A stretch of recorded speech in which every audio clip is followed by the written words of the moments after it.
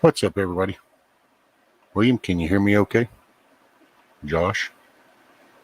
I totally screwed up scheduling. I had PM set on this and not AM.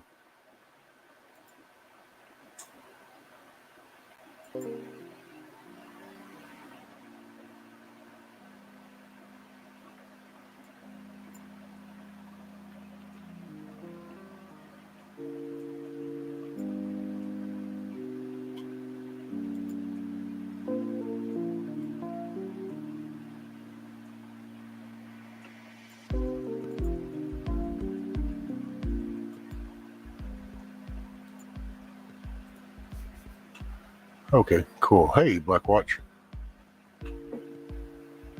Hey, Miss Sherry. I'm sorry, everything's all out of whack. Can't believe I set it for PM. That's went to start this. I got up and I'm doing everything, and it's like I looked up and it's like, well, dang it. I think I only got like 20 minutes left, but it doesn't even show that. And then I noticed it's like, wait a minute, that says PM. I was like, oh man, can't believe that shit. What's up, Mayhem?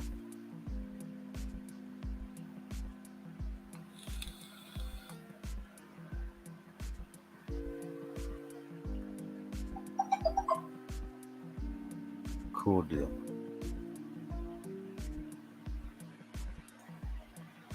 Let's see.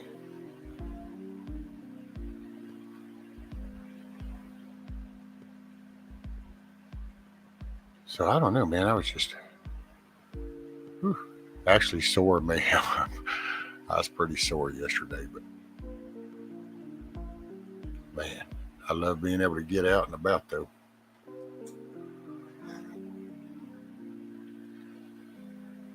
So it was just a little sore from the moving around, but it's all good. It's all good in the hood.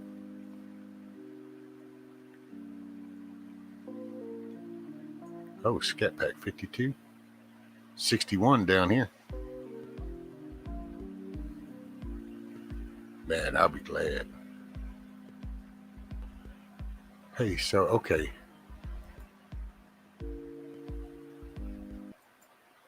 Tell me if you can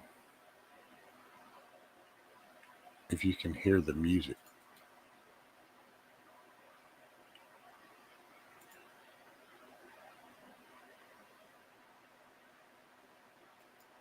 Could y'all hear that?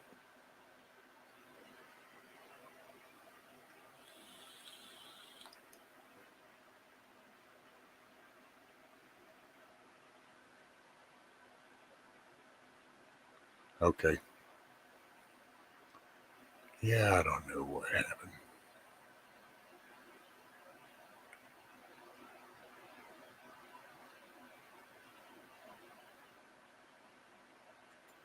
Let's see. We'll go try this again.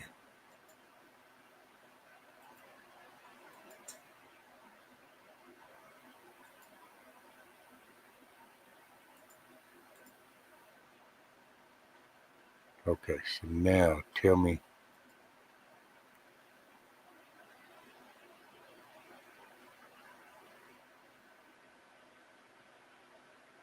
No bueno, huh?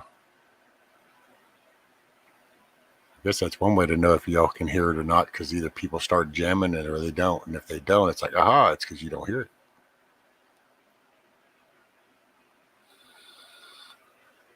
Man, this totally chaps me. Why can't it just be something simple?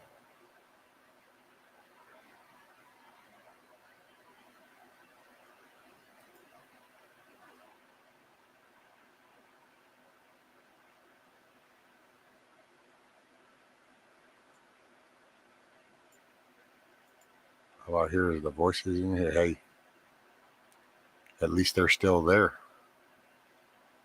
And let's see, Rescue, did you happen to see my latest truck? No, I need to go catch up on some stuff, I think. I was kind of out of the loop. So, okay, you know, I don't understand.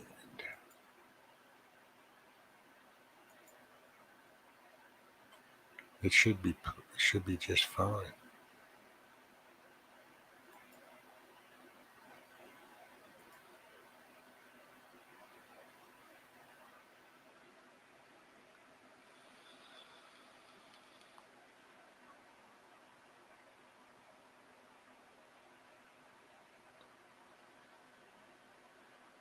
Oh, thank you, Bill.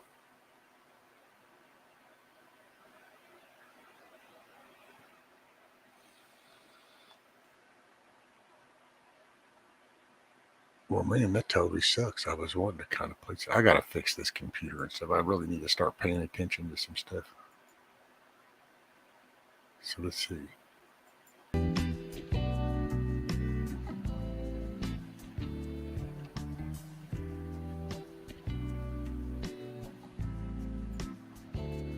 Okay.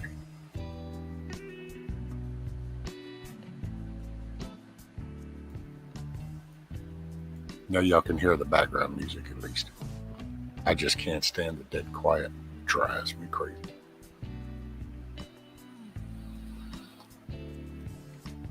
Yeah, I brought some of my hats. I don't know. I was making my little corner trying to incorporate some of this little stuff. Since I can't get to everywhere I was going before.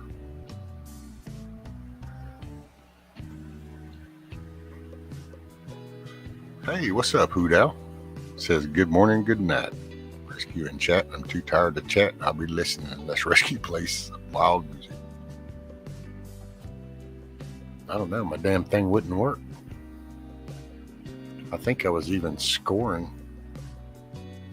I thought it was. I could have sworn I heard it, and then now I don't know what happened.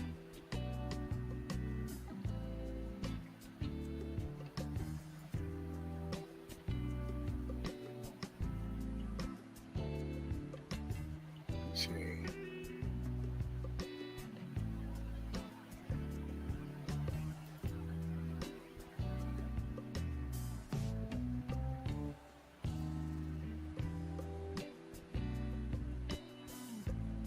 Silence is truly broken, truly golden. That explains why I'm always broke.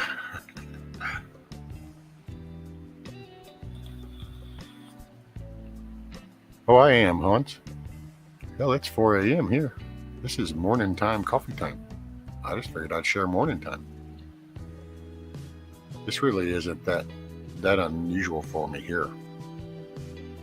Now, starting at 2 in the morning, that was a little different. Starting at 4 in the morning for me, that's the time I get up anyway. So all I really have to do is get up just a few minutes early, which isn't that big a deal. Hey, Kush. Hey, Kush, and I went back and because I thought you had said something, and I hope you're feeling better and everything. I saw where you had issues. Blessings to you, brother.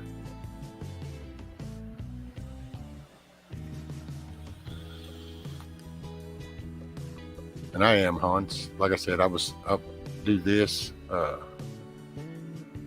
My wife's getting up. She'll get ready, and when she goes to work and the sun starts coming up, I'll probably transition to my tablet, and outside I'll go.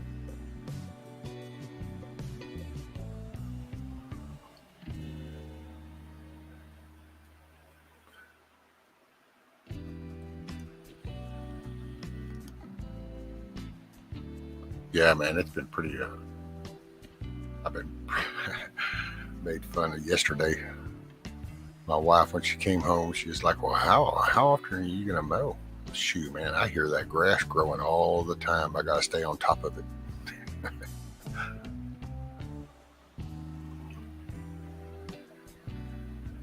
Actually, I've been thinking of different things, so this will throw a wrench in everybody's thought process. Won't ever think of this kind of shit, but this is me. This is what I do. So I have my barbecue pit, and that's what I've been sitting my tablet on when I go outside in the mornings. And Well, I want to move that closer to the house. So, but I can't move that no more. But I'm going to come up with a way to use my new little mower, my Kawasaki motor, to pull it on over to the side. So we'll adapt and overcome.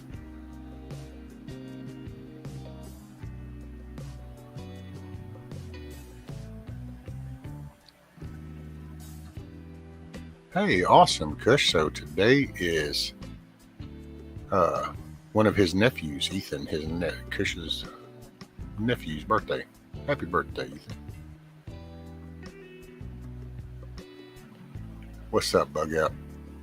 You got your shitter tanks pumped out? Did you have the honeydew truck come by? And it probably wasn't a bad time for you because you didn't do nothing but sit there and watch the poor guy do it. But I have a feeling you probably didn't even have that done. It's just good old morning Bug Out fashion.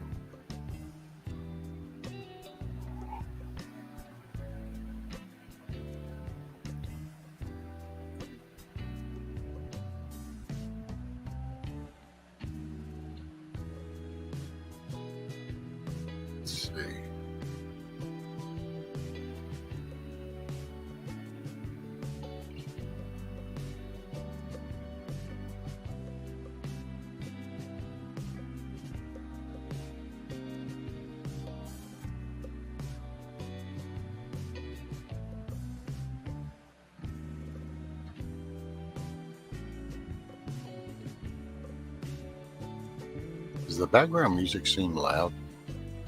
I don't know. I don't know if it's just me or what.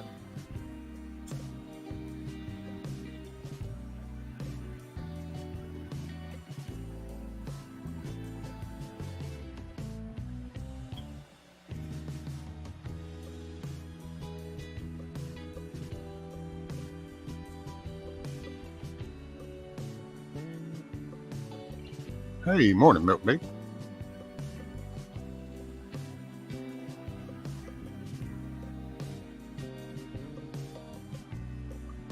Yeah, I totally screwed up on the time. I had PM. I meant AM, but here you people are. So all the cool people come. So let's see, Bug Out said I actually did do that. The leach field on my tank needs to get fixed, so I may need a new tank. Oh, wow. So that's the restrictions for you. So weird little restrictions in areas. So like here where I'm at in my county, if I don't disturb the original tank, I can add and do whatever myself. If I disturb the original tank, then I have to go through the whole licensing, certifications, get the plans drawn up, get it approved for the septic system and stuff. But as long as I don't disturb the original tank, I can add and do whatever I want to do. Okay, Mookie, I figured. It was just there.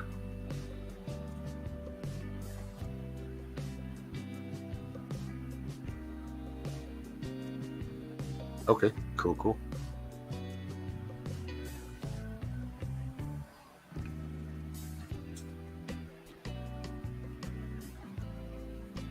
Yep.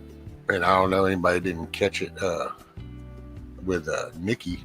I got 4 chicks that were hatched. I don't know if any more. There were 8 started. So far, 4 have hatched. So here in another month or so, month and a half, 2 months, I'll have me some chickens. Oh, that's another thing I'll get around to.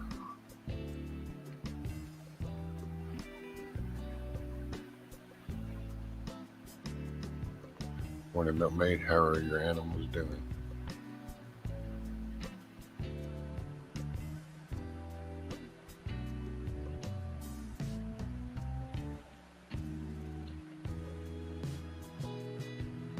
Yep. It says glad to hear. Please tell them Jesus loves them as well. That's it. That's our food source, our energy source. So, okay, so I'll throw this on out there. So I'm gonna try to raise some money to get me some some materials, chicken wire and stuff like that, so I can do this coop. So I'm thinking about like raffling off or oxygen. I don't know how you'd say that, but some of the older books that I got. So I thought about it. Hey, Josh, what's up, buddy?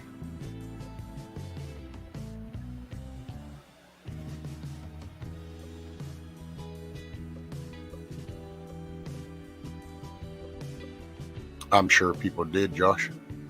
Sometimes people don't always realize that they miss somebody until they'll see them, and then they realize that maybe it's been a little bit, and then they'll be like, oh, wow, I hadn't seen them in forever. Sometimes just because life is busy right now for everybody. We're in some wild times.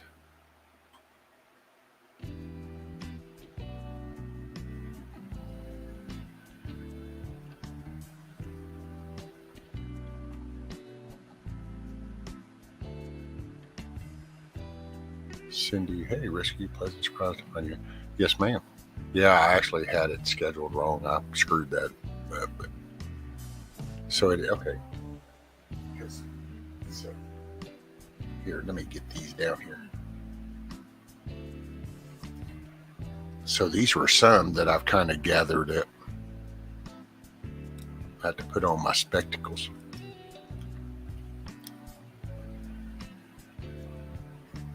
And I got one I want to send Bill, Best Life. I don't know. Something about the way he's working on stuff. I think I showed y'all this before, but it's an old roof framer book. It's got all the different angles and cuts and stuff. And this one here is from 1917. But it's got like all different explanations, and different dimensions. And I want to send that one to Bill. Somehow that just seems like a Bill book. Oh, and then here's one. I thought this was kind of cool.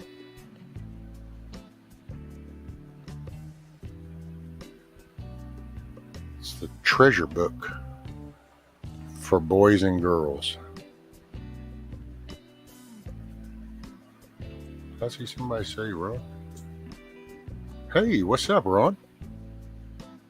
Yep, just like Ron, see? You don't see him, you think about him, but then when he shows up. I will say the one thing that's sad about this little book is I'm not sure when. There's a date in here from 1897. And it's like when the intro letter was written. Right there.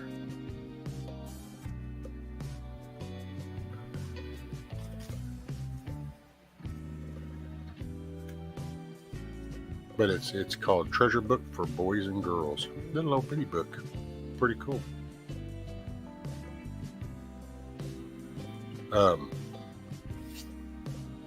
Here's one. It's Franklin's autobiography. Oh, I don't know. There it goes. Franklin's autobiography. This one, I think my grandfather. These are some of my grandfather's books, is what it is. And this one here from 1910.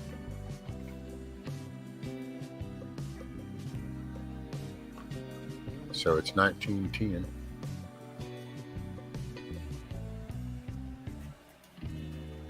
Got one here. Let's see this one. This one was funny. Where is it? This is. Let's see this. 1929. Procter & Gamble in Cincinnati, Ohio. It's the art of cooking and serving.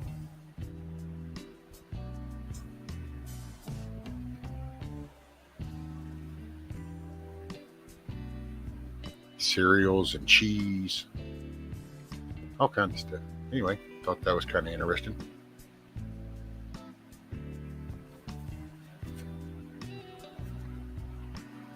Got the Tragedy of Hamlet called the New Hudson Shakespeare. And let's see, this one is from 1909.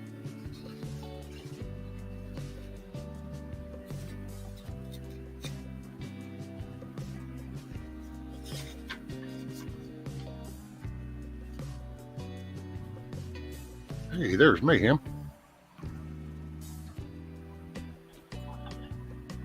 What's up, buddy? Hi.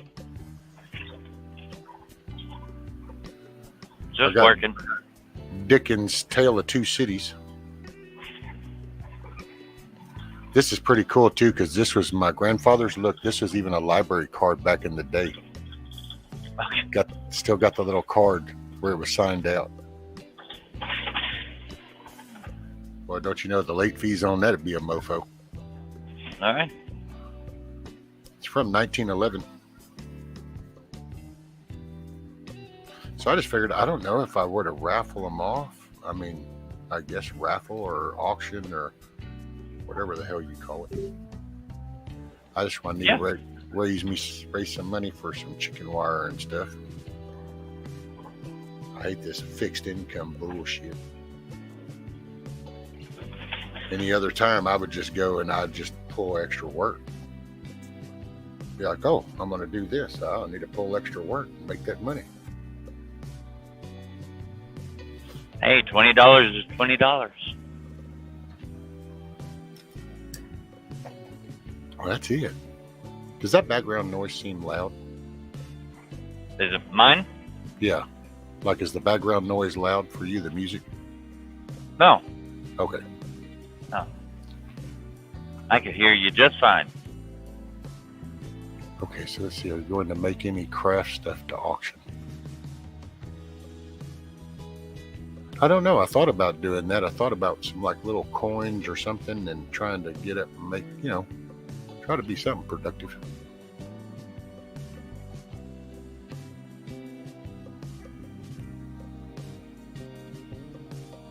What's your mug of the day? It's my Harley cup. I was too lazy to change it.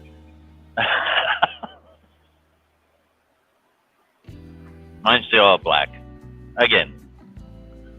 That's it. I started to grab another one and put it on my little table because I actually thought a kiss off whenever I did that. I went to open the cabinet and I looked at the coffee cups and I went, oh, I ought to get another coffee cup, see if I throw kiss off a little bit. She always tries to match the cup. It is kind of funny though, whenever you pull up a cup like this and you get a drink and all of a sudden she's like, hey, I rescue, I got that cup. And then I pulled one of the green ones out that I thought, well, who the hell? What are the odds somebody has that same model? And sure enough, dude said I was drinking. She goes, I got one of those too. That's crazy. I do have some that I know nobody has simply because they're company coffee cups and the companies aren't here no more. It's like there's one called EGI. They're not in business anymore. That was back. You remember when the environmental shit started coming in? When it was like, oh, man, we got to watch this. Don't dump oil on the ground. Oh my gosh, all this. And so all these shops, dude, people are having dirt dug up. We're having to process and sample all kinds of stuff. I got into that for a little bit. Went down around some of these refineries. They'd have like little spill spots. And oh my gosh, you got to dig out that 5 by 5 yard square because something might have touched something. So send it up to, what was that? I think we had sent it up to Kansas. Wasn't it Kansas that had that big, huge incinerator or something? I think so. I think it's in Kansas City. Yeah, I think so. Big old trucks, they take shit up and incinerate it. Let's see. So what did I miss in chat? Let's see. Should make dime on pin hot glue or dime to baby. Oh, I don't know. Had 3 runners, never saw them. Have nothing of theirs said. Well, that's, dude, I didn't know. When I got to know my grandfather, when I really got to know my grandfather was after my grandmother died.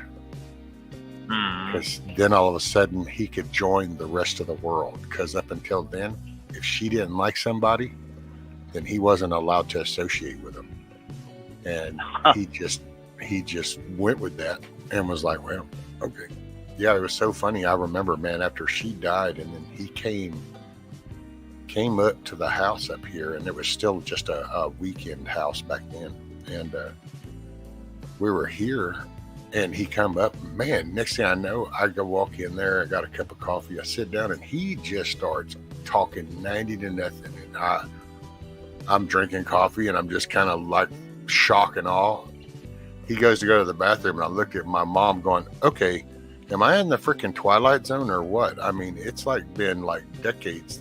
He doesn't really talk to me, and all of a sudden he wants to know everything. The fish I've been catching, how often I've been fishing, what all I've been finding hunting, where I've been hunting. He's wanting to know everything. She goes, well, he's just this. And then that's what I kind of clicked to me that, oh, she's gone. So now you're not going to get your ass chewed out for talking to me. Mm-hmm. Gotcha. So now it's like, oh, I have a grandson. It's like, yep. And then he was a good guy. He was a hard worker. I mean, he was a good man. He just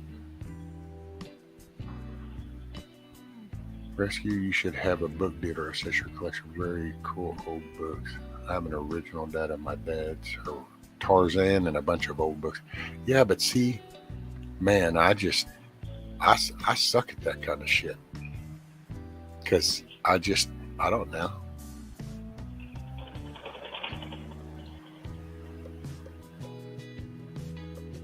I don't do good at sales. Just like that, I wouldn't even consider getting rid of them. They'd just sit over there for all that matter. It's just that I need a way to raise some money.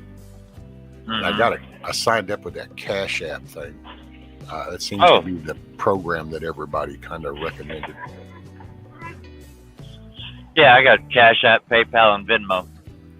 Well, I've got PayPal, but I haven't used PayPal since I had my business, and they report everything too much. And then there's certain ways you have to do shit through PayPal, otherwise they're going to take their cut. Right. So that's why I thought this Cash App, everybody says is real easy, and it seemed real easy to set it up. So. Mm-hmm. Yeah, that's how Zach pays me for projects. When I do projects for Zach, he pays me through Cash App. Yeah. Okay. Now, do you have to get so much before you can take it out? Like, do you have to set limits? Like, no. Okay. No. You have the option. He sends it to me, and then you have the option. You can wait like 3 days to get the full amount, or you can get it instantly for like. I think it depends on the amount. I think. Okay. But it's like pennies, it's like 40 for $50 that he sent me. It was like 44 cents they take out. Oh, okay. Morning, TJ. TJ's a good morning. I should still be sleeping, but a skunk set off my cameras. Well, just be grateful it was just the cameras that saw the skunk. And it wasn't you taking the dog out to go potty, and all of a sudden you get sprayed. Oh, that would be a fun morning. Dude, would that not make for one shitty day? Yeah. I mean, you open your door to let the dog out, and there just happens to be a skunk right there, and you get the spray, and it's like, that's it for days, weeks. You'll that won't ever go away. Okay, Kush. Have a great day, and bless you, sir. Morning, Miss Karen.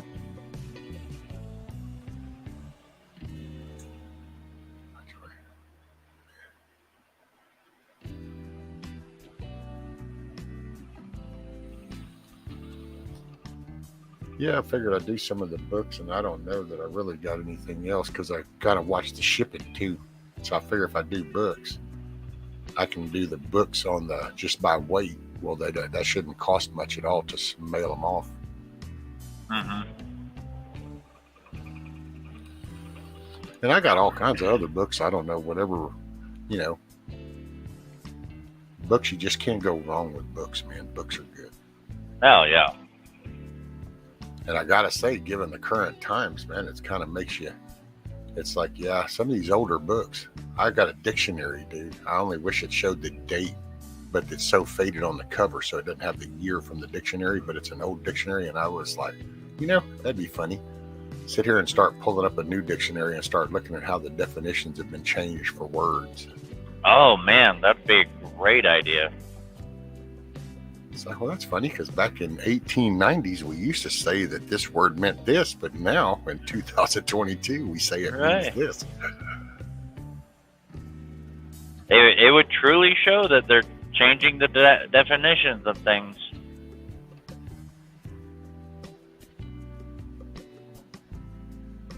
And then it would have so many words that aren't in there, too. Yeah.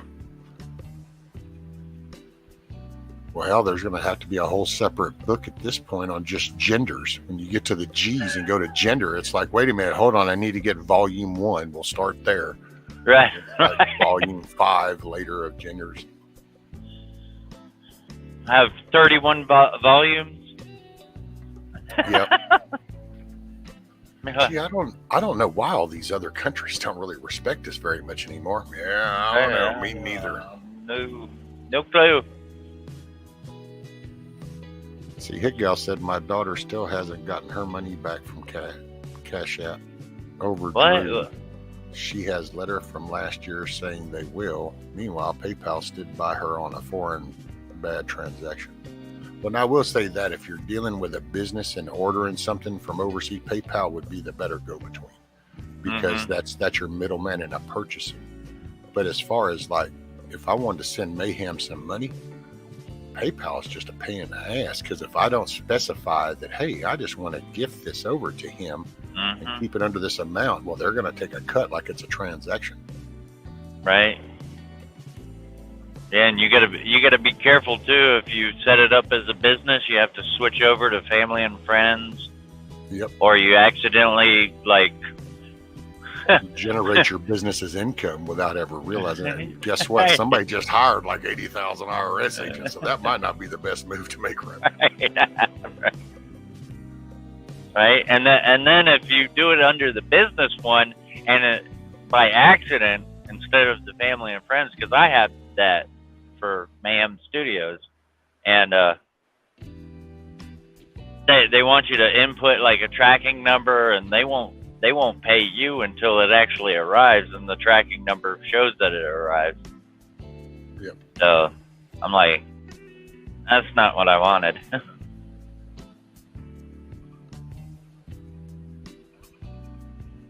TJ said, poor stray cat is up on the porch railing. She is very skittish.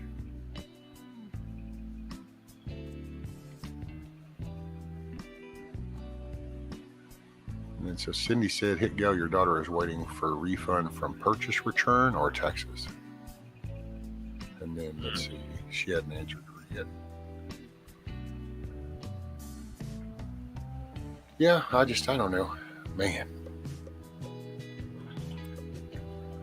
Started to go live yesterday, but then that's I want to get with you. I want to but I want to hook up some kind of way, either trade with you or something. I just don't, and I can't. Otherwise, I just pay you big bucks and just do it. But I want another intro.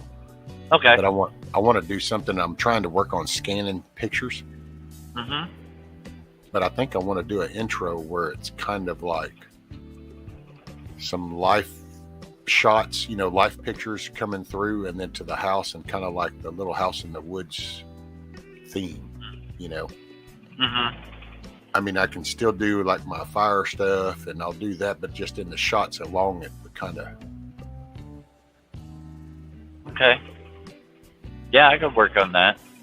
And that's what I was asking you too, is because I figured if I did little short videos, just kind of going, okay, this is what I'm trying for, but then I can private tag you, and then you can see them, so I don't have to try to wait for a damn hour for something to finish uploading, or I can just do the little video and then I send it to you, and then you can watch it when you can and go, okay, I get what you're saying. Right. Yeah, whatever your vision is, just let me know. If it's hard to explain, try to put it in a video. That's what I figured. I figured I could take and kind of go, well, here's what I'm thinking of something like this. And it would make it easier for me to just, because I've been having an issue. I don't know. I'm working a way around it. I was getting frustrated for the longest, but I have a hard time reading stuff right now. So I don't know what's going on with if it's an eye thing, if it's a head thing. I don't know, but I have a hard time reading things for a while. So I've been trying to do that, where it's been trying to, because I was like trying to do these little, what is it, flex clip, or then there's another one to make these little intros, but man, I keep getting so frustrated. So I don't know. I'm hitting a hiccup somewhere. Well, that's what I'm here for. I have to help you out as best I can. Oh, Hans said if I redo the intro to make it shorter too. Well, that one there I don't think was very long. The one that you did for me, was it, Mayhem? No, I think it was like 51 seconds. Let's see. 1 minute, 18 seconds total. Okay. So a little bit longer. So that's not bad. No. So what, Hans? You think that's too long? Because I was actually probably the newer one might even be a little bit longer than that, just because almost do it like a whole song worth. Yeah. Hey, what's up, Fortune Thought? Han sounds like he wants it 30 seconds or less. And yeah, Black Watch Da Vinci does real good. That's how I was trying. I thought, hey, there we go. I'll just do some Da Vinci. I'd used it before. Hell, I had Adobe Photoshop and stuff, and I used it. But now, man, I keep going, and I get very frustrated. So I just decided that I got other things to worry about. I'll just focus on that. I ain't no point in getting pissed off. Yeah, don't want to raise your blood pressure.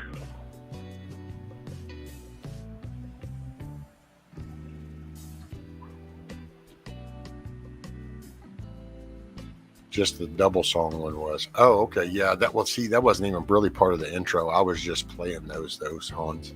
I would just play those two songs and then do Mayhem's intro little video. At first, I would just do the Breathe Underwater, but then, given the current events and with the release of Middle Finger to the Man, I just couldn't help but throw that one in there too.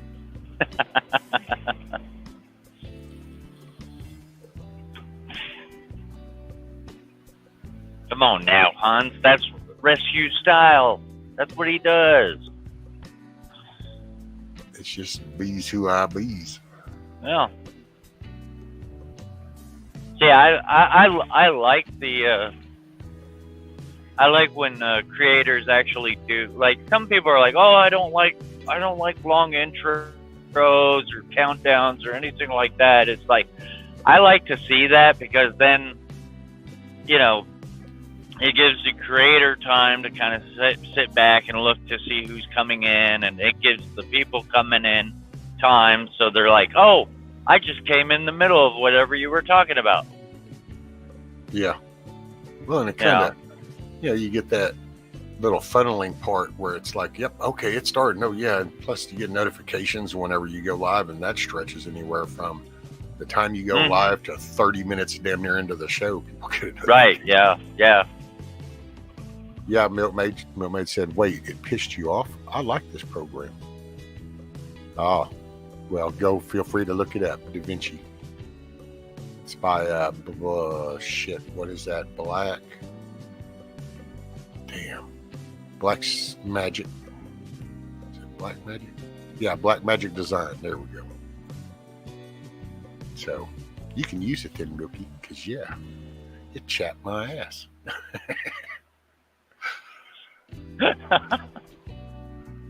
What's up, Forgin? And I believe Forgin Thought is actually Chadwick, if I remember correctly. Hey, Forgin Thought. I saw him over at Steve's. Yeah. He seems like a pretty cool dude. Oh, yeah. Yeah, real cool. Glad to have you.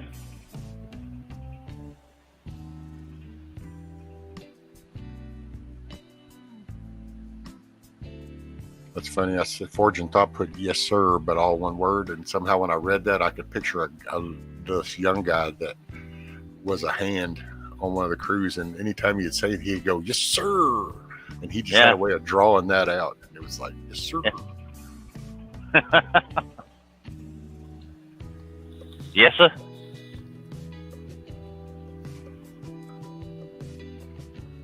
Yeah, are you safe out there? Because you're in California, Chadwick. So are you on the southern part, or are you up in that northern part that's, well, a little toasty right at the moment, it seems like, looking at the fire watch.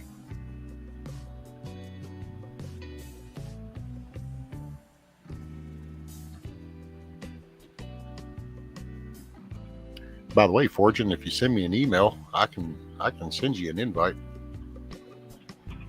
Oh yeah. Which, and I will say that, to anybody, if you're listening and you want to kind of come up and you want to chat, all I ask is you sending me an email, because it just kind of makes it more, I don't know, I'm not politically correct when I say this, so, it is what it is. But man, I just, because if you just put a link where you get people that haven't even participated in chat or said anything, and all of a sudden they're up on the panel, and it can go anywhere. Where if you email me, then one, you're participating in chat, because then apparently you're emailing me, so you're doing something, and then it's different, because I like chatting with everybody. Yeah, and it helps prevent trolls from getting up there and ruining your channel.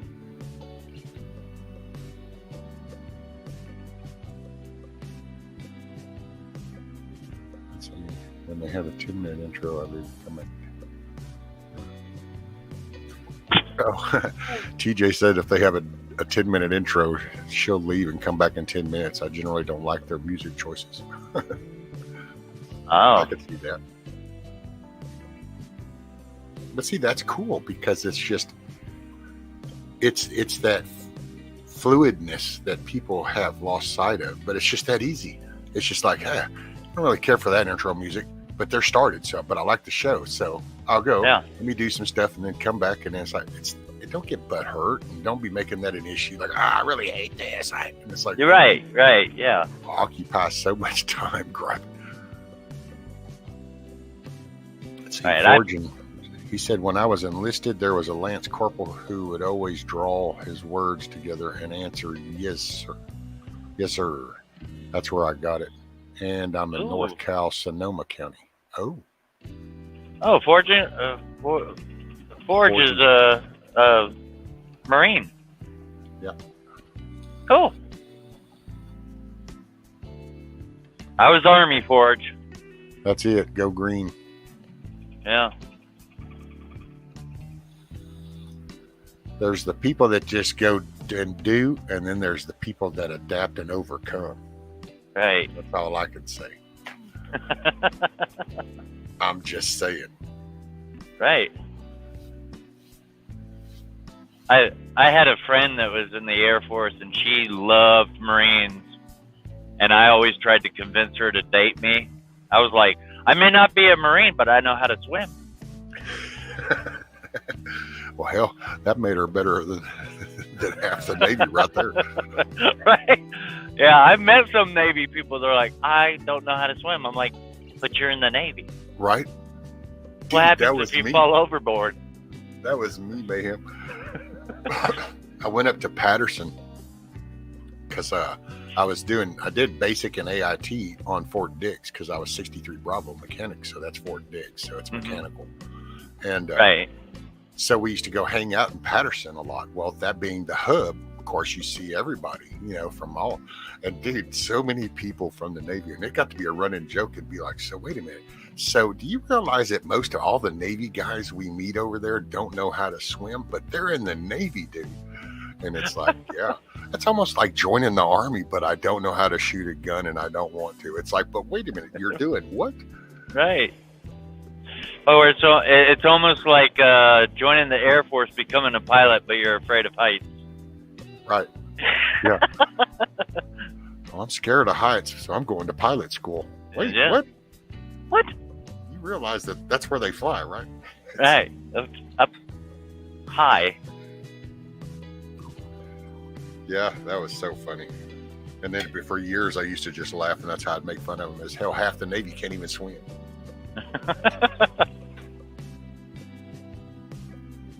Let's see. Oh, he's in north, so he said we had a 113-degree day the other day, 112 the day before. Earthquake today. Wow.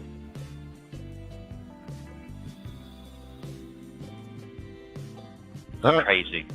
Fortune said he knew a Navy cook who was afraid of the water, even from the kitchen didn't get it. It's like, right. I'm scared of water, so I know what's a real bright idea. I'm going to get on this piece of metal, and I want to float out about 500 miles out into this big body of water. Yeah. Because I don't know how to swim. Imagine being claustrophobic, joining the Navy, and then being put on a submarine. Right. Yeah. Claustrophobic and afraid of water. Little late in the game, buddy. Little late in the game. That person needs to make better life choices.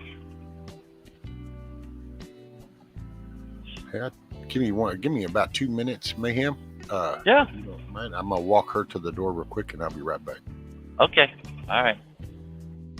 I'm gonna have to entertain everybody. So.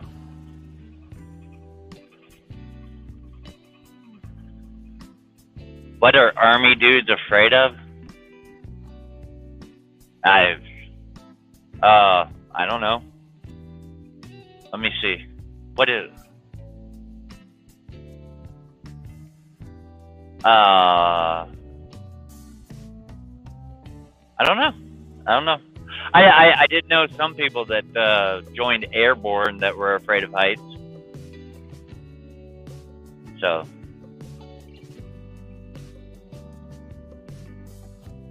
I wasn't afraid of anything. Maybe spiders. I was afraid of spiders. But now I'm not. The taste of crayons?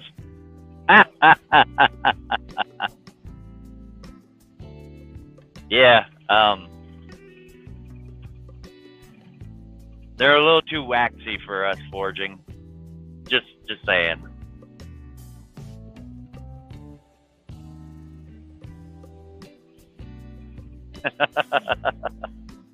Some Marines that can't swim.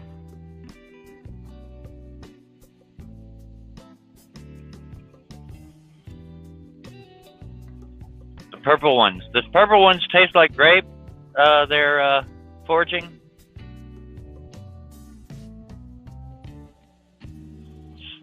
I've always wondered, what do they taste like?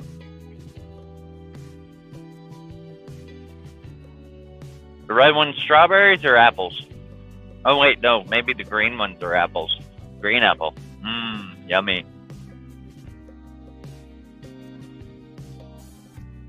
But you know, you can always keep a Marine occupied. Give them some crayons and a coloring book.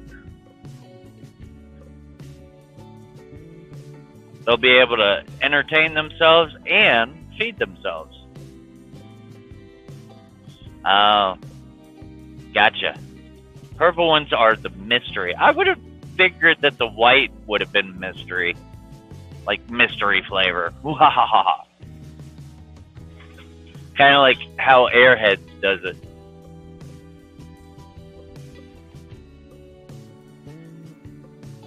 All right. Cool. All right, there he is. Sir. You're welcome. I was gabbing with the chat. What are Army dudes scared of, Mayhem? Milkmaid wanted to know what Army dudes are scared of. I already answered that. Oh. I said, I don't know. The only thing I knew is I knew a couple of guys in Airborne that were afraid of heights. And I'm like, what are you doing in the Airborne? Dude, jump tower. Yeah. I just went to visit and was watching and went down and was standing there watching them run some groups through the tower. Mm-hmm. Dude, people would go up there, which I've seen that even through the fire training. You'd be surprised, dude. People all down here on the ground, and then you go to do some like a 4-story, and they go 4 stories up, and all of a sudden they have to like do outside, and it's like they look out and they freak out, dude. They're like, oh no. Yeah. And it's like, wait a minute, you just went months going through everything until we got to here. It's like, yep, can't do this, nope. And it's like, so what did you think happened? You know that shit that goes up catches fire too, right? I mean, it's Yeah. No, that's always funny. It's like, why'd you join Airborne? We're in the air. If you're afraid of heights, you're gonna jump with nothing underneath you but the ground, 900 feet down, and you're taking your life, you know, to an extreme, hoping to God that canopy opens after 4 seconds. Why are you doing this? If you're afraid of heights. Bug Out said, he goes, there are Marines that can't swim too. Yeah. Made the swim qual very entertaining. I bet. I think there's more that join the Army and the Air Force that can swim. Well, yeah, that's your outdoor kids. That's your ones that go out in the woods. They go swim in the pond. They jump in the river. They go swim in the lake. Yeah. It's those desk jockeys that never got outside and never played in the water or nothing. They joined the Air Force and the Navy. Yeah. And the more delicate you are, you start gravitating towards the Air Force. Yeah. And I will give them kudos, though. I'll give that. I mean, pilots are pretty intense because, I mean, once you take off, buddy, there's matter of fact, halfway through that takeoff, shit's lethal at that point. So yeah, I'll give them that. After what I know now, if I could go back, I probably would join the Air Force just for the better accommodations and the better food. See, me, I'm just the opposite. If I could go back and do it again, I'd probably go ahead and join the Marines instead of the Army. Yeah. One, because it's also more versatile. Mm-hmm. You know, when you think about it, I mean, as long as you can pony up and produce the skills, but Marines have little pockets that cover so much, which the Army does too, but they just, I don't know, man. Right. It's just a way. It's almost like the Army is the political version and the Marines are just the force of it. You know what I'm saying? It's like the Army has more politics and all that shit, which the Marines probably do too. I don't know. You just, Marines are on the outside. I don't know, on their base side. Fortune said, I met a few Marines, 0311 guys who couldn't swim. I was a recon Marine. It was part of what I did, right? Amphibious assault and scuba was a big part of what we did. I think this is cool.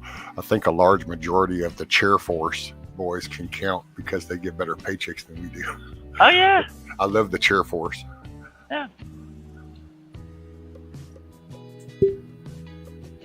Milkmaid said Nico Ortiz is hilarious regarding different branches. He's a little high strung. Why does that name sound familiar? Nico Ortiz. Going back, I would still be a Marine because, I mean, you know, I like women. Waka waka.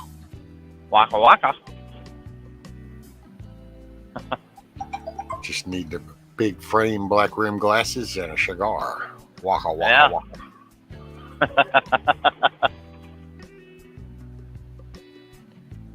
Better housing than Army, that's for freaking sure. Well, yeah. Well, I will say, you know, because everything in the Air Force is high dollar shit. Yeah. You know, I mean, from the very screw that goes into the turbine or something is, you know, it's just everything about them is high dollar shit. And they get pampered. Yeah, I remember when we were in Turkestan getting ready to go to Afghanistan, when I was with the 82nd, we were grounded in Turkestan because one mouse got into the airplane. Huh. So the Air Force was like, we can't take off. I was like, well, that's one way to ground the Air Force. Release mice. Right? Dude, can you imagine? Look at how many vehicles get jacked by field mice that chew up on a wire and stuff. Well, I'm sorry. It's going to be a bad, inopportune time when you find out that, oh, wait, they chewed through that wire that's down there in the subfloor of that plane. But wait, I'm at 27,000 feet. Yep, sucks to be you at this point. Yep, and they told us it'd be a while. Well, when we were in Turkestan, a bunch of my buddies and I were talking about it, and we're like, oh, it was grounded by a mouse? And they're trying to figure out a way to get it out of the aircraft. And we're like, why don't you just open up all the doors? It's cold as shit outside. Hell yeah. Yes, Milk made a mouse. A mouse. Let's see. Cindy said the Army produced General Milley, such a disgrace to any branch, not fit to be trash collector. Well, no, see, that's what's that whole layer. The minute they stop, they're not even doing their job. They don't do their duties. They're just a desk jockey at that point. They're not right. And that's one reason why you've always heard things difference between NCOs and officers. Because once they reach that little thing, it's kind of like the management level in a company. Once you reach that, all of a sudden it's like, wait a minute, so I don't have to go out on the floor no more? Wait, so I don't have to show up on time. I just gotta go, oh yeah, I think I'll head out. That's what happens when you go from having to put boots to ground to all of a sudden you just get to tell people to put boots to ground. Right. And once you get up to that Washington level, to me, you're not even actually in the service anymore. You're just part of the bullshit. Mm-hmm. Lost all honor and integrity. You sit up there and lie. How can you even say that you're holding up that integrity when you lie constantly? You lie. Part of your job is lying. And it's because of that environment. But said, don't make excuses for them, Rescue. They were just scared of mice.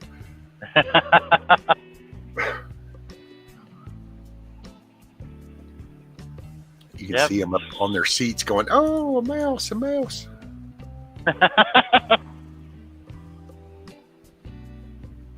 want to know how they knew that there was a mouse. One of them had to have seen it. Yeah. Somebody was looking and all of a sudden saw that little blur and was like, oh shit, there's a mouse in here. And it's like, yep. That or it had that little toe run over. And you go, wait a minute, what was, oh shit. I want to know if they climbed up on the seat of the cockpit going, eh! Dude, my dad shattered his knee with a pipe wrench. And he was working on a batch weighing system. So he was laying down and he was working on the pivots and bearing underneath this batch weighing system. And for quick real reference of pivots and bearings, it's basically where one piece is balancing on another. So it's the pivot and the bearing. But a rat went up his pants leg. Well, he thought thought it was a snake. So he took this, I think it was 24 or 36 inch pipe wrench. And he just swung it down to hit without even thinking. Well, when he did, he shattered his own damn knee, and it was a rat. And oh, jeez. By the time he came out of the hospital, they had a big old star made up in the shop for him. They called him Snake Pit Billy.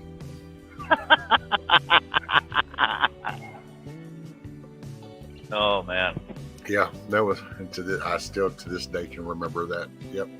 He just knew it was a snake, and he was scared to death of it. And you know, it's funny because he was scared to death of snakes, but we weren't allowed to kill a king snake when we were kids and mowing and stuff. If we were brush hogging and we saw one, we just had to stop the tractor and honk, and he would actually come out with a loaded 12 gauge, full choke.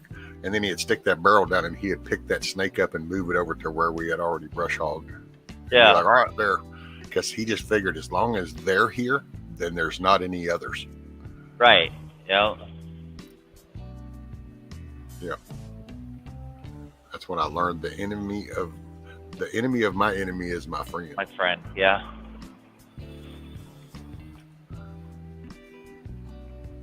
Because we also lived by a canal, so we had the Lower Natchez Authority canal that went through the property and stuff, and so we always had cottonmouths and water moccasins. Oh yeah.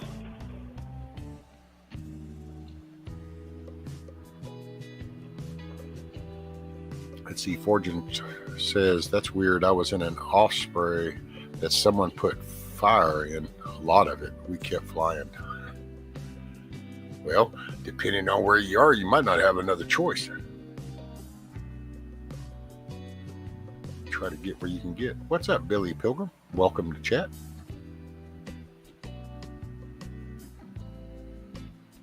Cleco rivets are pretty cool. All right. Let's see, Bug Out just came up. What's up, Bug Out? I got you, buddy.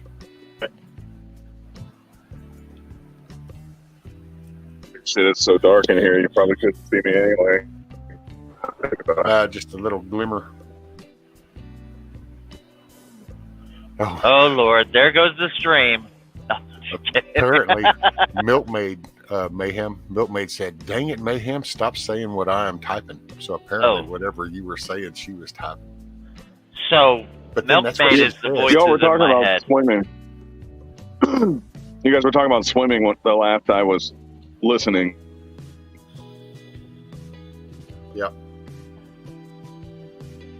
Let's see what it was. Something Now we're talking about mice.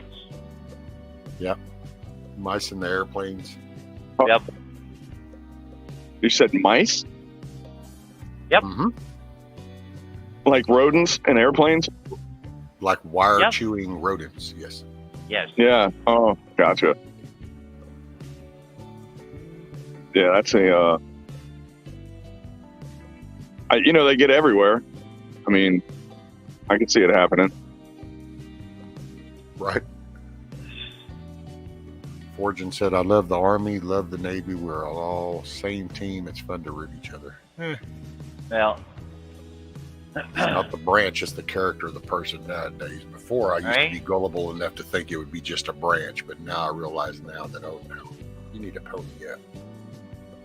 Well, if you're But in you a know branch where you say, we're all on the same team, that means your branch has a budget and you didn't live in a hole while you watched other dudes living in a fucking castle, you know? well, the good news for the Coast Guard is they're no longer the butt of the joke. Now it's the Space Force. Moving up, Coast Guard. Well, Coast Guard, ever since they got picked up by DHS, they've had a really good budget, man. I mean, the Coast Guard ain't the Coast Guard of the 80s that you might remember, you know what I mean? Mhm. Now, do you ever wonder if they'll, like, because, this as the way crazy things are going, this whole police state mentality kind of jive going. Well, wouldn't that be, that would kind of fit if you were doing this state police thing, one thing, and then that becomes your coastal and your waterway state police. Well, dude, imagine Homeland Security. Imagine being in the Coast Guard and you're training to keep Haitians and Cubans out of the country, and then overnight they go, okay, our mission changed. Now your job is to keep boats in and don't let anyone escape. And that's when you know the shit's about to kick off, you know? Yes. You're like, escape what exactly? Like, you'll find out.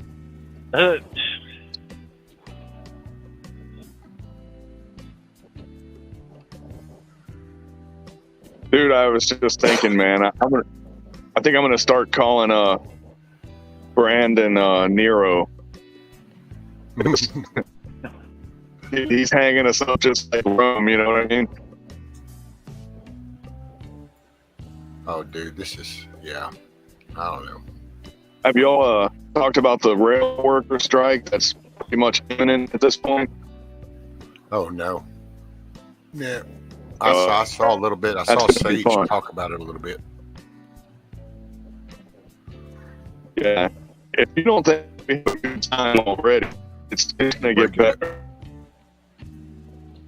Yep. You must be. You're in that zone. You're in that zone. Zone. And it's funny too because right after he rolled his truck and got the new vehicle, the Wi-Fi in the vehicle used to work so awesome. He even commented on that. Remember that months ago? It would be like, man, this is damn. Well, this they connection's good.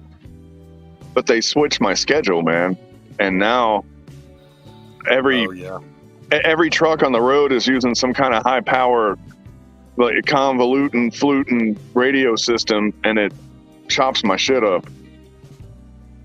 Yep, cutting in. What's up, Steve? Aloha, brother. What's up, Steve? Flying Ray? Which welcome everybody in chat. Sorry, I kind of hadn't been dressing you as you come in. I'm just chatting. Let's see. Cindy said, "Rescue. Did you see the PIC announcement of Iran's new Catamaran ship missile launching capability?" No, but I mean, I gotta say, a catamaran style ship wouldn't probably worry me as bad as those container ones, because those container launchers, it's like, yeah, look, oh wow, we got some new shipment coming in. No, we don't. Oh my God, why is that opening up? Yep, shit just went bad. And right, that wasn't the sweaters that you were hoping for this winter. Well, Iran is, especially around the Strait of Hormuz, they always tend to focus on speed, which is the opposite of the container ship idea. You know what I mean? Yeah. But I mean, can you imagine a catamaran style? I mean, which I gotta say, dude, the minute that dipshit potato head dude opened the doors for them, it's like, this is not good. But well, we've been feeding these countries. We feed them freaking uranium. We give them shit all the time, and now we wonder. They literally said, once we have enough uranium, we're going to try to blow up Israel. And we're like, no, don't do that. Here, have some more uranium. I mean, we're idiots, is what we are. Well, no, it's they want Israel going. There's a large part that want Israel going in this. Now they're happen to be in that thing, so it's not really a shock. That's why they couldn't stand it. That's why they never did. It's like when he finally moved the capital.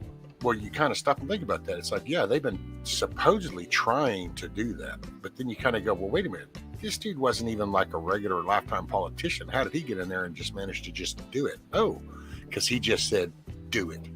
It wasn't all this, whose ass are we kissing? Is this the plan? Is this what we should know? He did it, and that pissed them all off because they were like, oh, no, you can't do that. Don't do that. No, what are you doing? And so, yep. And this is the response. But that kind of goes into that. There's a whole nother highway that can go down that, because there are some things written down that make you kind of go, Well, the one thing that's got me is they better find some dirt on somebody real soon, because they're raiding every right-wing person that supported Trump. They're all getting raided by the FBI right now. And if they don't find anything, dude, like, what are we going to do about it? That's what I'm asking. You know what I mean? Oh, dude, it's like I watched a little bit of the trial, the Jones thing. And there's nothing even about the whole court is not even happening like it's supposed. So all of it is bullshit. But straight KGB Banana Republic, they raided fucking Tucker Carlson, dude. Of all people, I mean, they raid the newscaster that talked about the guy, Dude, right. What do you think they went to? My take, it's that Mar-a-Lago, that was the deep state, because it was like, wait a minute, what does he have? What does he have that he's going to be able to bring out? And they went fishing, and they also got contact names, and they got into all that. They got Bannon shit, so then they got all into his. And see, and that's the thing. It's like people forget because they go with the wording, and you get all these news things that spit this out like, yeah, they seized this, but then the judge stopped. It's like, but it don't matter. They had it. It's like this whole little third special master thing on who you've looked at it. So while now you might not formally come out and go, we know this happened because we saw it here. So now you can't say that out loud. Instead, you're still going to go, that happened. That really did. You just won't reference that you saw it here because now you supposedly can't. It's like the eavesdropping thing. Well, they got to get a warrant. Yeah, but how many did they have been done with no warrant just because they need to hear something? They'll connect this later. They just want to listen now. So they went and seized contacts, numbers, addresses, and now they're fishing. They're trying because I personally think that they feel there's a big response that's not going over well. So you do have, there's talk. Rather, I don't follow politics, but there is a lot of talk about that infamous red wave, which I don't know about all that, but I think people are pissed off and it's just getting worse. Oh, that was cool. I started talking about this, and for the first time, my Firefox just blinked out, dude. I just watched chat and the whole window just go blink, blink. Oh, man, they're onto you. Oh, shit. Yeah, they're onto you. My world. I flip them off all the time. I don't give a shit. Well, on that note, I have to hop off. No, I'm just kidding. I do have to hop off, but not because they're watching us. I got to check in. You got it, brother. Why Why is it almost like red lights on. flashing in your windshield? Oh, it's the cops. They're after me. I know. It's just kind of funny the way you're going, well, I kind of got to get off right now, but looking it up at the screen, it's like this red light keeps flashing on your back curtain. Oh, it's the Street Love's lights. Work. It's the Love's Work truck blinker. It's weird. So, all right, brother. but I'll be here back for a while. on. All right, I'll be back on. You got it, man. I'll see you Later. guys later.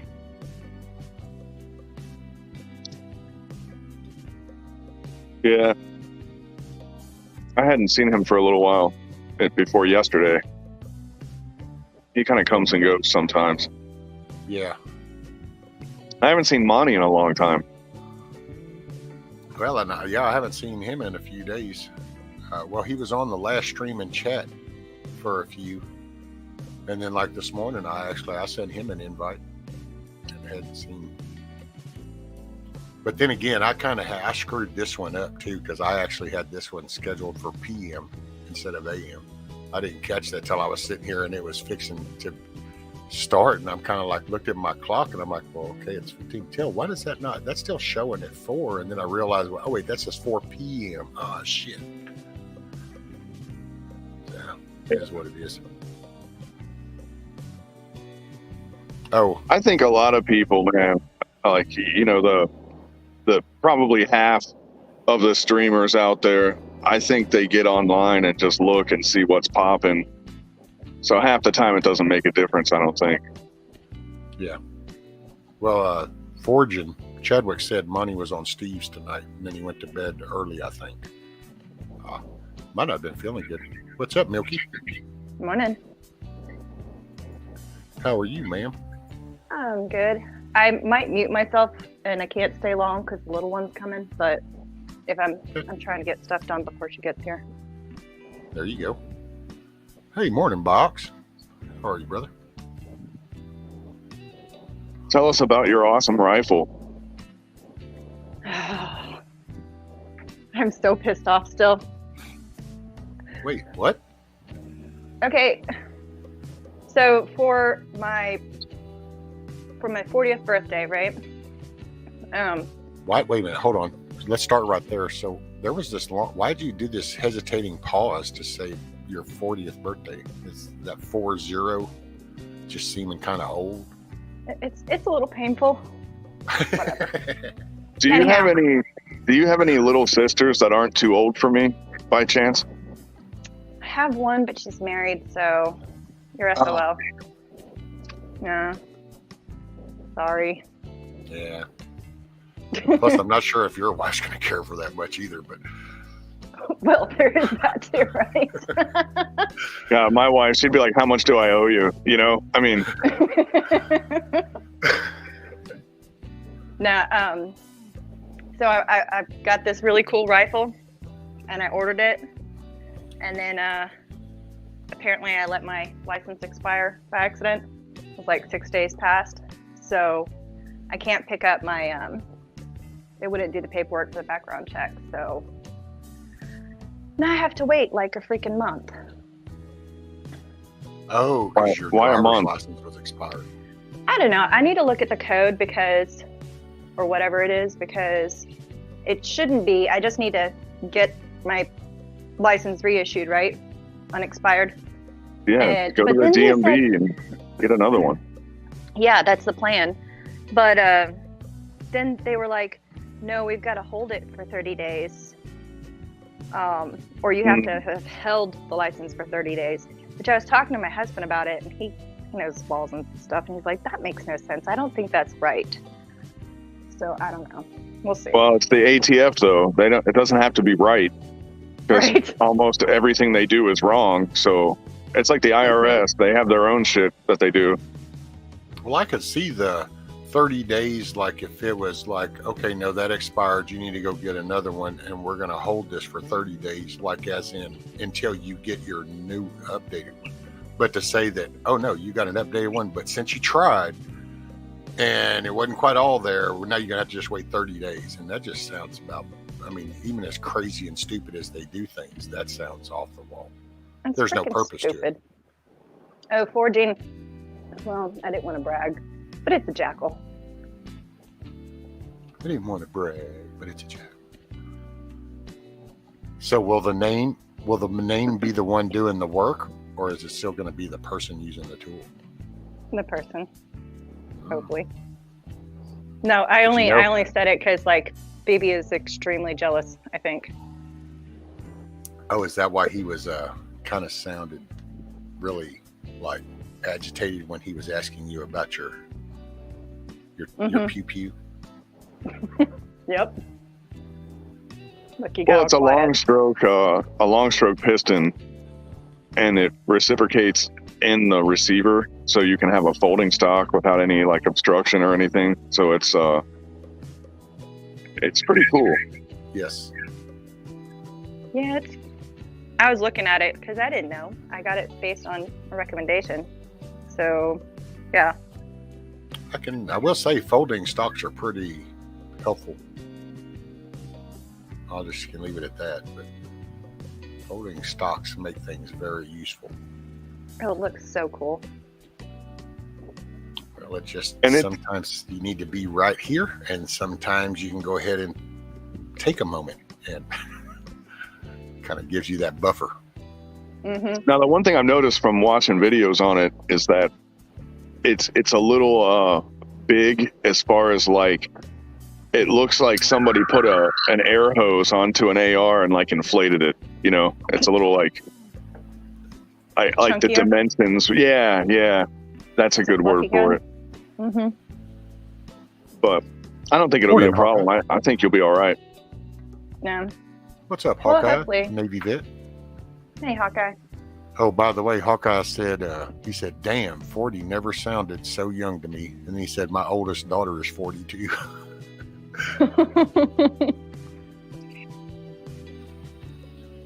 I started everything early in my life.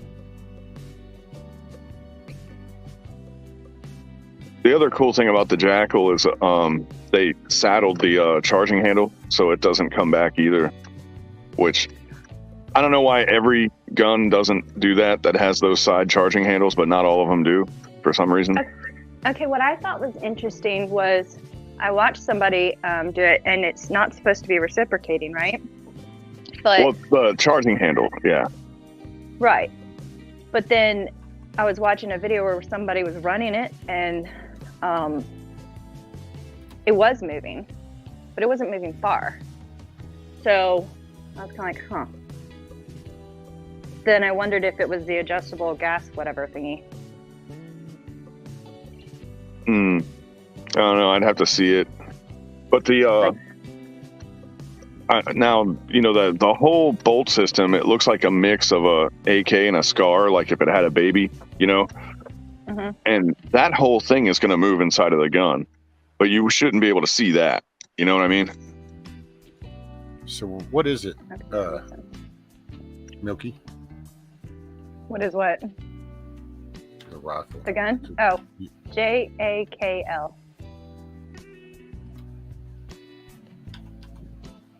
Okay, there we go.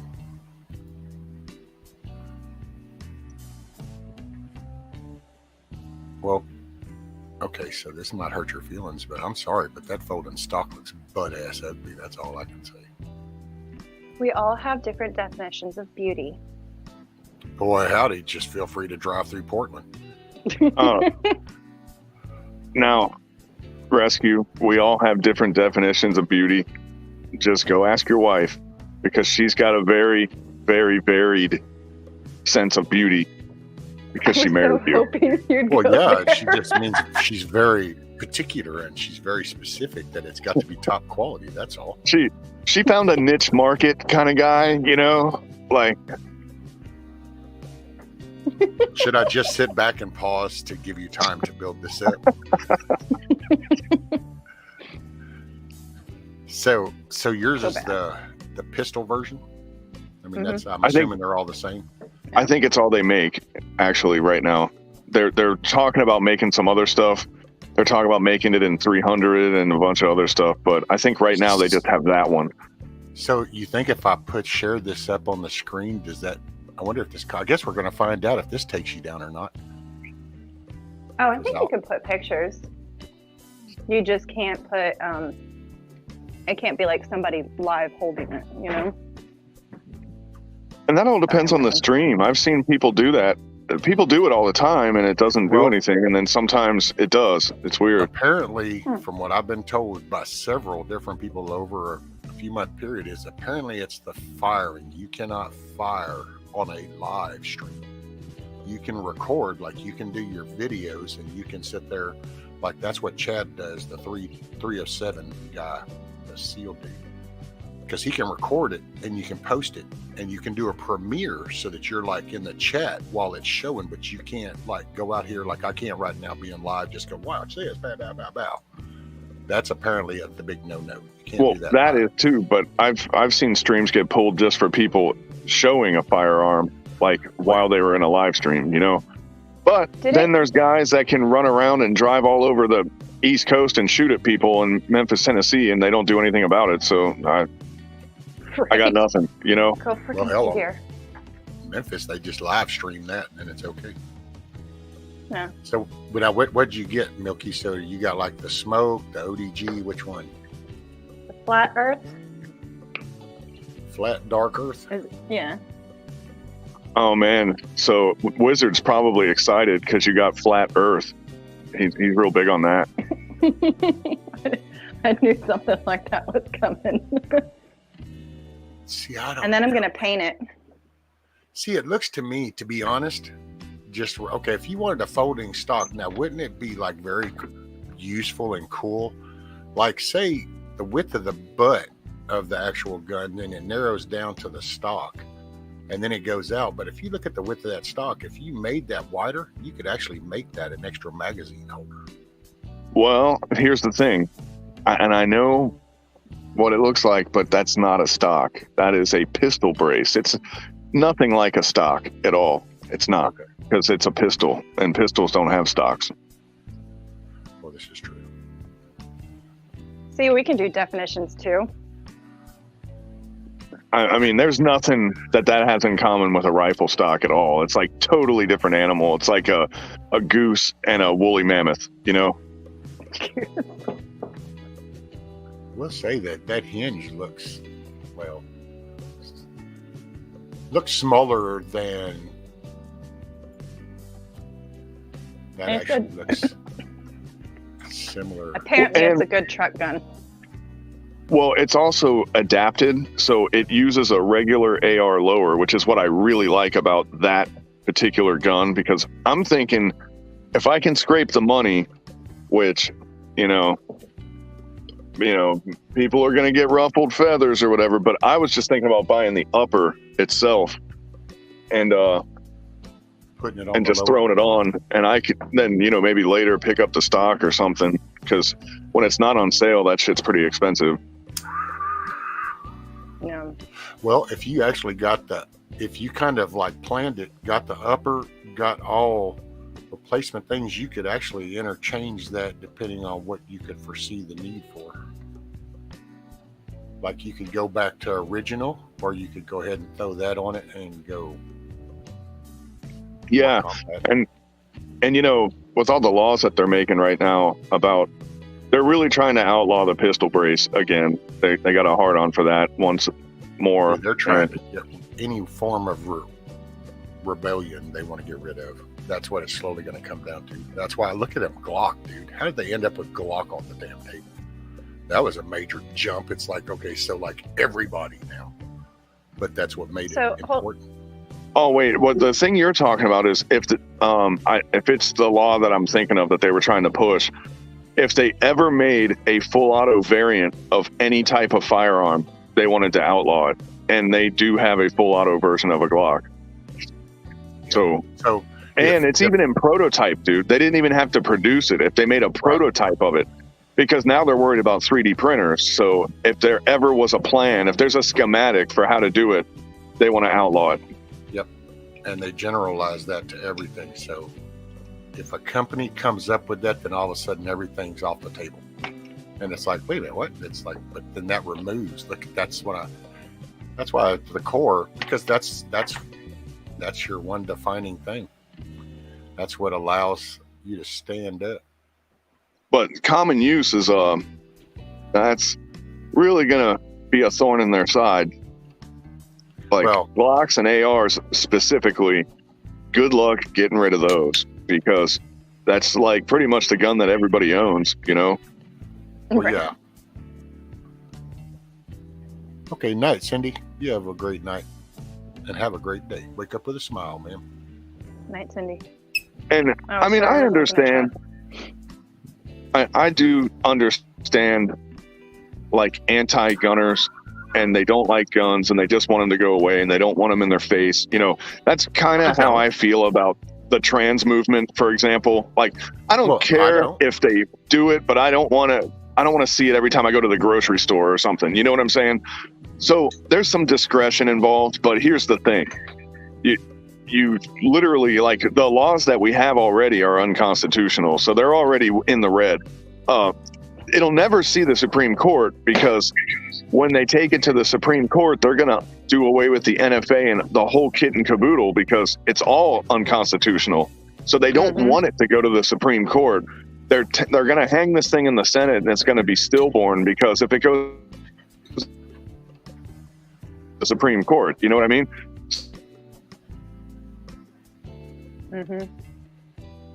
And well, now it's breaking up. You're gonna do the martial law. You're breaking it. Well,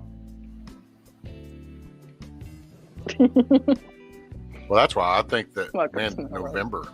That's why it's the Y in the road, because they're either going to be able to stop stuff or redirect it, or they're gonna just then have the moment. They're just going to continue with what they're doing, and right and wrong has been redefined. So, and that's one thing I've picked up with listening, just even through all these little shows, is some of these people in Shapiro, all of them, they get this way of talking. They're so used to doing this, I won't say reporter or host or however you want to categorize them, but they're so used to talking in that narrative that they still try to talk like, yep, and now they're trying to pass. It's like, do you not see that they really don't give a shit?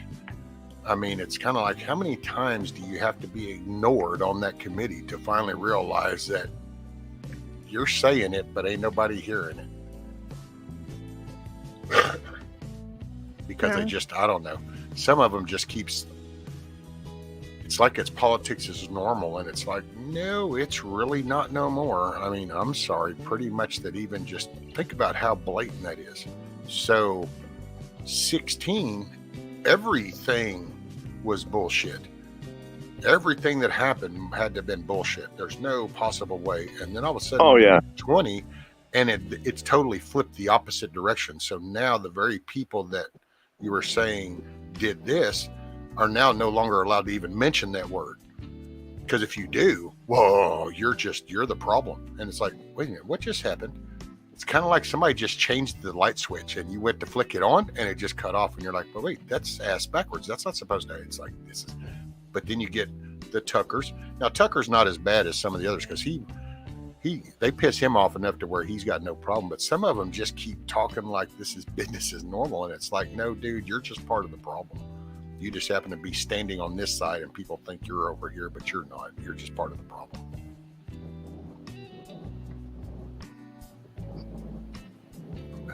Texas. And you have to remember that a lot of our Shapiro types, they're on the other side too. You know, it's just a different delivery system of when we get there. Well, there's that whole political genre, that culture of that political field. When I was growing up, that just meant you were kind of into the, like, no offense to nobody, not insulting, but this is the terminology back then. But you were just like a little dork, you know, you were a bookworm, you were into that, you're just one of those. That's how it was around here, because other than that, you just went out, man, you were doing something. And so politics was just like one of those little, I don't know, debate class shit. It was like, oh, that's just people that like to bitch about stuff. There you go. And that class that's how we got here, though.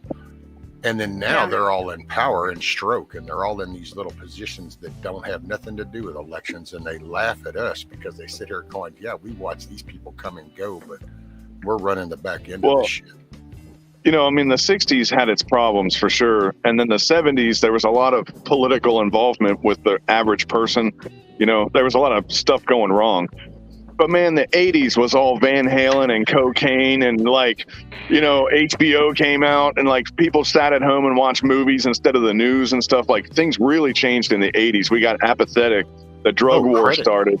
Credit got introduced. You know, oh, you want the big fancy living room suit? Don't worry about putting in that overtime. Come on down here to the Rent-A-Center. We'll hook you up. Don't worry. You can get this $2,000 living room suit, and yeah, you're going to pay $6,000 when it's over. But hey, you can pay by the month, and you can look fancy doing it. They walked it right in, man, and that was both sides of the aisle, really. Well, and they did it right at the time of a lot of discovery, a lot of technology discovery.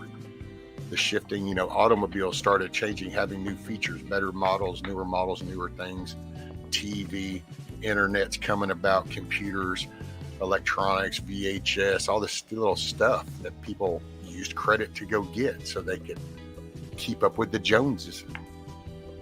Man, I don't know why they got rid of Laserdisc. That was the shit.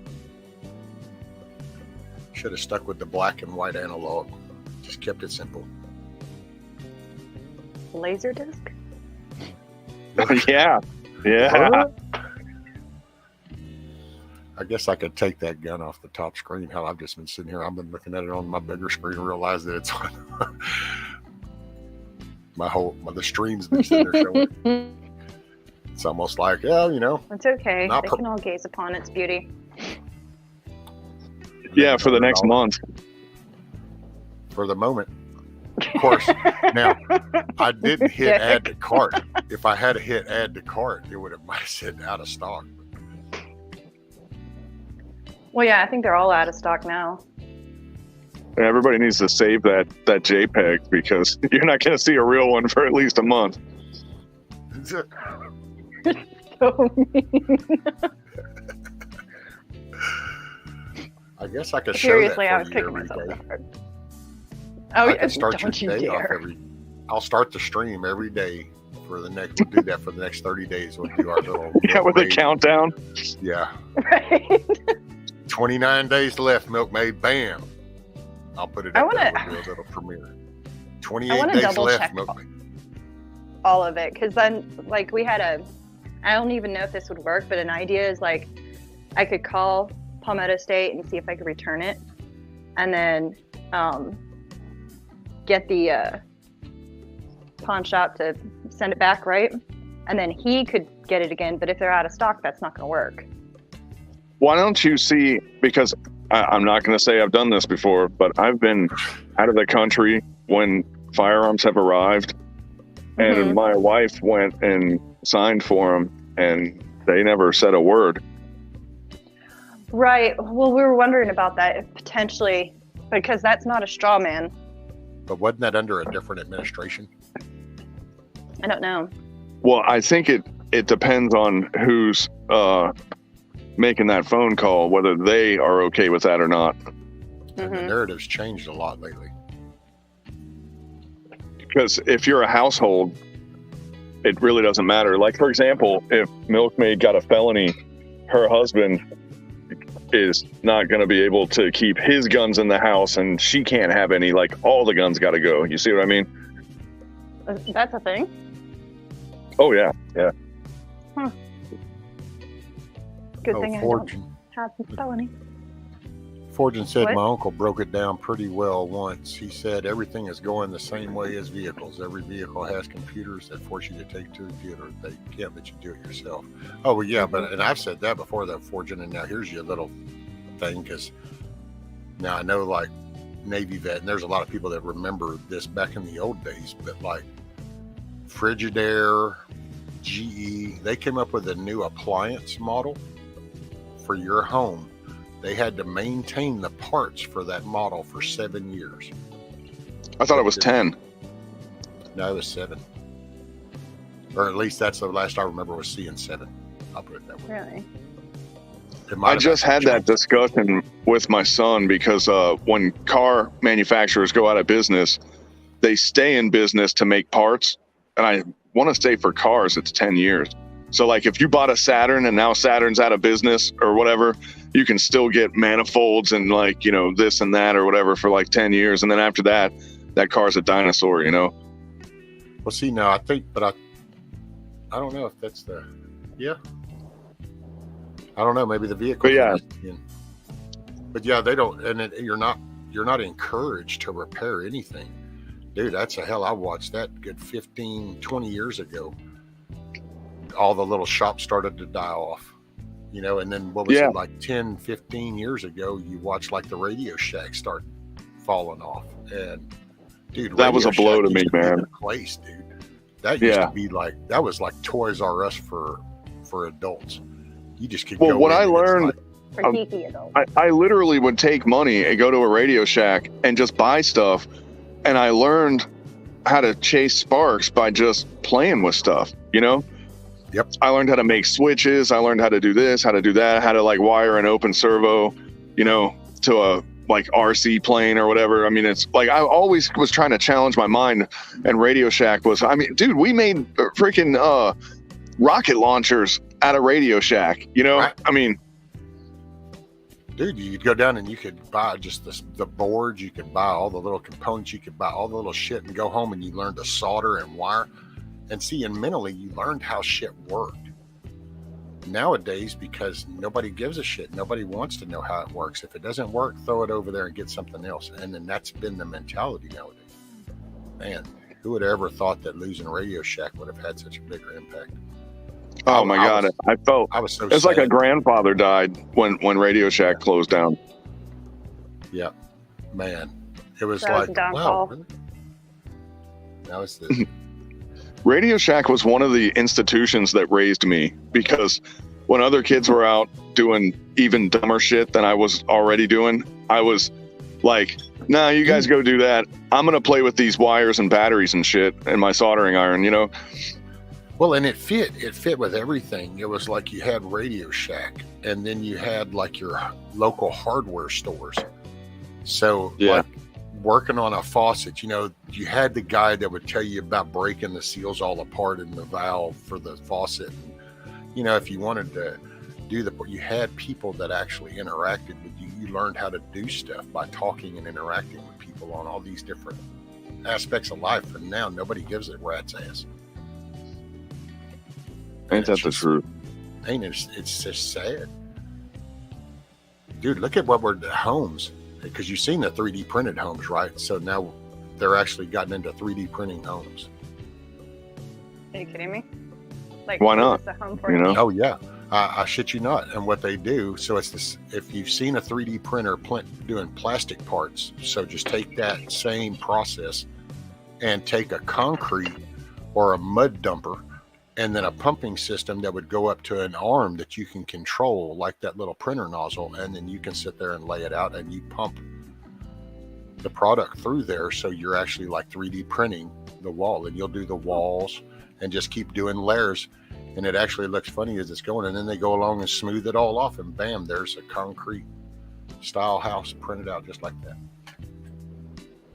It's I'm like, gonna have to look that up. That sounds wild. 3D Hey, printed Nikki. hosums. You could probably YouTube that, and it'll show you. Everything's on YouTube. Well, they've had some weird concepts, like houses that are like boxes. I can't remember. Maybe you showed that one time. I can't remember where I saw it. They're just basically like these little box sections, and they could do all these different like modular. Oh type yeah, of- yeah, Yeah. yeah. Connect them. They fold. It's wild. Oh, I just sort of broke the law. No big deal. There you go, Box. Box said my grandfather owned a radio Uh-oh. repair shop and sold it when TVs came out. Yeah, because it's like you used to take your TV, and if you had an issue with it, you went down to the TV shop and you took it in there. Or if it was a big console one, then they would come to you. And matter of fact, hell, I was a kid when my dad taught me about that capacitor on the back of that tube, because I watched him go across the living room floor, and it was like, oh. So that's what a charge is. Okay, I learned real quick about electricity. Better You respect electrocuted that your shit. dad? No, he did it himself. So in the old tube style TVs, on the back of that tube was a big transformer type capacitor. I'm probably not saying the correct term. But it held a serious charge of volts. And if you didn't pay attention, even though you had it unplugged and everything, but if you happened to ground that out, that charge would hit you that was stored up in there, and it knocked him out almost all the way across the living room floor. It's one of those pow. Yeah. You said "pow." I'm thinking like, you know, the old, what was it, Batman cartoon? Oh yeah. I need my good little animation pop up. Pow. Mhm. Bam. Wham. Boom. Yeah. And then God, I they hit it love with that a show when stick I or was a something, kid. and you get the zonk. It's like, things were so simple back then. There you go, Fortune. One of these days, Ethel, pow, right in the kisser. Right. Hold on, I have to keep muting myself because I'm like running around trying to get everything done before she gets here. I'll have to go here in a second. I don't know. Yeah, I'm about where I'm going too, to be honest. Once I hit this dirt road, it's going to be so bouncy that I probably won't even be able to talk. Oh, do it though. So much fun when you do that. Oh, Fortune got it. It's a double wound transformer leading from the main tube, and the capacitor holds enough charge to light you up. Yep. There you go. Apparently microwaves have that too. Yeah. All those things have like the magnets that what's his name? Shit hit the fan engineering was saying that you want to save whenever you come across. Oh yeah. Oh, really? Yeah, what was that he was doing? That guy's smart.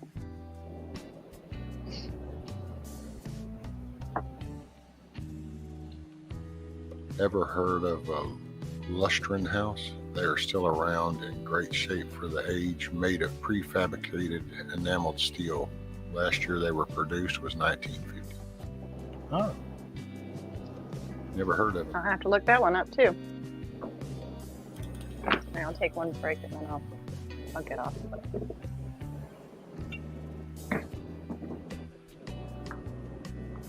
Oh, there you go. Fortune said he switched the polarity of an old microwave transformer and made it a spot welder. What? But yeah, an arc. That's kind of cool.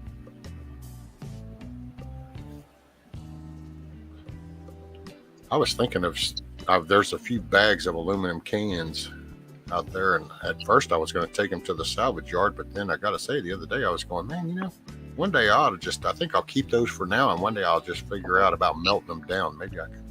I do that. I haven't done it in a little while, but the real trick to that is melting cans and then you doing something with them tends to be two different kind of projects, you know, because you're going to want to dross it out and stuff and get rid of all the contaminants that are in the aluminum that's in the cans. So if you get a muffin tin, you melt down all your cans, you scrape all the shit out. Morton's light salt has some kind of silica based something in it that helps the aluminum aspirate all that contaminants out, all the dirty shit. And then you scrape it out, pour it in the muffin tin, and you make ingots of more pure aluminum. And then another time when you have an idea of what you want to cast, you can use those ingots and melt them down, and you don't have to deal with all that crap, you know? I'm gonna have to look into this kind of stuff. I mean, not gets that I have hot, time to do any you know? of it. It gets hot. Yeah, it gets pretty hot. It's got to be like, I want to say like 1100 degrees or something. Oh, geez. But lump charcoal, if you got a fire pit, take a blow dryer, get a PVC pipe, a couple feet long, tape it or affix it to your blow dryer, and then put a union on it and get a steel pipe that's so many feet long. You stick the end of that into your fire, you get your lump charcoal going, you light it up. And I put things like fire bricks to make like a backdrop so the air will actually hit it and get kind of trapped there. Then you got to get a crucible, some good welding tongs, and you got to have welding gloves because everything you touch is going to be hundreds of degrees, you know. But I mean, that's pretty much all you need. The tongs and the crucible are really the only things that you. Yeah, the only things that you wouldn't have are the crucible and the tongs. You might even have welding gloves in your house already. You know what I mean? Right. But it's worth it. Forging. I still got a shitload of cans. Torch works great too. Yeah, I've never messed with those. Oh, we said I don't know what that is. 1222 for aluminum. There we go. I was close. Right. I didn't know at all.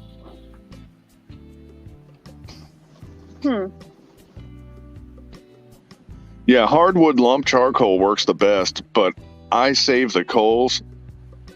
Or when I'm doing it, I do. Let's put it that way. I save the coals from everything. So if I have a bonfire and I put it out, you know, I pour water on it, I let it dry out again, and I'll use the coals from that just to kind of keep it going. But your core has to almost be hardwood lump charcoal. This is so not on topic, but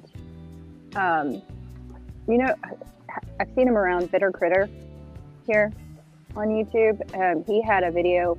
He was talking about putting water everywhere. Like he has containers that catch rainwater, or he fills them up so that like if the power goes out and they can't pump from the well or whatever else, then he has them like next to his garden, next to, you know, his livestock areas, you know, just everywhere. But he put charcoal. This is what made me think about it. He puts charcoal in there for mosquito control, which I had never heard of before. Yeah, he said it kills the eggs. A lump of charcoal, which I haven't double checked it, but I thought that was pretty freaking cool. Yeah, I thought that was pretty badass. Actually, that's what I'm. How does it kill him? Because it's apparently the way the charcoal in the.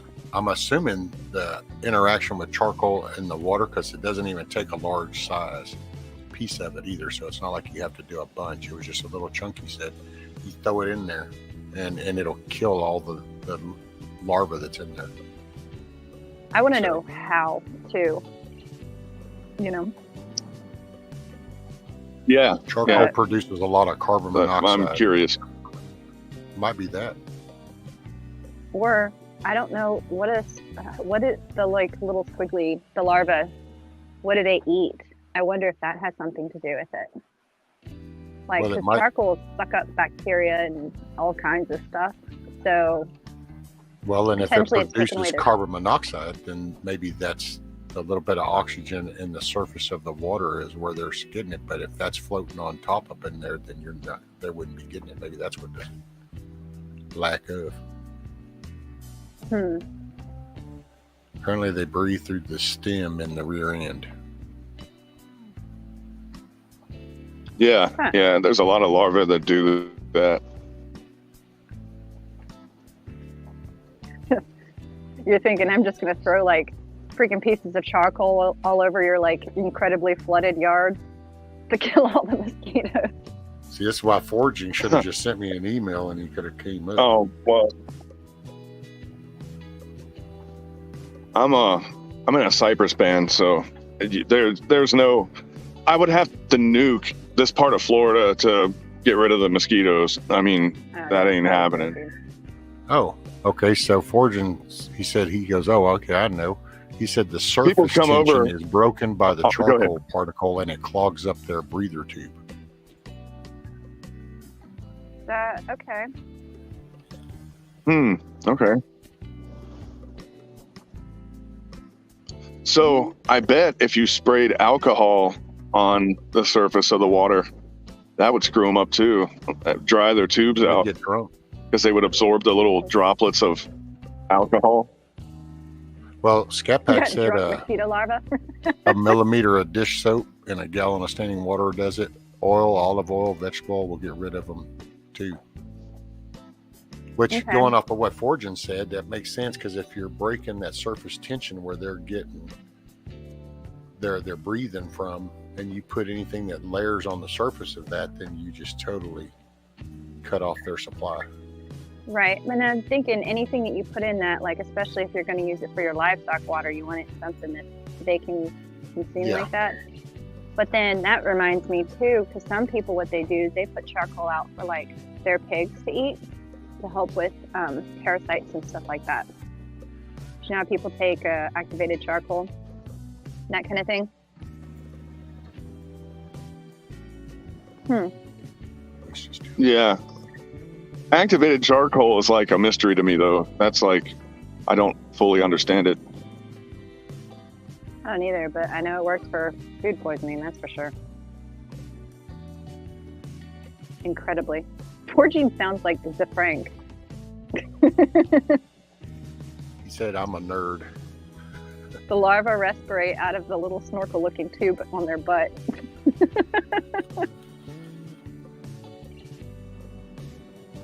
Dish soap does it too, anything to break the surface tension. Well, that's probably why they do it in standing water and they don't lay in the running water. Maybe that if we got all the skeeters drunk, I mean, that would be great because then they couldn't, they'd be staggering around and you could slap them easier. I will say one thing that we noticed, and my wife is actually even the one that pointed it out, was that this year we didn't have a lot of mosquitoes. But then again, we didn't have very much moisture down here. So Yes. I think they slowly gravitated out to the smaller bodies of water. Now, it doesn't take but a minute to drop a water on the ground and one of them little bastards will come lay an egg. But Well, Yeah. Well, they say the eggs are good for years, too. Dude, really? Yeah. I didn't know that. Ugh. So you could have a puddle. They could drop eggs in there. The puddle could dry, and you might have 2 years of no rain. And that third year, when the rain comes, those things will become mosquitoes. They just sit there dormant. They just wait. Fucking hate Yep. mosquitoes. that's Most why they deadly say thing on the planet. most deadly thing on the planet. What? Most dangerous Mosquitoes. creature. Yeah. It kills more people than any other creature. Really? Yeah. Look it up. I read it on the internet. Oh, no, it's got to be true. No. So, No, I mean, the what is it? Just pathogens- because they associate like these various diseases to the mosquito bite, so then they're Yes. Yeah. Hmm. They transmit the bloodborne diseases, and that gets attributed to the mosquito because a person otherwise would not have contracted that disease. So the mosquito gets the blame for it, pretty much, you know. Right. I kind of was going with. But when you score that in, you said humans kill more humans. I've got a bit of a point. yeah, I'm pretty sure if you take out socialist governments and stuff like that, then it's the mosquito. But nothing kills more people than people.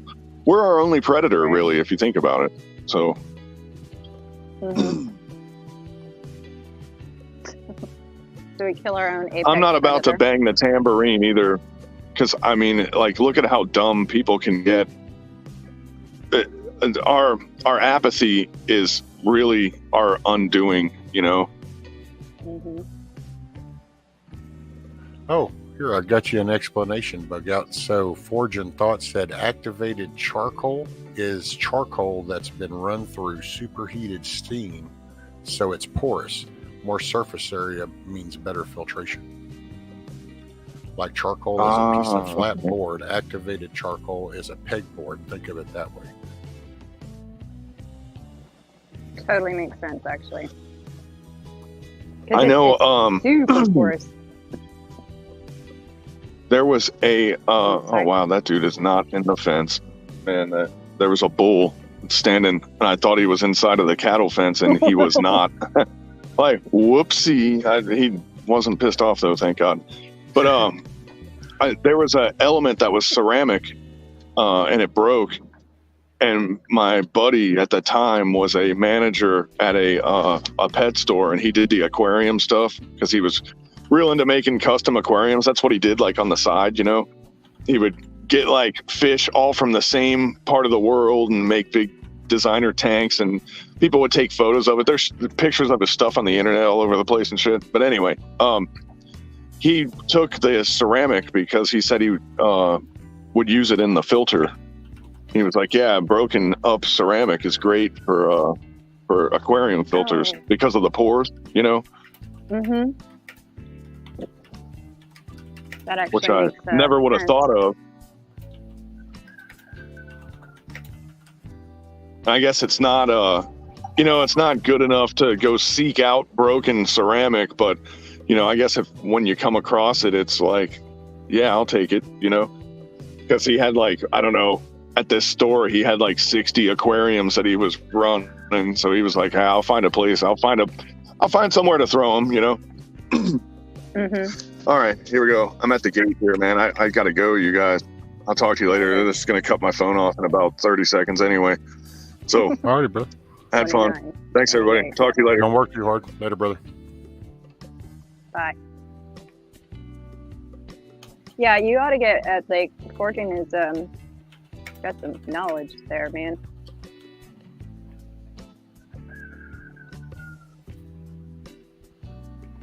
Yeah, he should get up there. Yeah, and I'm gonna be on for a little bit, Kel. It's 6 my time. When the sun starts coming up, I'll just switch over to my tablet and I'm gonna go outside. Oh yeah. Yeah, I'm gonna finish this smoke, but I need to quit smoke, and then I'll have to hop off. I'm a lot of always have, so I'd just be muted anyhow. I'm watching a piglet walk across my yard right now. Oh, that's cool. Well, the electric fence isn't working right now, so they're just kind of chilling in the yard. But we have this huge oak tree behind the house, and they're eating all the acorns. It sounds like gunshots going off when all the acorns hit my roof. Yeah, They love those. Later, Karen. Be careful going to the doctor. Hopefully you get good news. Be sure and smile and have a great day, man. Good night. Or goodbye. Something in there. Something like that. Man, yesterday my brain got so addled with all of that stuff going on. I was like, man, that just sucks so bad. I was so excited. My one good thing this last week, The highlight. Oh, wow, Fortune. He said had an incident at work the other day where 3 of us got injured. A fully involved upper floor fell Ooh. on him. Ouch. He said, be right back. Gonna jump on the computer. Okay, cool. Cool beans. Do people say that anymore? I do anyway, but then, you know, I'm weird. We know. That's why you're here, because you're weird too. I didn't know that you were going to go live today. So I didn't see until I happened to look at my phone. Well, that's, you know, I did it last night. I thought, you know, well, it's Wednesday. It's Hump Day. No, I'm going to go ahead and I'll do like I always do, and I'll do a little Hump Day for now. But I forgot when I set it, I didn't change it to AM, so it was set for 4 p.m. today. I didn't catch it until I went to start it. And I looked at the clock and I'm like, well, damn, I only got 15 minutes left. Okay, coffee is almost done. Yep, good. And I looked up in StreamYard and it's still showing 4. And usually it starts that little countdown timer, you know. And it's like 4. And then I caught it. It's like, wait, PM. Oh, shit. Click on edit. Yep, go to AM. All right. That's why poor Miss Connie, she had apparently come in going, you know, well, I was looking forward to it, but, you know, have a good day. And I was like, oh, that's why.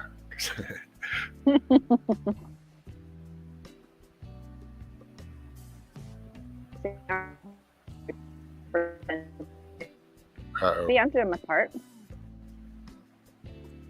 You broke up in the first am I part of roboting? that. Well, just in the very It was a first good part, and finger, then it too. came out just fine. Oh, Can you hear me see, now? that's why it did it. Yes, ma'am. Okay, let me repeat then.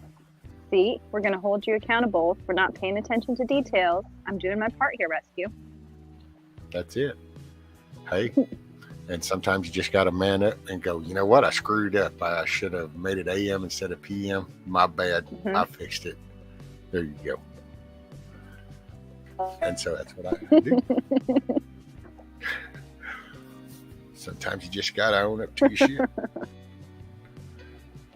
Right? Scat Pack says, guys coming in a minute to replace fascia and crap on the end of the house got ripped off the last storm. Dang, wish the hubs wouldn't do this to me. I don't like strangers around when he's not here. Oh, I Well. know how she feels. Yeah. I'm not a fan of that either. Oh, now you're roboting.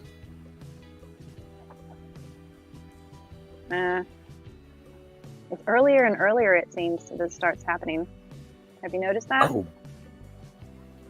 Well, it is Wednesday and it's 7 a.m. your time, so things are picking up. People are turning on their systems and that bandwidth hose is starting to get pulled from. Why they gotta go get on the internet? Just let me have it. Right? Hey, That sounded so bad. on my community page, did you see that bear post that I put up? Could you see that? I realized afterwards, I think that's on one of those Patreon things. So I don't know if that link showed for everybody. I don't know. I didn't see it. I think I remember you talking about it, though, that it was a good one. Because I got to say, I even thought about, matter of fact, let me see. Good luck, Huck.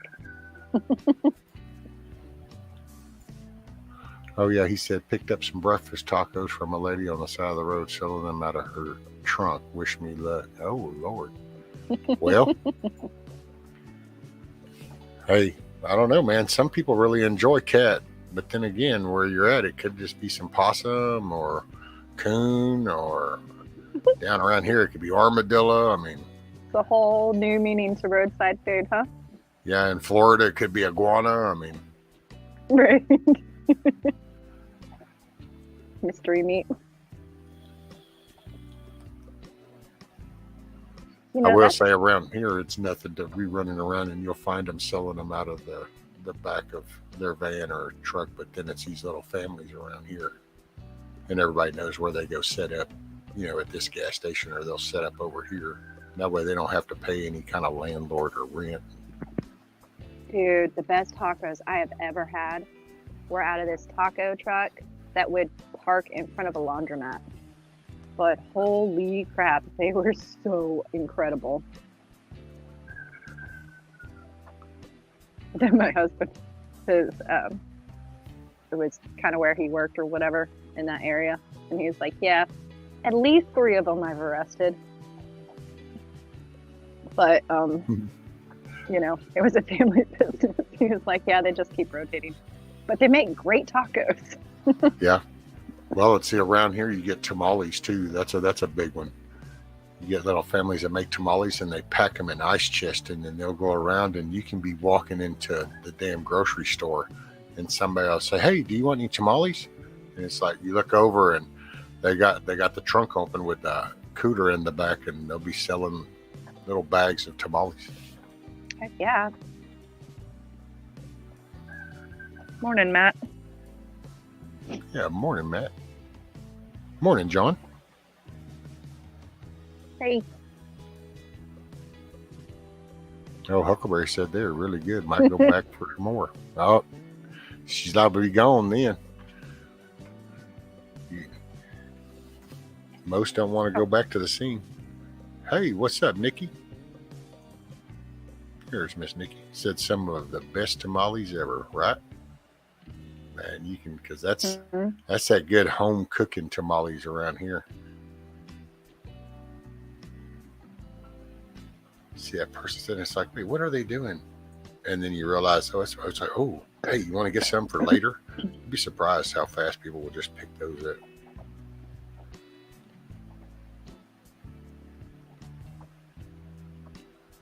Oh my gosh. Murder sprinkles. Right? That's a great email.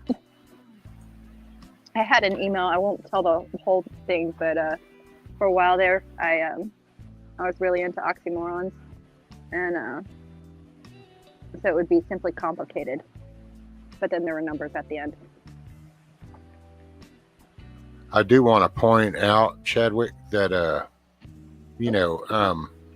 being the host, and that I put in the link earlier to my email, and actually half a dozen times said, hey, you ought to email me sometime so I can send you an invite. But we'll finish this conversation because I've raised a few kids, so I'm used to how this goes. So we're going to circle back to that, and now I'm going to end up sending the email. No circling back.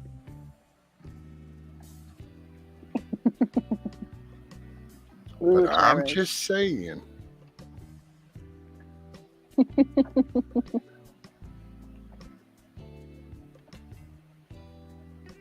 I'm gonna have to get off here in a second.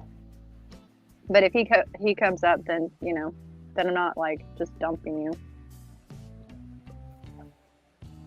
Oh, because that bothers you? Dumping people. I actually haven't ever done that, believe it or not. Morning, Monique.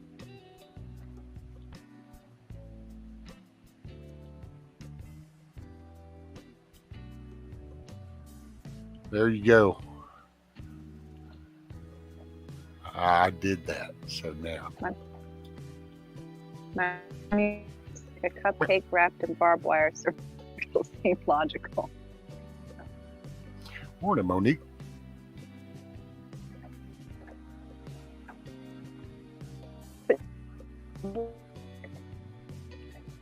Oh man, look at the time. Okay. I feel like the white rabbit.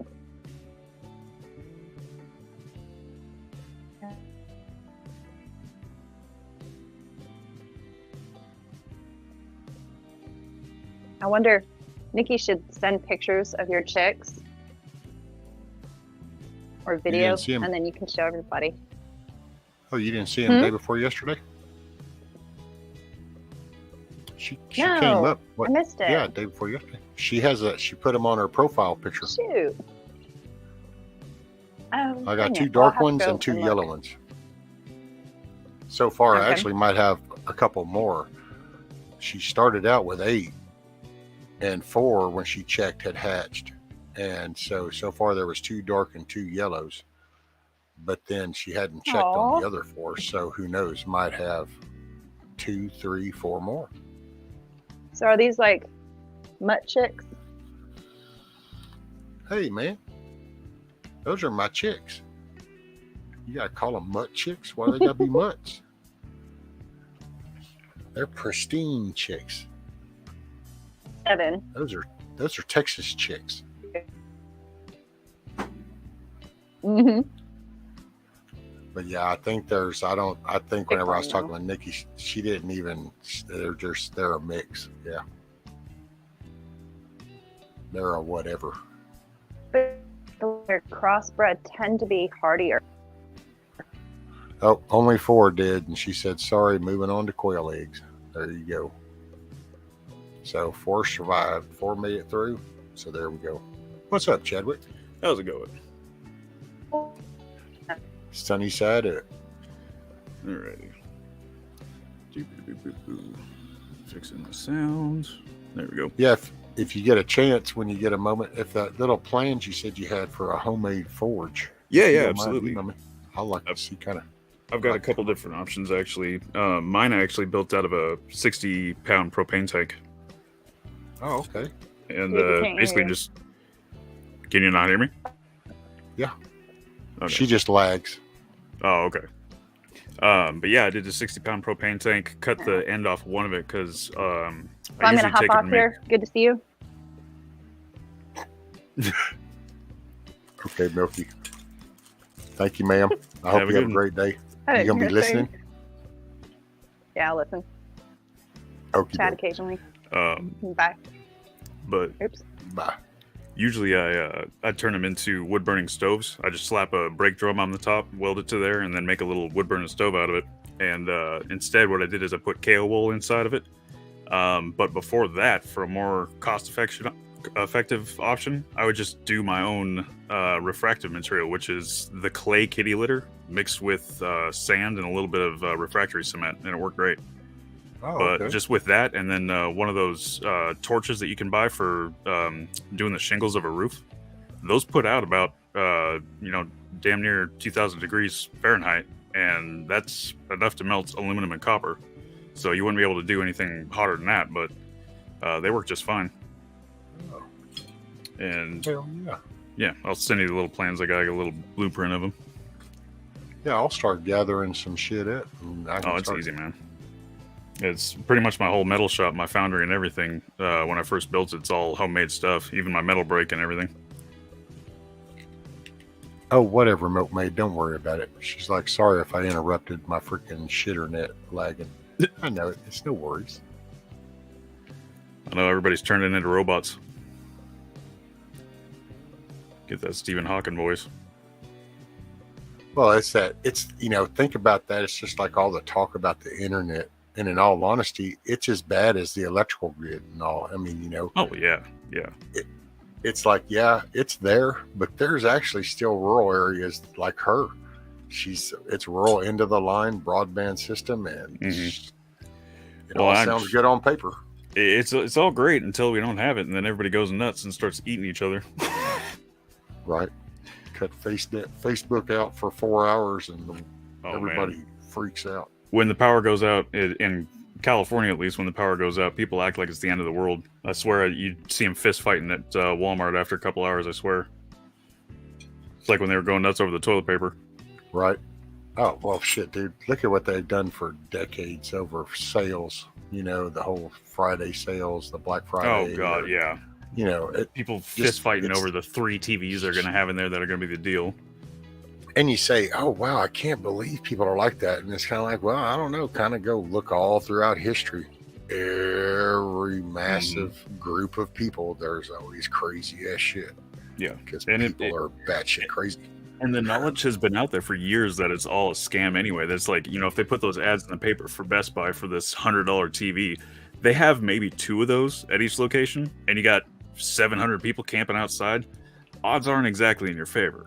Right. So I don't know what the hell they think they're doing. If you go there and there's more than 3 people in line, you're not getting your TV. Exactly. Yeah, Monique, I'm thinking about, because I've got some aluminum cans and I've got some other little stuff. So I was thinking, I could make me a little forge. Oh yeah. And then whenever we were talking about it, and then Chadwick Forging's like, hey, I got little plans. And I thought, well, I could do this because. Yeah, easy peasy.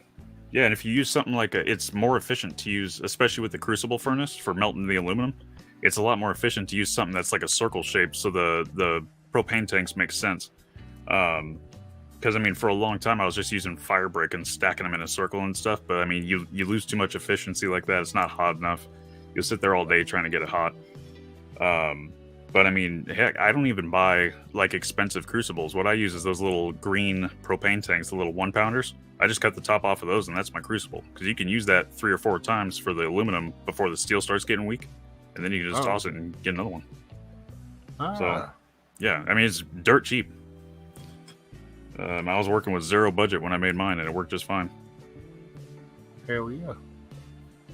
Hey, if it's free, it's for me. There you go. I just hate seeing stuff go in the landfill. Right. When I was a kid, my uncle's a master blacksmith, and I was at the dump with him one time, and I saw somebody throwing away a 14-foot boat trailer, and it was like a brand new trailer. And I was like, okay. My uncle got mad about it and told me about it in the truck, and he's like, yeah, some people don't want to fix anything, just want to throw things away and buy a new one or whatever. And that never sat right with me. So yeah, I've never been able to just piss through money like that. I might waste money in other ways, but I just, get this, and I'm tired of that. It's never been my forte. If something, you just learn how to fix it too. I've never been one to call somebody going, hey, can you come? My door is sticking. I don't know why. It's like, right. And but then that's I've said that since I started the streaming, is I've just been that. If there's a problem, then that means there's a solution. You just got to figure it out. That's all. And I mean, really, that's I know how to do a lot of different trades and things like that, but only because I've had stuff break and I had to fix it. That's it. And where there's a will, there's a way. I mean, hell, that's how I learned to work on vehicles too. I learned how to build a motorcycle because something would break on my Harley and I'd fix it. That's it. Let's see, Navy said, Milkmaid, I'll take shitternet in a rural area over great internet in an urban area any day. And she's like, that is my silver lining, right? Guys, I can read it. I'm in California. You need more space in rural than you'd need the internet. Oh man, I tell you what, I've been looking at even places like Wyoming lately with all the crap that's been going on in California. It's so bad. Oh, Milkmaid said, don't let you fool me that you call someone to fix everything. Bullshit. See there? So now, actually, she was probably saying that about me, but I had to flip that around. All right. I'll allow it. Oh, man. I actually flipped it around because then she would be sitting there going, that's not what I said, Rescue. I was talking about you. So I just knew that I knew I was getting that emotional response. And see, she's lagging right now, so she can't even type it fast enough. She's just furiously shaking her phone trying to type as fast as she can. That's it. Oh, man. Yeah, it sucked. The other day we were called to a home, supposed to be a kitchen fire. And when we showed up, there was no smoke coming out the top, nothing like that. Homeowner met us outside. The whole floor was on fire upstairs of this townhouse. Nothing was showing from outside. And we made it halfway in the dwelling, and half the damn second floor fell on us. Holy shit. How? I don't know. There was nothing. There was no smoke. There was no glow. There was no nothing. Like, there was nothing. And the homeowner didn't say anything was happening upstairs. What ended up being was they didn't tell us that what had happened is they tipped over a Coleman, like, camping stove up in the damn bedroom. Don't know why they were using that, but it started a fire upstairs that started into the stairway, but there was no sign coming out the window or nothing. It was the weirdest thing. It was a fully involved upper floor too. Yeah, I don't know, man. It was a trip. It was an absolute trip. I've never seen anything like it. That's my brain's having help connect, because it's like dude, you can't even You can't put a little old 12-inch by 12-inch square on fire on like a carpeted room without all of a sudden some smoke finding its way out a roof. Yeah, and I mean, we saw smoke when we entered the building, but we didn't see anything outside. And that was the trip. It's not like there was like double pane Viking windows or anything. It was just a normal townhouse, but we didn't see nothing. It was bizarre. But I got burned on my wrists, my collar area, and the side of my neck. And one of our guys got it pretty bad. He had a beam land on him, and he got his helmet actually came off, and it got the side of his forehead and stuff. It was pretty bad. But man, it is what it is. That's crazy. Yeah, because I just man, it's like I've seen, pretty fortified brick outside structures, but there's always that roof is always the weak spot. Oh yeah. And yeah, and I mean, usually you pull up to a grease fire in a kitchen, and the whole thing is full of smoke pouring out into the street. I mean, you see something. It was a trip. But well, that's just to be so fully engulfed that it's weakened to the point of falling and nothing's coming out. I mean, they've been investigating and stuff. I don't know. I don't get in. That's not my job. I don't go into that part. Engineers don't get to crunch numbers. I try to fix everything I can on my own unless it's something that's out of my comfort level, like getting a proper trigger job on this revolver. Don't trust myself. I'll pay someone for it. Well, there you go, maybe. I could see a specialty thing, maybe. I think the thing I always have to call people for is when I try to figure out electrical or plumbing, I always second guess myself. Plumbing I can usually figure out, but electrical I'm like, well, I think I installed it right, but I also might burn down the neighborhood. Well, I'm comfortable with the electricity. I respect it. So, I mean, it's... Mm-hmm. I think that's probably why I second guess myself, is I've seen other people get shocked. I've never been the lucky one. Well, I've gotten popped in a bucket. I've been popped on the ground. Hell, I was popped way back when I was a kid just because I slipped up with a screwdriver in the breaker box and I let my pinky knuckle touch the damn bar. You just ground in it the out. Damn thing as I was doing it, and I didn't even pay attention as I was tightening this. All of a sudden, my pinky hit that, and it was like, But then again, I was locked up before, and when you're locked up, they don't cut power off for you to change that light fixture. You just grab it tighter. It won't bite as much. Right. I mean, I've had little shocks and stuff, but apparently when I was a kid, I was really afraid of electricity because I can't remember it. I was too little, but apparently my brother one time when he's 3 years older than me, he reached up with a pair of scissors and cut the cord on my mom's sewing machine that was going to the wall. And apparently, I don't remember none of this, but apparently it blew a chunk out of the damn scissors and he went flying across the room, tore his ass up. And apparently that scared the hell out of me for a good couple years. So I didn't want to go near no outlets or anything. Yeah, I've been popped by 110 just as nothing. It's a whatever. Mm-hmm. Now I will say I've been hit by 90 volts, but it was a higher amperage, and that shit's hit. I've been hit by 220. Yeah, and I've seen had a jump. Go ahead. I've had a jump from transmission line to my bucket, and they gave me a static charge one time. That was.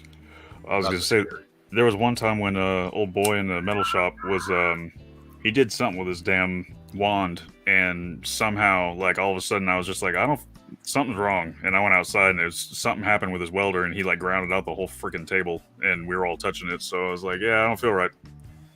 But I unfortunately saw, when I was doing tree work for a while, I saw somebody using an aluminum pole saw, and they touched two of the ceramic dealies, the little insulators, and I mean, hell, it sounded like a 22 going off, and that dude just, he didn't die, but he fell over in the bucket, and it was crazy because it looked like he had this burn on his heel, like a freaking lightning bolt went out the bottom of his damn heel, and went to the hospital. He was all kinds of messed up. So I'm not screwing with none of that crap. Oh, well, there's one of the guys. here a long time ago. He screwed up. He's lost both his arms, his lower arms, Oh damn. because of that. Because it's going to damage. I mean, it'll fry. I mean, he gets around now. He actually does it with. He's got, what do you refer to those, artificial limbs or prosthetics or whatever you call them? Claws. Yeah, and he's got different different ends for, like, as he goes hunting, he's still deer Yep. hunting. Yep. So, he drives, he fishes, so he still does. Yeah. I got a couple of vet buddies that they got their grabber claws. Let's see. What's up, Ricardo? they're My brother from down prosthetics. under. Said, hey, Rescue, hope all is well, my friend. Off to Pescara, now on the fast train to visit my father's town. God bless everyone. Oh, yeah, enjoy your trip. He's over in Italy, if I'm not mistaken, right, Ricardo? I was gonna say, I believe that's Italy. Yep, Rick Aussie 77. That's Ricardo. He's over in Australia. Awesome. Nice. So he's Awesome on vacation, right on. Non sta Well, lavorando oggi. His family's from over there, so he's actually Yeah. like an My, Italian Aussie. Me, my mom's from Italy. Ah,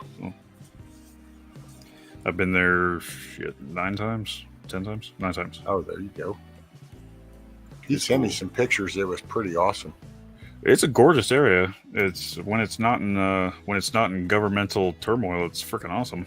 But Right. it's culture shock all to hell because everything's different over there. Like the times things are open and everything, by the time you get used to it, it's time to come home. Oh, Navy vets got it. AC 110 AC isn't bad, but 54 DC will light you up. That's it, buddy. Direct current's a lot different than that alternating shit. Oh yeah. Hey, morning, Buffering. Buffering, how's it going? Shit. Morning.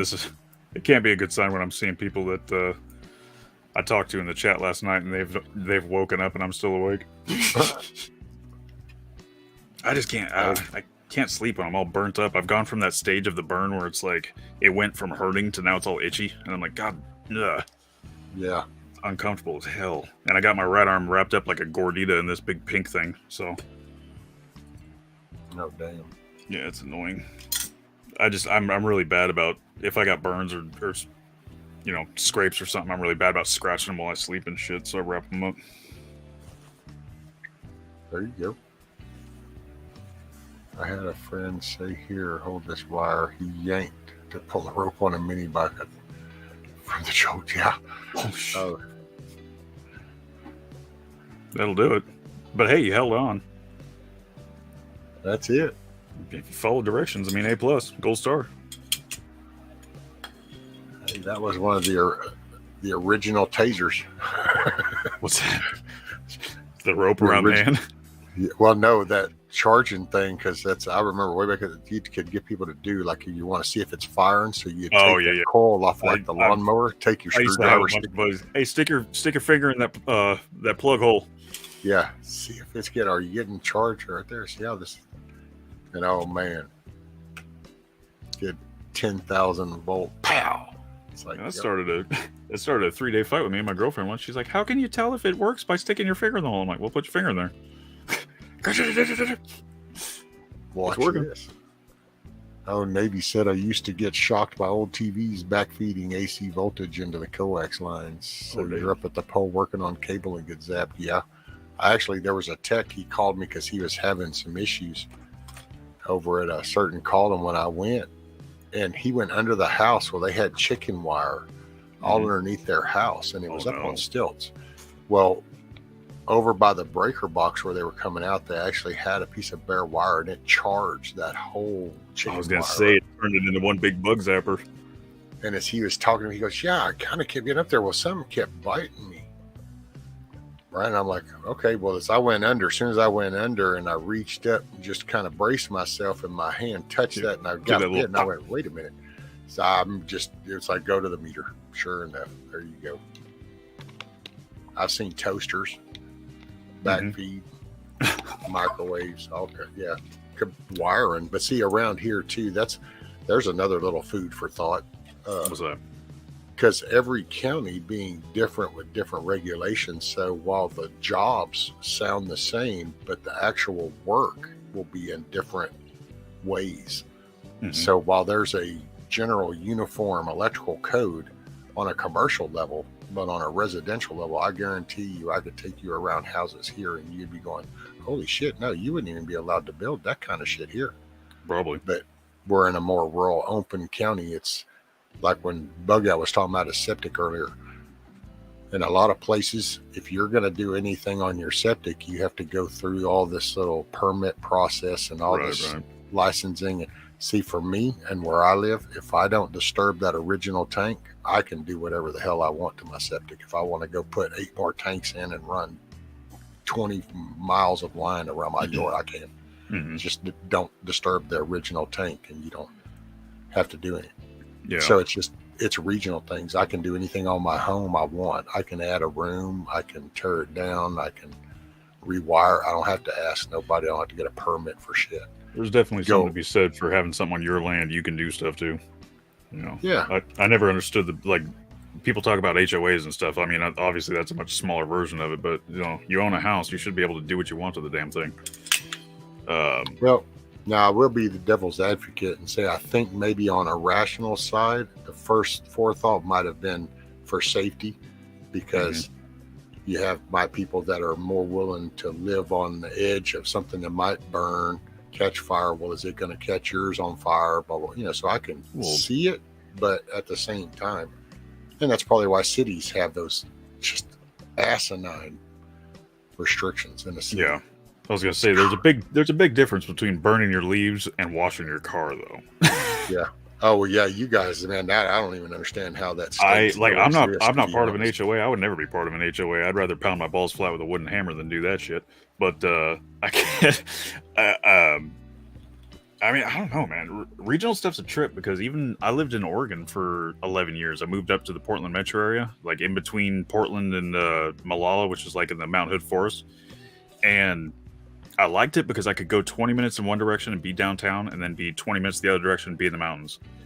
But at the same time, it was a trip because I always saw, like out in California where I grew up in the same area I am now, there was no house leads, no overhead wires, none of that stuff. It was all done away with. I mean, you'd go out on highways and see the overhead wires, but going up to Oregon, almost every single house has a house lead and has exposed wire and all this stuff, and ceramic insulators and the high voltage in the city limits. And I'm like, that's weird. Like, it's just weird to see that. But they had a few restrictions, but not even as close as California or Washington. They're pretty bad. And see, got a lot of fires up there. Yeah. Yeah, as a trip, I was working for Multnomah County fire up there doing forestry, and we had the big fires in the Cascade Locks area and on the river there, and Vancouver was hit, Portland was hit. We had huge fires up there, and then that year I'm like, that's the year I'm coming home. And I came home, and then we had the huge fires in California. That next year, after I got on with the fire department, they're like, well, welcome to Cali. Damn. Like, holy shit. It's like, yeah, just got a place. It burned down. Awesome. Oh, by the way, everybody in chat, if at the top in YouTube and it says top chat, click the little down arrow and select live chat. And hey, there's the lady. I've been wondering how you been. Sister Marie says, on the run, but showing my support. Hey, all in rescue. I've been wondering how you been, ma'am. Hopefully everything's okay. You get a lot of people in their travels going on your show here. Oh, yeah. That's Mayhem's on the road. He drives. Got Outdoor Ron. He drives and listens. Hadn't seen him. I saw him earlier this morning. Mm-hmm. He was here. There's people that don't sleep, and then there's people that are getting up. I used to do it at time. Oh man, I used to actually run for 10, 12 hours. I would go from 2 in the morning Central Time till 2 in the afternoon Central. Mm-hmm. At the beginning. It just. Well, I have such a weird sleep schedule. It works for me. Well, see, that's I don't sleep per se. I just take little naps because I can't just go to sleep. I tell people I don't sleep. I wait. I've sat here, hell, I've said this months ago. I used to typically, they'd go, well, Maurice, and I go, oh shit, no, I just lean this chair back and I'll tilt it back and I'll sit here and take a nap in my chair. Yeah, it happens. Especially what kind of schedule did you work when you were with the fire department? Oh, it's 24/7 around here. Yeah, I was gonna say we were on 48s, and now we've switched this year to the 24-hour schedule. So you're 24 on and then off, and you can't have a normal sleep schedule like that. It just don't work, and especially when you're trying to nap in shifts if you're gonna take a nap. And for a few years I didn't shit for about 3 years in a row because my work was shorthanded, so there was only 4 of us main line people that were available for a system that incorporated several towns and a lot of square miles, like good 100 square miles easy per system. And we had several at that time. Also, then the fire department for in my area we were short, and we had a good active season. And dude, there were days I didn't sleep for 37, 42 hours, and then it'd be just sitting in a damn truck, and it would just be putting my chin to my chest. It's like, okay. When I was Multnomah County, we had that kind of situation where we were hurting for people, and the volunteers were getting stretched thin, and they were dropping like flies at one point, and we would be on for 3, 4, or 5 days straight, and that was a nightmare, man. And then come down here and they're running 48s, and I'm like, oh man, this is like a vacation. I love it. Only working 2 days at a time. Ooh, I'm spoiled. Oh, after work. Okay, Sister Marie. Cool. I hope you have a great day, ma'am. Let's see, Matt. Have a great day, sir. Be safe, Matt.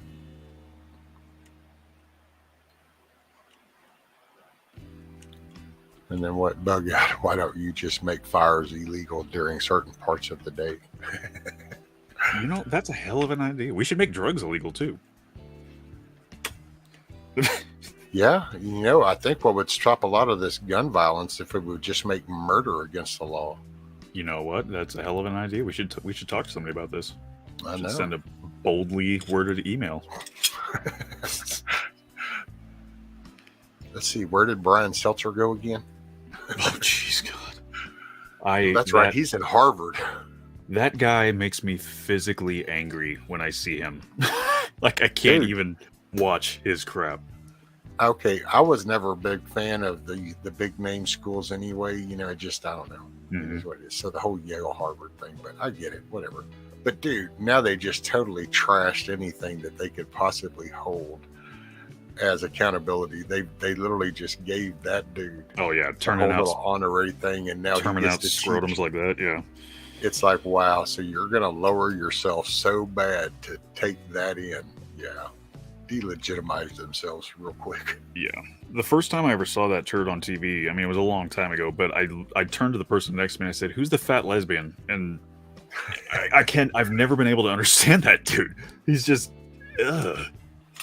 don't listen to the spin. Come watch us, ha. Oh, and I just, all of them that just talk that shit.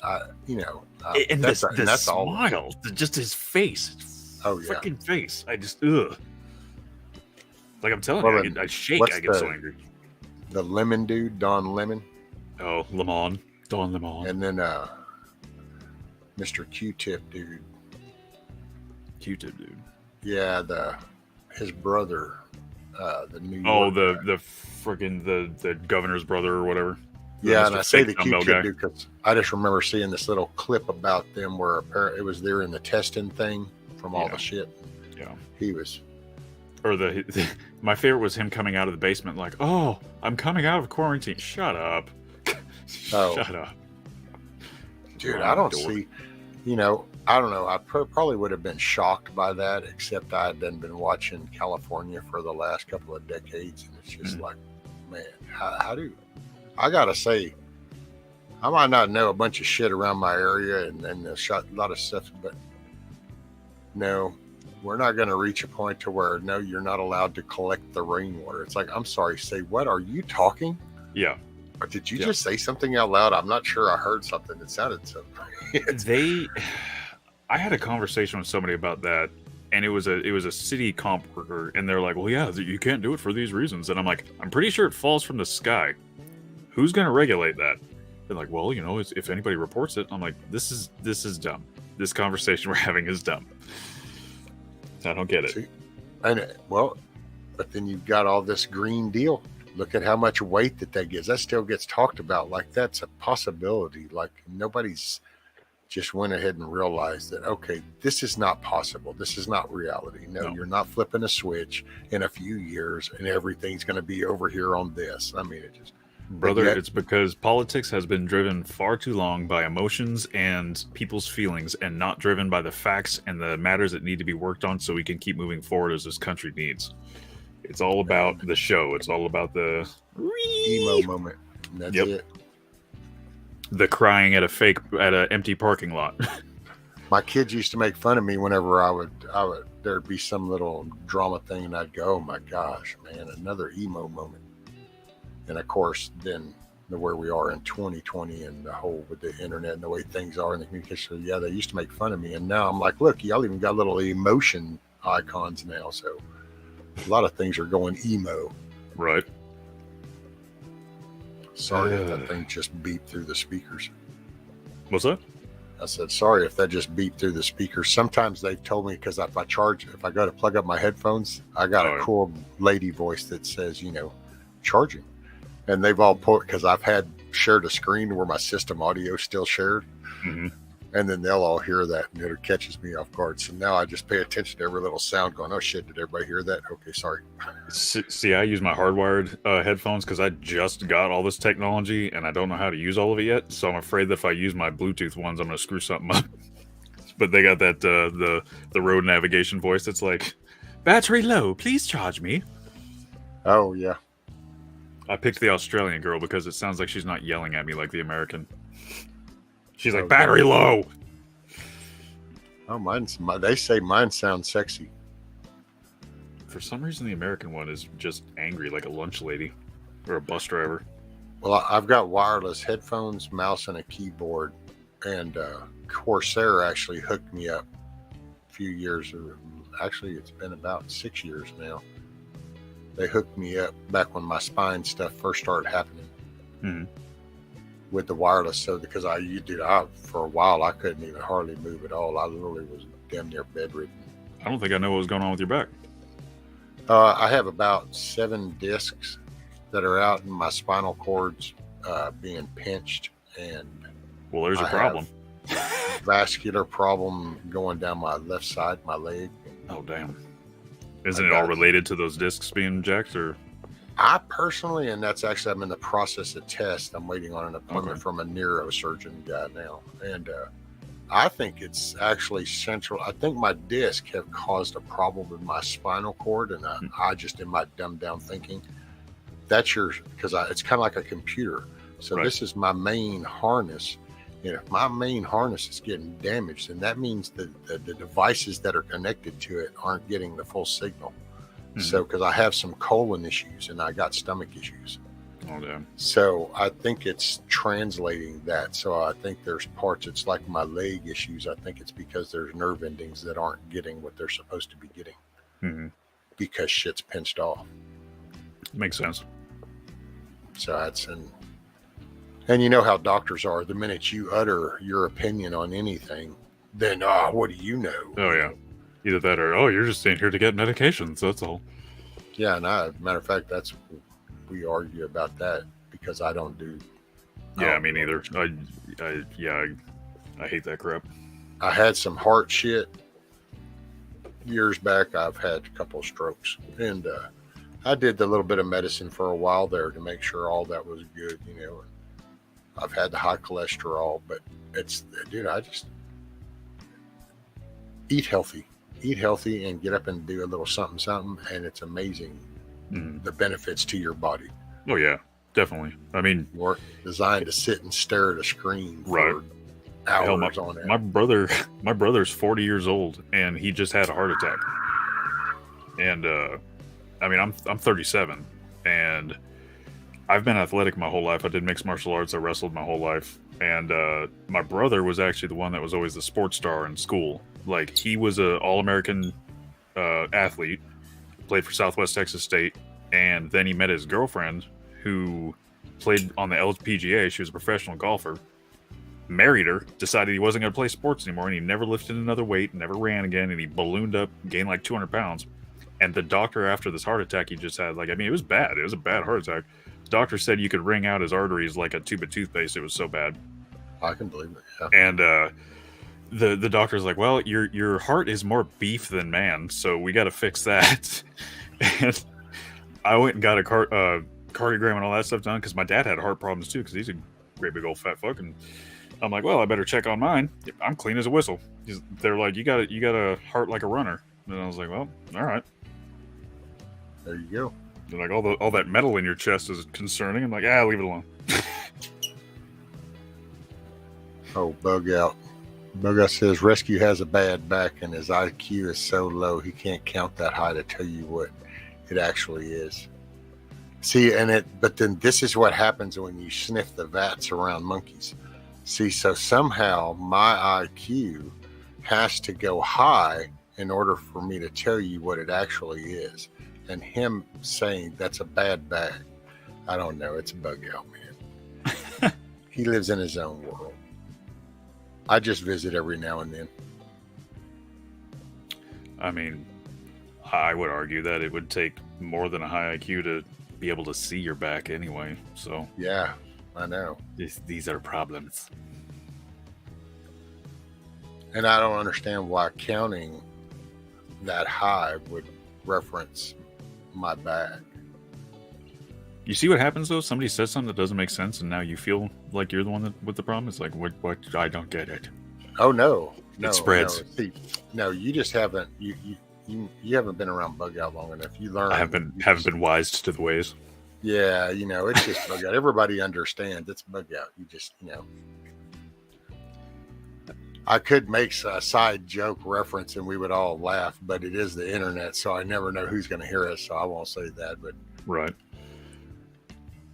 There's a couple of cats in some of the chats that I go into they say something, you're like, oh, bless your heart.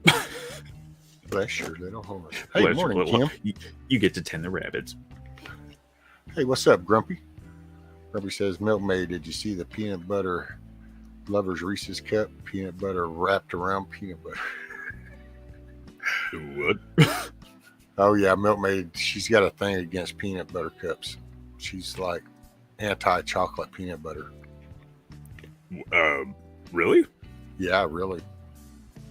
What the hell? Yeah, we've learned to accept everybody for their flaws. I have mine. I have questions. I mean, I definitely have mine. There's something about my eating habits that people think makes me absolutely insane. But like, I can't stand the taste of potatoes. What? Yeah. Bring the hate. Although I can do shoestring French fries because they don't taste like potato. Well, actually, no. What got me, Chadwick, was the fact that not just that part, but it was, wait a minute, so your reaction to Milkmaid not liking chocolate and peanut butter and like, what, huh? And then you follow it up with yours. And it's like, but wait a minute. What? Isn't this kind of like when we were talking about, why'd you sign up for the airborne if you were afraid of heights? Isn't that kind of going on? Well, no, I'm just observing that someone has a weird quirk about their eating habits, and I have one that other people think is awfully weird. But potatoes, man, so you don't do fries? So, well, no. See, that's the thing is I can do like shoestring because they don't taste like that super strong, starchy flavor of potatoes. But like JoJo's and tater tots and stuff, I can't do them. And I think I know why, but I think it's probably also just the flavor. But my daddy went to prison for 2 years when I was a kid, and me and my brother and my mom lived in a van, and all she could afford was frickin' potatoes. And so now every time I'm around him, I get all weird, and I just can't do it. So it's probably a little bit of both. I can connect to that a little bit. I got my own little thing. I've shared it with everybody that's been in and out of here, but yeah, mine was fried chicken.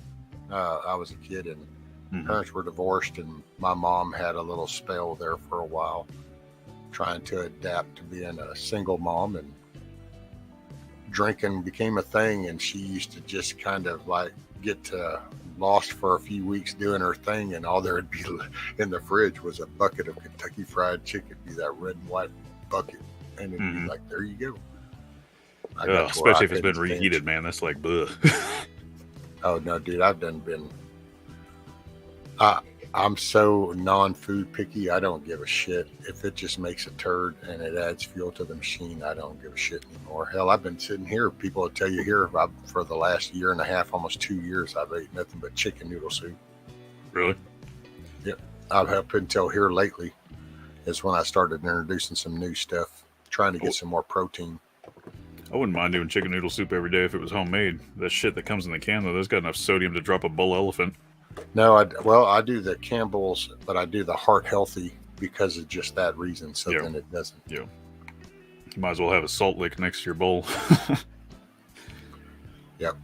And I don't, because then like seasoning, I've cut a lot of that because I try, man, I try to do what I can do with my colon shit. And I was trying to figure stuff out. And now I know apparently I got polyps. I've had that done before. Oh, damn. Yeah.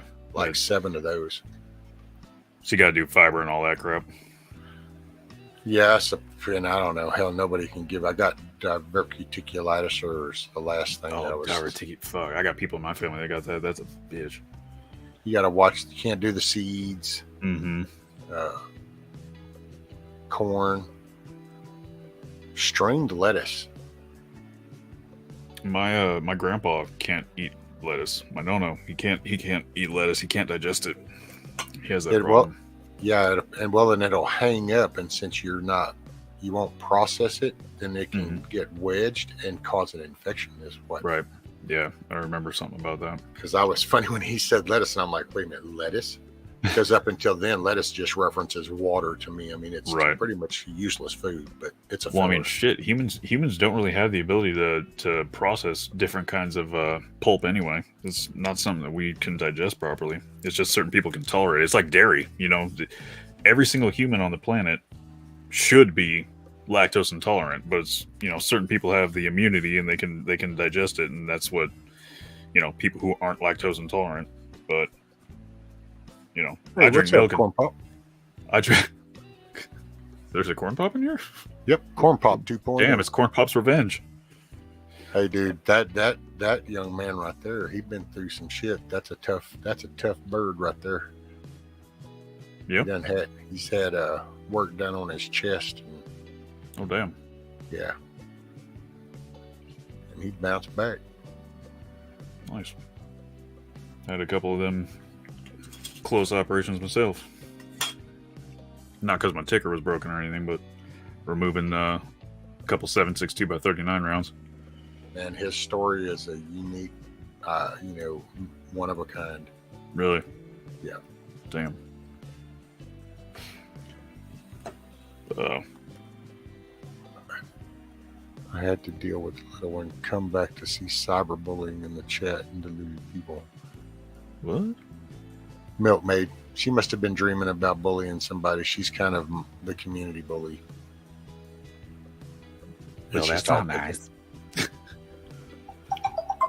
had to deal with the little one come back to see cyberbullying in the chat and deluded people. She saw the deluded person when she looked in the mirror is what happened. It was the delusion.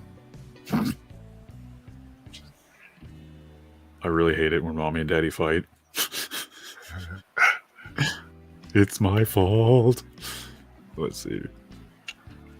And no steak fries. Can't do it. They're the devil's vomit. Oh, and somebody was asking, so Han said, so no steak fries? So you can't do so I said no steak fries. Usually, if they're like really thin, I can't do them, but...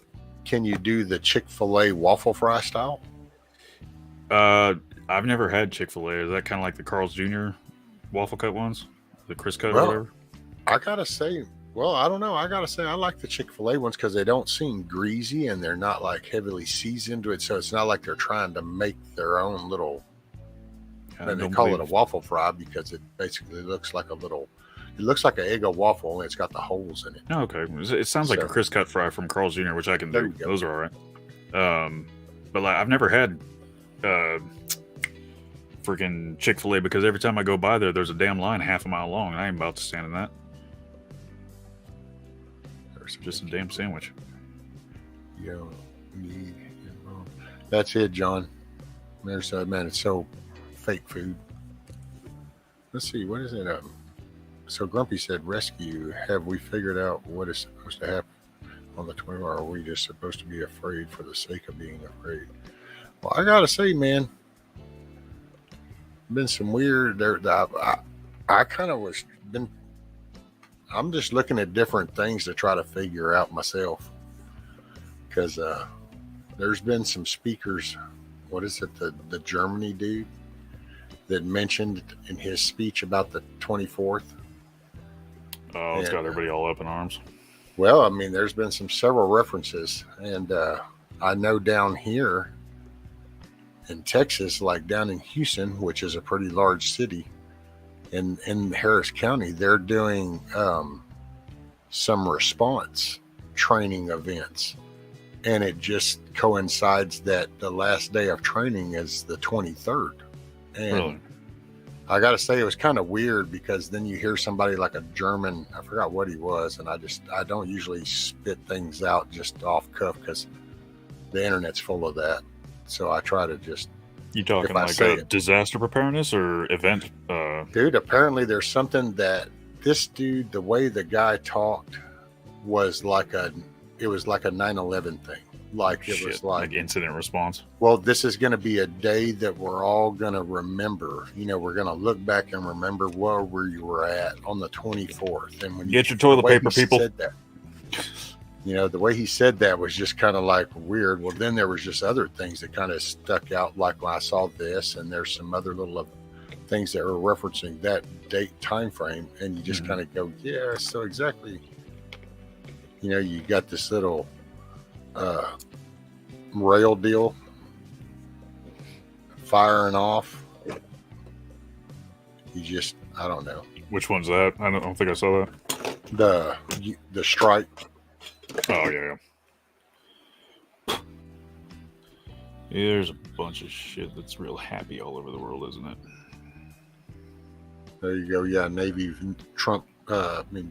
Germany said that everyone will remember where they were on September 24th. Yeah.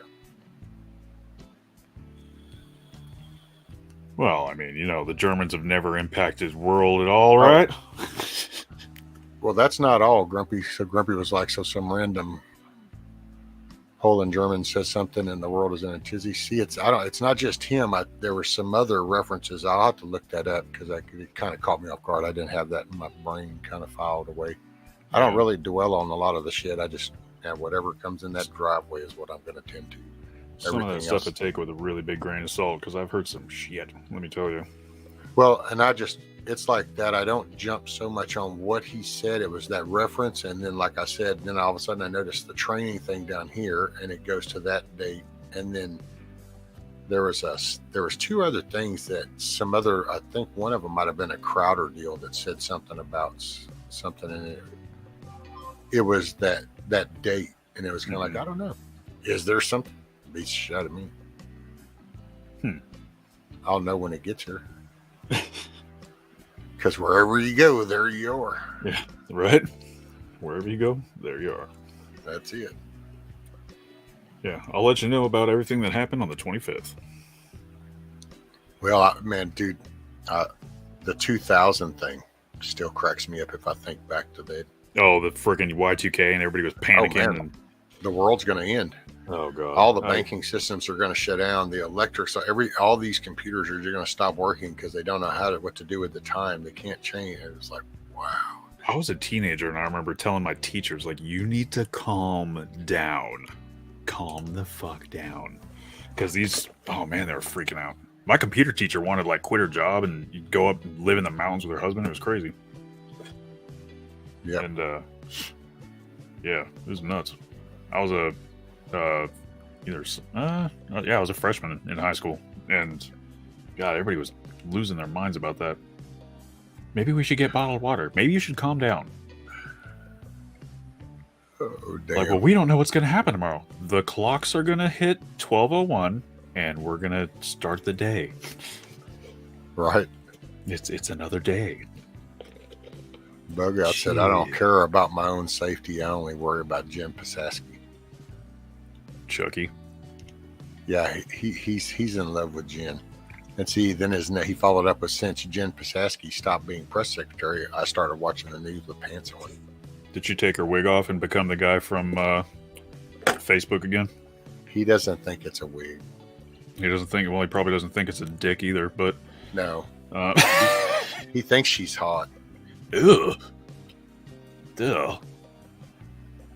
Her beauty is the equivalent of a kick in the face with a golf shoe. Well, he lives in Florida. I Well, think okay, lost the thing. that good for you, buddy. Proud of you. Proud of you, buddy. Winner. Buffering, calm down, right? Good old famous words of David Devine. Just calm down, everybody. Just calm The surefire down. way to piss everybody off. I'm going to need you to calm down. Everybody needs to calm down. There's no way to make everybody more mad. I'm going to need everybody to calm down, okay? Just want to shake them.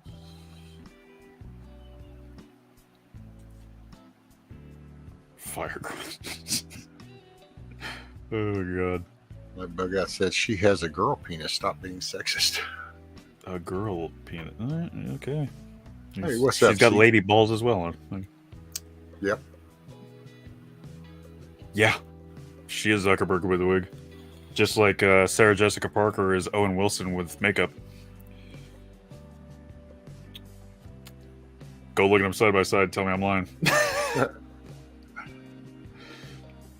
People could be like, shut up. No way.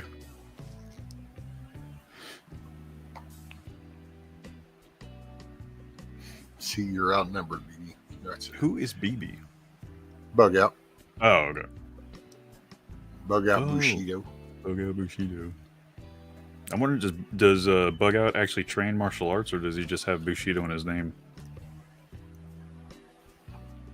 Yes and yes.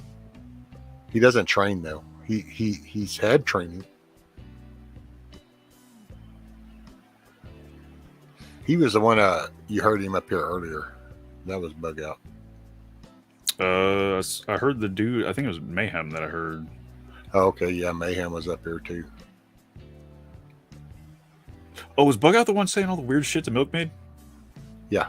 Oh, okay, yeah, remember that. I get it now. Florida, everybody, Florida. Yeah, he's a Marine. Oh shit! What's up, Devil Dog? Should have known better. These are my people. Oh man, that's actually what a lot in chat. Hell, Navy vet, Grumpy, Mm-hmm. Bug Out. It just so happens every time I go in a chat, I'm like, oh, this guy's a weirdo. They're like, aren't you a Marine? I'm a Marine. I'm like, oh shit. What's up, brother? And there's probably some I don't even know.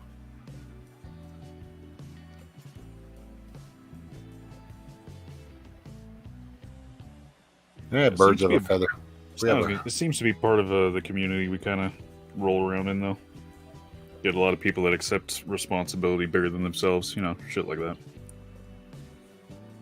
Well, I gotta say, yeah, it's been a wild ride because I'm kind of a center hub for several little communities, I guess it seems like, and several of them overlap. But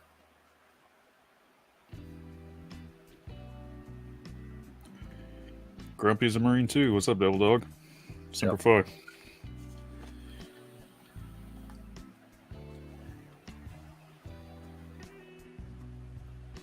yeah, Take that, and Coast Guard. then, D-Dog might be coming by at some point. It's about that time in the morning before long.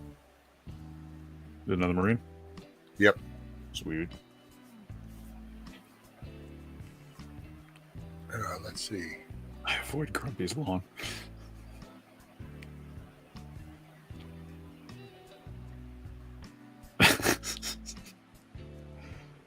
It's not gay if you yell Slayer.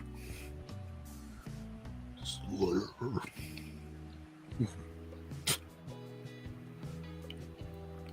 Dang. My uncle knew this big, not the blacksmith uncle, but the mechanic uncle. He had this big, scary convict dude working for him. One of the scariest human beings I've ever met in my life. And he said one of the most horrifying things I've ever heard in my life. He's like, "It's not gay if it teaches them a lesson." I was like, "Dear God." I'm like, please say you're joking.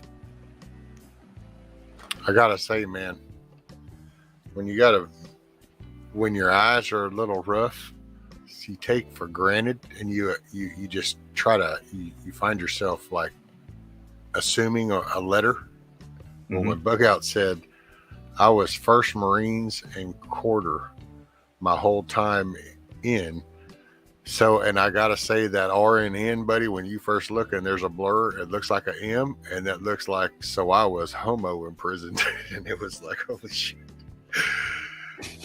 He meant horno, but I gotta say the R and the E, and it blended, and it was like, wait a minute, surely that's not what that says. I had to kind of lean in to go, oh no, that's the R and the E. And I was a 2nd Recon Battalion, 2nd Marines.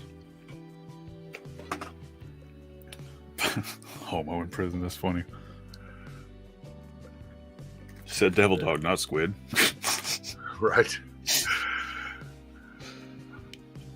Well, it's like you look at that, see now.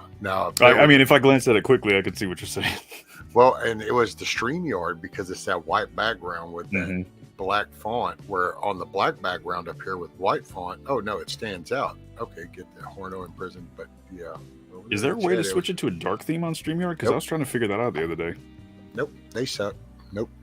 That's shitty. Yep. I've even tried going in through, there is a back end way through the properties, if I'm not mistaken, if I remember that, through the properties of the browser window itself, so you can, the browser will make it darker.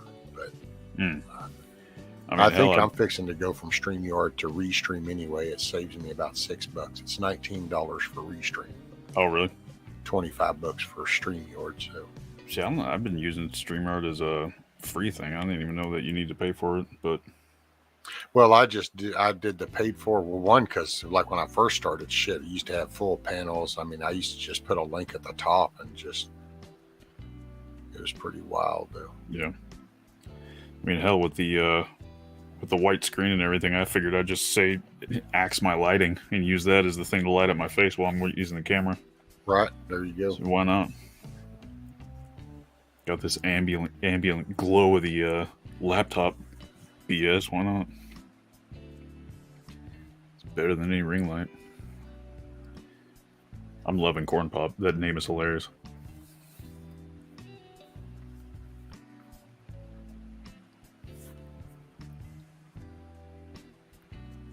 I'd like to keep my ass intact. That comment is amazing.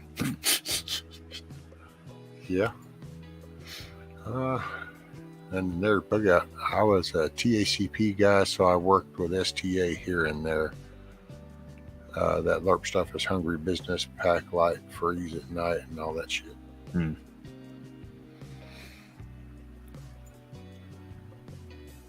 stressful rescue.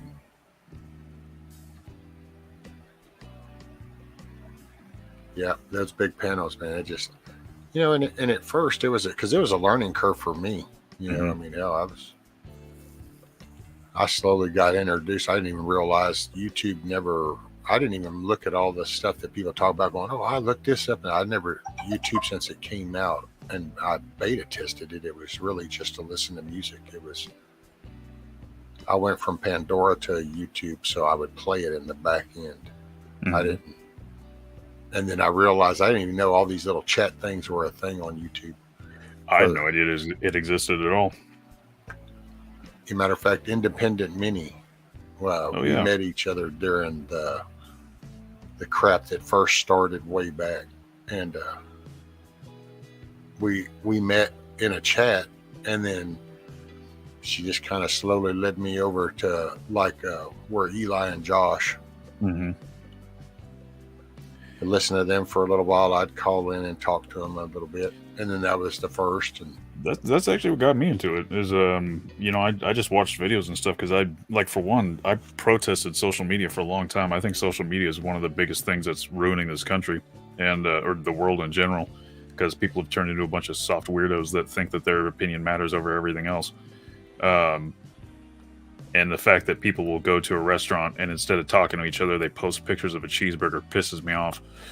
But I started watching chats, and I found Steve Harlow's stuff through a music channel I was watching, and then through that I found the Stuck in the Middle guys, and I called into one of their shows, and Eli convinced me that people would want to hear me, so I went and spent a bunch of money on some equipment, and finally got a computer worth a damn, and got a mic and all that stuff, and here I is. It's been a learning curve. I mean, I got a Facebook and a Snapchat that I haven't opened in 2.5 years, and I like it that way.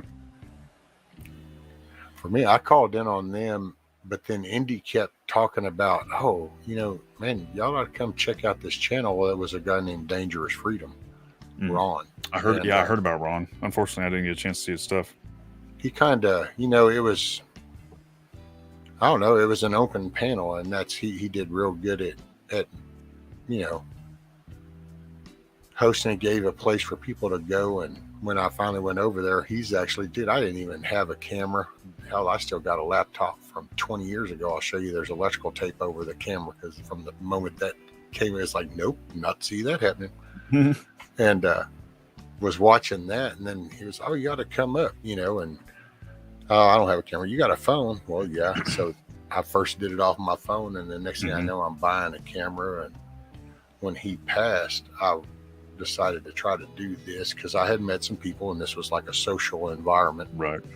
And so I started hosting it, and I was kind of coming up out of I was depressed. I was real, man, all this physical shit really was a hard mental little thing for me to get over. Right.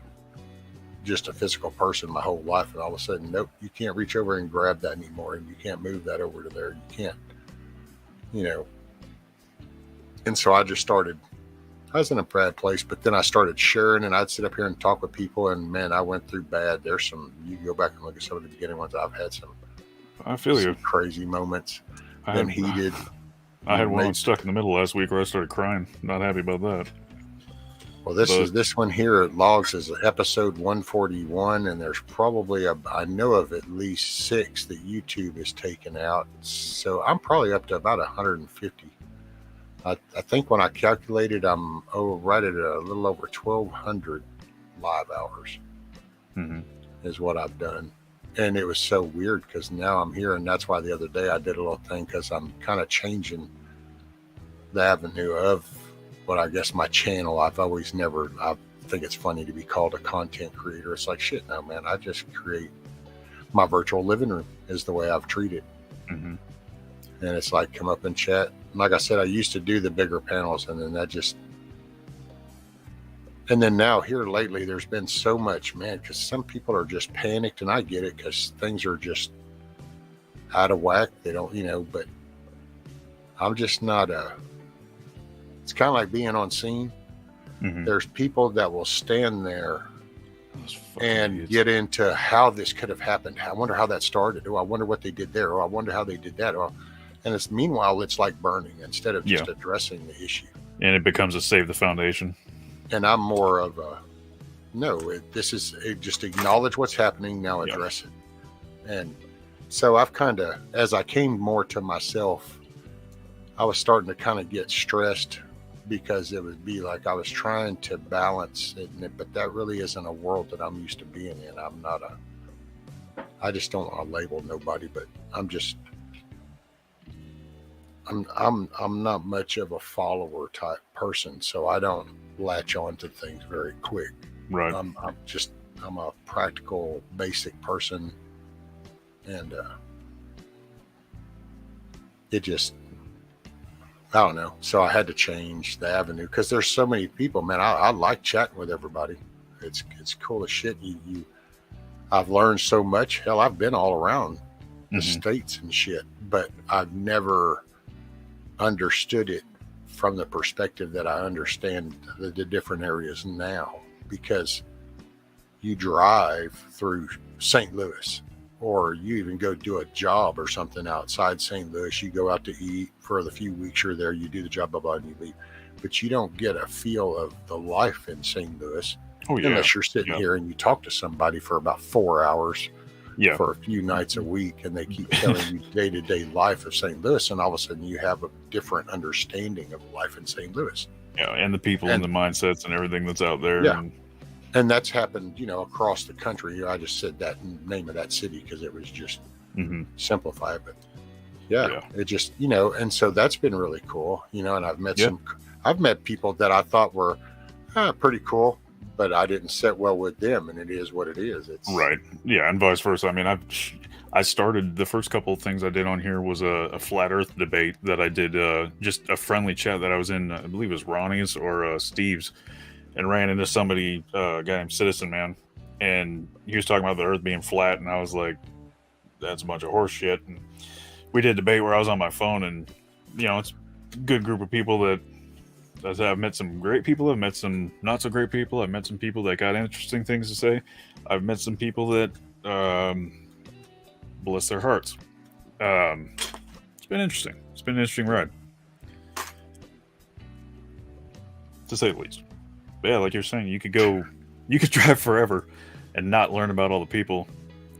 And I had no idea that so many opinions and so many thoughts and so many different types of things could be out there about one topic in particular on any given thing. It's interesting. Eye-opening. Milkmaid said, so you mean you don't follow my channel, Rescue? Meanie? No, I'm following punks. Hey, I've shared your link that you put up, so don't go there with me, bully. Pick on BB.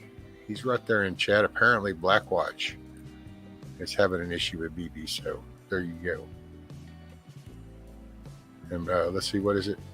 Buffering said Chadwick thinks we live on a globe. Buffering thinks that Jew penguins that live at the Antarctic guard the South Pole from people. And by the way, the South Pole is in every single direction. Checkmate.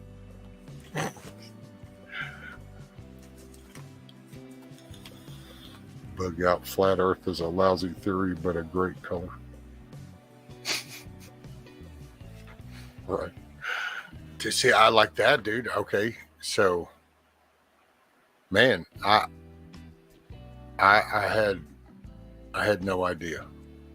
So, between the seriousness and impact behind the flat Earth, there's no such thing as gravity.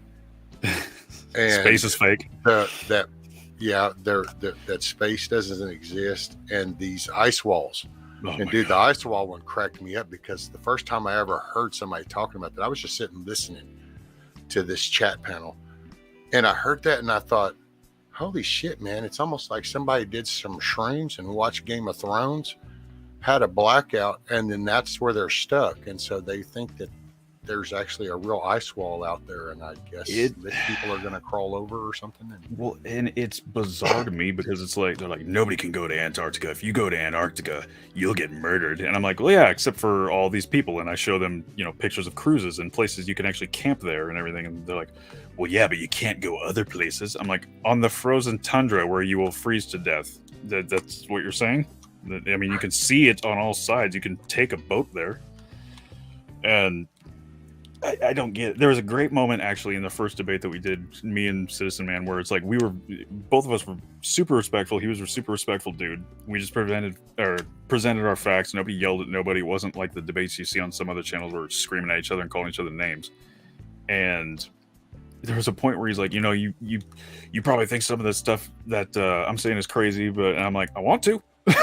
But I'm not gonna, because I mean, just like the ice wall thing, there's certain things I'm just like, how can that be a thing? Dude, the space program and all that, and just how that was, and it's like, even just taking the topic and the event of, say, a moon landing out of the picture, but if you just look at all the research that went into the whole propulsion and dynamics, and man, and yet all that was just like apparently non-existent, or right. It didn't really happen. And it's any evidence to show that it's real, or any part of it, the globe is real, then that's obviously fake, and it's a psyop. Actually, I've showed real legitimate pictures of the moon landing because my mom actually used to work for TRW back in the 60s, and I have legitimate pictures stamped on the back, serial numbered and everything. And I was told that those were fake. And when I asked for proof, I was directed to a YouTube video. And at the time I was still coming out of my thing, so I reacted a little different, but I kind of got upset. And I used to be defensive about this moon thing up until here lately. I would always kind of get defensive about it because I always felt like my history, my past was in question, like it didn't really happen, because I grew up with these pictures on my wall. Right. From the time she got them. I mean, I've got a bracelet to show all the lunar landings and shit, lunar missions. And it's like, none of that happened. My mom didn't exist, kind of thing. But now I just laugh it off. And but I was like, wow, you're directed at something. Because I think I even talked to Bug Out about this stuff one time. Because I remember, do you remember the whole Blair Witch bullshit? Oh, yeah. People started thinking the movie crap was actually real. Yeah, and I thought, well, there we go. Now everybody had a good eye opener. You see, other people can make these little movies and make it look like it's legit. So I thought it was like an eye opener for people, but it did not help one iota. There's still people running around going, no, dude, it was real. It's actually people they right now, they don't want you to think it's green real. Screen shit right now that people will swear up and down by. Yeah, well, there's people out there saying that we were never in Afghanistan. I mean, there's people legitimately spreading shit that we were not in Afghanistan. Where the hell was I 4 times for my 4 vacations? I'm pretty sure I was in Afghanistan. It fucking smelled like Afghanistan. Right. Most beautiful country in the world smells like hot garbage. Pretty sure that's where I was. Well, let's see what he trying to keep track of what chat. I forgot to buy a fed yesterday. The flock is pissed off, but they got half rations this morning. Oh, feed yesterday. TRW engine parts. Black Watch, actually, it's the same TRW that did TRW Credit Union, the car parts, the space defense. I'll have to, I think it's because it's just, and it's even the same logo. It's the capital T, R, and W, and it's got the slant to it. I even worked for them as an adult in the environmental division. That was kind of Devil cool. Dog Simplify. Oh, there he is. What's up, D-Dog? Is everything a lie? Then what anyways? What would anyone do if the earth is flat? Change your life, I bet. And what anyway? Well, I don't know about what. See, that's just like the lie thing. I don't know. I mean, life is real. I go outside. I enjoy the God-given sunshine and trees. You can get polluted down with all this man-made crap to lose sight of that. And I think that's happened to us. Oh, what? See, Bug Out said Afghanistan is burnt tire season is the best smell out there, especially if you're That's exactly what it smells like. And Hot hard garbage body. and burning fucking tires. Pardon my language. I feel like those sentence enhancers are required when talking about that. Right. Milkmaid said, Psh, no, those deployments are all in conspiracy theory. Hubs said they all just went to the Bahamas.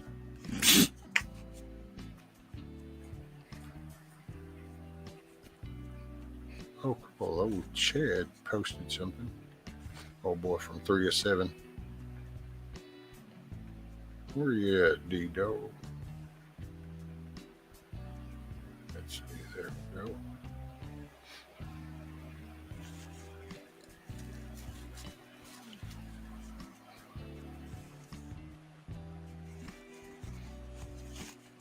That's it. Hide the Pop-Tarts, D-Dogs here.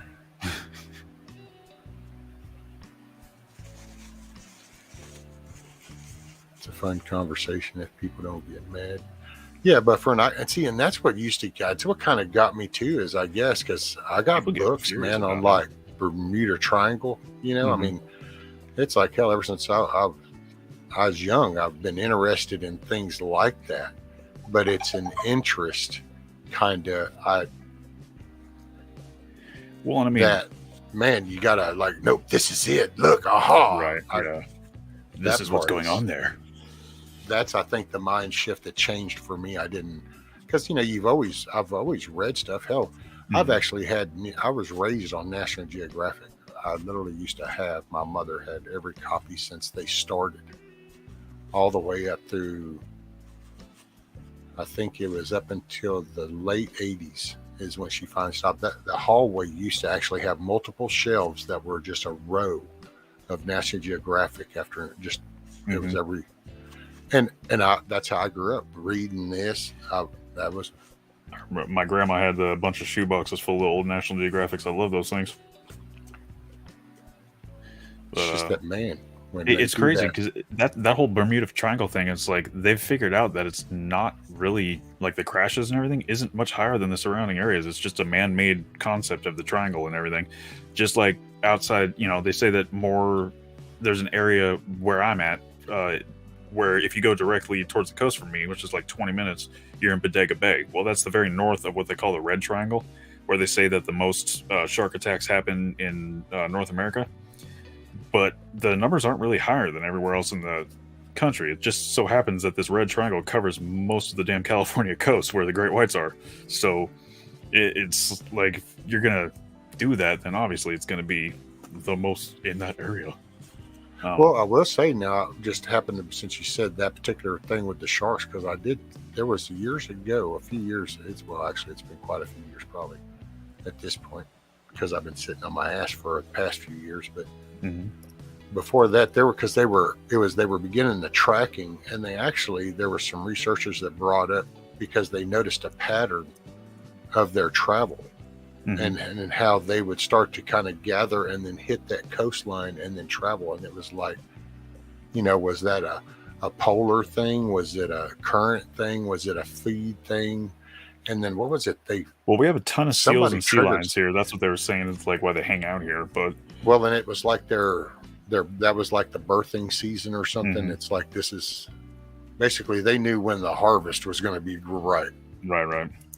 Don't affect me though. How me and the sharks have an understanding. I told them that'll stay out of their water if they stay the hell off my lawn, and we got an understanding where I'm happy about it.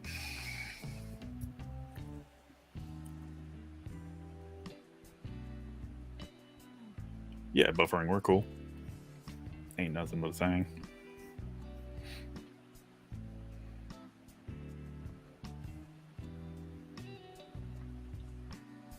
Milky, don't eat the top part of a Pop-Tart.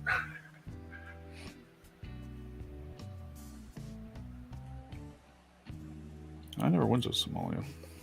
I have no idea. Oh yeah, buddy. See, it's like that. I mean, how did we okay. We've gone through all the different engagements, Mhm. and we've seen humanity show its ugly head time after time. And in very extreme scenarios, it's like that was Somalia, man. That was straight up, boundaries were determined with intestines. It was like wrap around this edge and string that intestine over there, and it's don't cross this. Weird shit. And yet here we are. And it's like, man, it's what kind of blows my mind is how all this shit go down, and yet we got worse instead of better. Mhm. And now we're even really worse. Hell, I remember when they made fun of the fact that they were going to give a trophy to everybody thing, and everybody used to make fun of that, and you just kind of go, oh shit, a trophy for everybody. But then here we are, and now there's like nobody accountable for anything anymore. Yeah. And It it's used to be the joke until it started happening. Dude, all the way up the food chain now, and then they're blatant about it now. I guess. Oh, yeah. Everybody was joking around, voting for the fat guy to be the prom king, and then all of a sudden we got King Dingaling up there, and everybody's wondering how it happened. Well, dude, and they're so bold. I forgot which little person I was watching yesterday. I watched a little clip, and they were talking about, there was a media thing, so there's a reporter standing there talking about the inflation. But, and what was it, the Washington Times or something like that, or New York Times? One of them, well, they did a story about what the reporter was talking about. Only the story on the inflation side, the legitimate stats were in print, but what she was saying was the complete opposite and a bald-faced lie. It was like the Dow was up, you know, the market's doing good, the inflation's going down, and then underneath this video clip that they've embedded in their own shit is this written that's talking about, nope, the Dow's down this far, the market's down this far, you know, the Jones is down this, and it's like, but it's just that, you know, what do you got? It's kind of like, who you going to call? Who you going to say something to? You know, what does it matter? And they just, oh man, November. No matter what you believe, you were taught it. Unless you see it. I don't know, man. I got to call BS on that one, Mr. John. No offense, but when I fell off this roof and I smacked that concrete lid on that grease trap, it pretty much let me know undefinitively that gravity was real. And it wasn't what I was taught. I guess you could, well, no, okay, I'll give you that. I stand corrected, sir. I was taught. I was just taught with a physical experience. So you're right. I did not know that going in right out. So I was taught. I had a hypothesis that a 7.62 by 39 round would hurt very much when it went into your body. And then this theory was tested and proven. So then you knew it. I learned that myself. You were taught. You were taught, though. So you kind of got to give him that. You were taught. I mean, I guess. You didn't know that by physics and emphatically nerves until that moment. And so at that moment, then you were taught that it is emphatically correct, that this will make a hole. Well, now you're getting all technical and shit. Well, you know, it is 2022. You were taught by your own brain? You lemming? You sheep? Yes. Let's see. Grumpy says bug out. Oh. Wait, what was that? Bug out. My memory of Somalia sitting in the ready room, kited up, waiting to go rescue a pilot if need be. Hot garbage smell and tire smoke. Yep. I didn't set foot on land there. Anticlimactic. I tell everybody the same thing about Afghanistan. There's valleys, orchards, mountain ranges, huge green valleys. Whole country smells like hot garbage. Like, well, and a hot, look at hot how day that at the was dump. handled. Dude, look at how all that was handled. We literally just watched warlords slaughter people. And we said, we don't really ought to get involved in that. But yet we'll go sit there and we'll do all this other shit. And the world watched. And we just didn't want to call nobody out. And John Dunning, no, I mean, like, if you yourself observe something, like if you witness something or if you see something for yourself, or if you go do research for yourself instead of going off of what somebody else said, or even if you go to test their what they were saying, test it for yourself, because then that would be confirming it for yourself. And you read an article, but if you already know the number 2 and you already know the number 4, and you know that a plus sign means you're going to do addition. Well, when you see 2 + 2 = 4, that's not that you were taught that actual algorithm, because you already knew the basics to compile that together. So it's kind of like, I already know how to weld.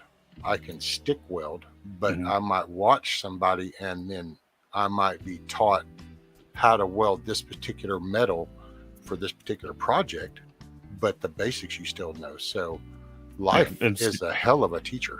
I guess what I was going off of is, like, if, you know, I didn't know that Mount St. Helens existed until somebody told me about it. Well, then I went and saw it.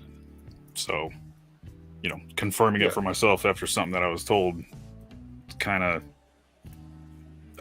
does that still fall under you were taught because you went and saw it for yourself? I don't know.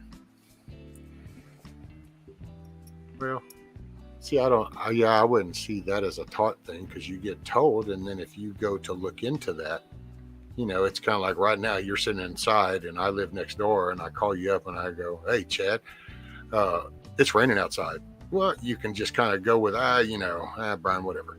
Or you can go ahead and go walk up to the door and Go go, outside and look no, up. it's not, And I wouldn't have taught you one way or another. You would have just confirmed one way or another, Yeah. and then chosen your own. And that's what I try to recommend to anybody, man, is don't be a follower. Don't just because somebody says something, go ahead and check into what they say and then make your own. And that's opinion what, like doing that whole flat earth debate and everything. It's like you can rattle off the NASA stuff, but it's like it'll just get called fake and things like that. But there's tangible, visible things that you can go outside and look at yourself. Everybody can do it. That confirms one thing, and people say, nope, fake, not doing it. So that's, I'm seeing when I first got introduced to this, I used to treat that like in a defensive way, like I needed to like justify my opinion, thought, and now it don't make a shit. I treat this more like the real world for me now.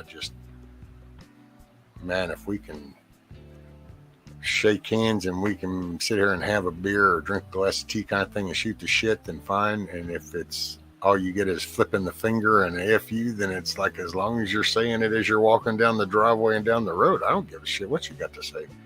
Mhm. Well, it's like here is, and that's why I've never kicked nobody out of here. I've asked people, man, you know what? I can just say, it's ain't gonna be, so you might, because I got no narrative. So there's no certain, right. And I mean, for the most part, for the most of the people that I've seen in the surrounding communities and that frequent these types of places and friends of ours and everything, it seems like everybody seems to be pretty, even if there is like a little squabble, it doesn't come to a point where anybody needs to be kicked out or blocked or anything like that. I think I've only seen like 2 people really be a problem in the whole time that I've been cruising around these rooms, and I've been in a lot. Oh no, it's been for a little while. That was really crazy. Matter of fact, that's when I started doing the membership thing on chat, because Oh, really? it would be so bad. Well, I mean, besides trolls, like people that come in specifically to troll. Oh yeah, no, and those, it was intentional, and yeah, there I don't was- mean those people like that come in and totally bomb your chat and all that stuff. I just meant like actual folks that come in and after a while cause a ruckus or something. Well, and it's just, it's kind of like it's everything is not for everybody. So, but that doesn't mean, and the thing I only just try to tell everybody is that doesn't mean you have to, just because you don't like something doesn't mean you automatically have to hate it. You can just not like something and go, change the channel. It's not a big to do. It's Mhm. kind of like people used to say, well, what rescue? How come I can't talk about this? Well, because I don't really want to hear it. But that's not free speech. But that's not my problem. Oh, you're against free speech? Nope. There's a little icon up in the right-hand corner, and it says your channel. See, because that's your freedom of speech. It just, but that was a learning curve for a while. That ruffled some feathers. Yeah, I had to learn how to teach myself to shut up, because I'd tell people like, yeah, no, I believe in freedom of speech, but I also have the freedom of speech to tell you to shut the hell up, because I don't want to hear it. Well, and it's people. You got to put this where it goes. It's everybody's got a channel. So, and I know that I'm out of the norm because I don't do like news, or I'm not going to sit up here and do some goofy prophetic stuff, and I'm not going to sit here and I'm not going to bash this, and we're not going to bash. I don't have no, like, I laughed. I took my camera down one time and waved it around my desk. It's like, there's not notepad. I don't take notes of shit. I don't know shit. I sit here and open a window and go, I don't know. Let's see what that says. Oh yeah, that says this. I'm just me, dude. I just get up here and talk to people. Ain't no fake ass shit. That's why I go outside. Matter of fact, some people got really upset with me because I even fixed my little ramp right here on the stream. I don't give a shit. But it was pretty hard for some people to watch, I guess, because kind of had a spill or two. It was a chore. What? But that's what I wish people more connect to, is just, man, be real, because things are fixing to be rough. And if you look at all the stories you'll hear about in our past of a recession and the Depression and those times, look at people and what all went down. Now, amplify that times 100, because this isn't the same fortitude of humanity that was back then. Mm-hmm. That was a tougher core. this is an AC spoiled, fast food driven society now that's fixing to have the light switch cut off probably. And wow. Hey, morning, Sharon. Morning, Eric. Morning shift. Some of the morning bunch coming in. Right on. Eric, Steel and Tree is Eric, so you'd know if you hear me say Eric, that's Steel and Tree. And Okay. dude, that man is he does some cool shit. He makes bowls, handmade bowls and stuff. He makes other custom furniture and stuff. Does some really cool work. Nice. Lately, the only thing I've been making is workbenches and things like that. Came up with a cool design though. I really like. They made a all steel workbench with triangular shaped rolling part in the middle of it. So you pull 2 pins out of the front of the workbench, and it's a flat top in the middle. You pull the pins out again and roll it, and it'll be my bandsaw. And you pull the pins out again and roll it again, and it'll be another machine, whatever you want there. So you can actually select what you want in the middle of your workbench. It's pretty cool. Oh, okay. Cool. It was a Just bitch to kinda figure like- out how to do it, but it works. Rotate the tool out in the table.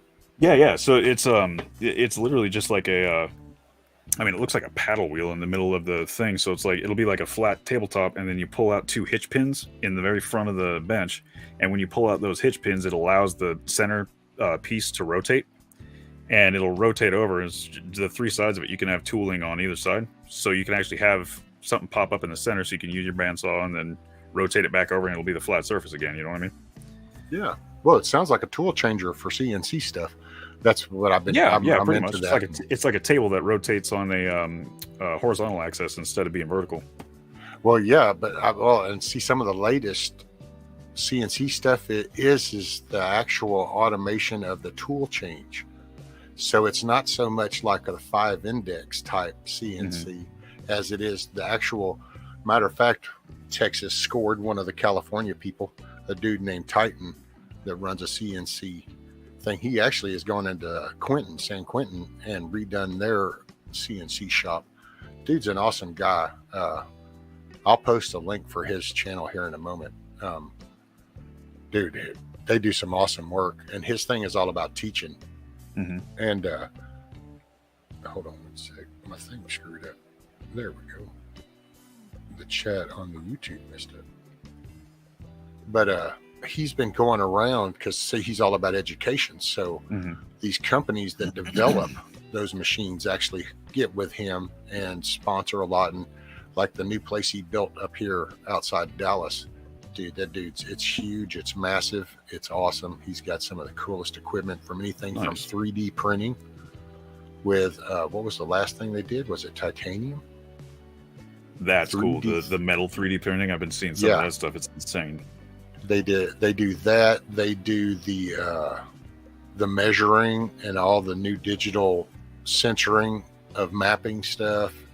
He does the coding, the programming, the machining. But anyway, what I was going to get to was their latest thing when he went through a tour of some of where these manufacturers that make the machines, like the Heimer and stuff over in Switzerland and in Germany. And dude, that's the latest thing with the CNC is the actual tool change automation. So from your boring bit to your milling bit to the chafer to all the different bits to having them stored, and it automates it going out. It pulls that tool, brings it into the machine, loads it into I've seen some of those. Those are expensive machines, man.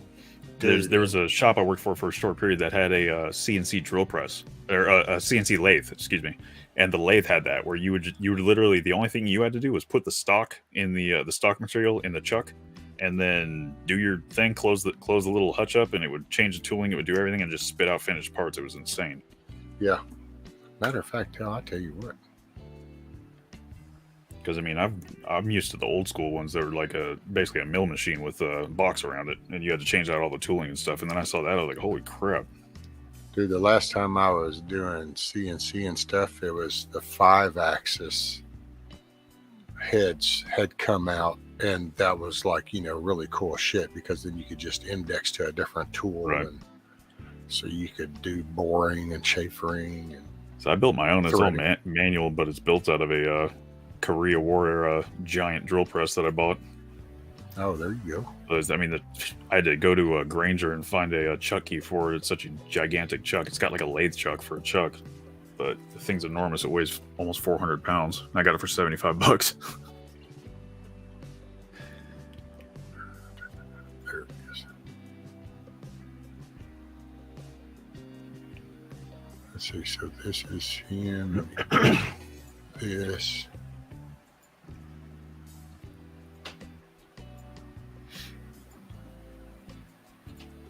Let's see here. And then grab this and go with there. And so that's Titan's channel. I just put it in chat.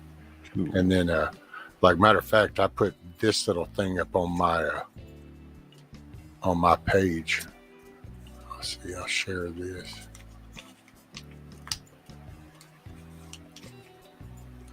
I love watching this shit. He puts shit out every day, just about every day on something.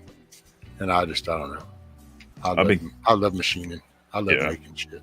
I've been kicking around the idea of buying either a 3D printer or, they got those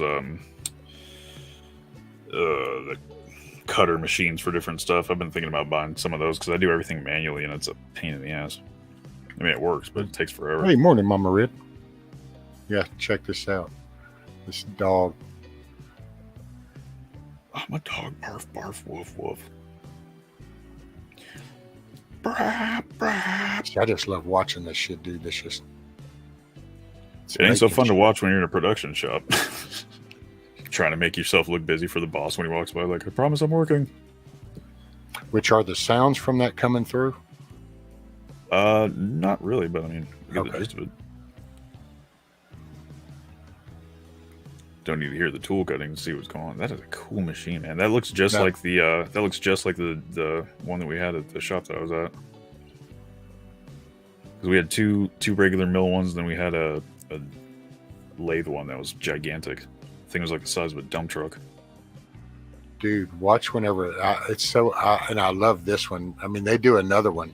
He does this.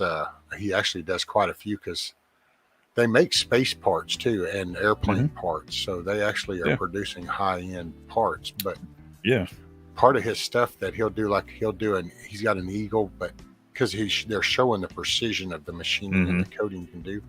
And it's like this. They're roughing it, but they go in, dude, and they style the inside the nose and the ears. Well, every one of these companies has the ones that put out these machines. They actually have demo programs in the machine, so you can put a piece of stock in there, like how they sell the machine, basically. And they say, "Oh, here, we'll just push this button," and then it cuts an eagle or cuts, whatever crazy thing they want. Yeah, it came with my 3D printer. Same thing. Same deal. Skull head. And I was able to. My bow, or the boat. You get the boat. My the frame for my bow actually was done on a CNC at that same shop, and this is a shop they do stuff for Boeing. They do stuff for different aerospace parts, and they do stuff for Kimber. Like, they do a lot of precision stuff. They even do false, like, kneecaps and hips and stuff like that. But it's a trip watching those things work. They go through the tooling fast as hell when you're doing steel, though. Yep. Oh, dude. These people, and he'll even show like the Kinemetal bits, and he'll show the development of the bits, and then they'll literally like grind through some of the hardest shit, and he'll show it. He does it, and he'll tell you he does it to show you that you can push these things faster than some of the feed rates you might have been taught, and because he's all about getting more productive, more make the more efficient and more productive you are, the better money you're going to make, the better environment. Yep. Yeah, the place I worked for. I don't know. And if you listen to Titan talk too, you'd get encouraged by him. He's just one of those. I wrote it down. I'm going to check it out later.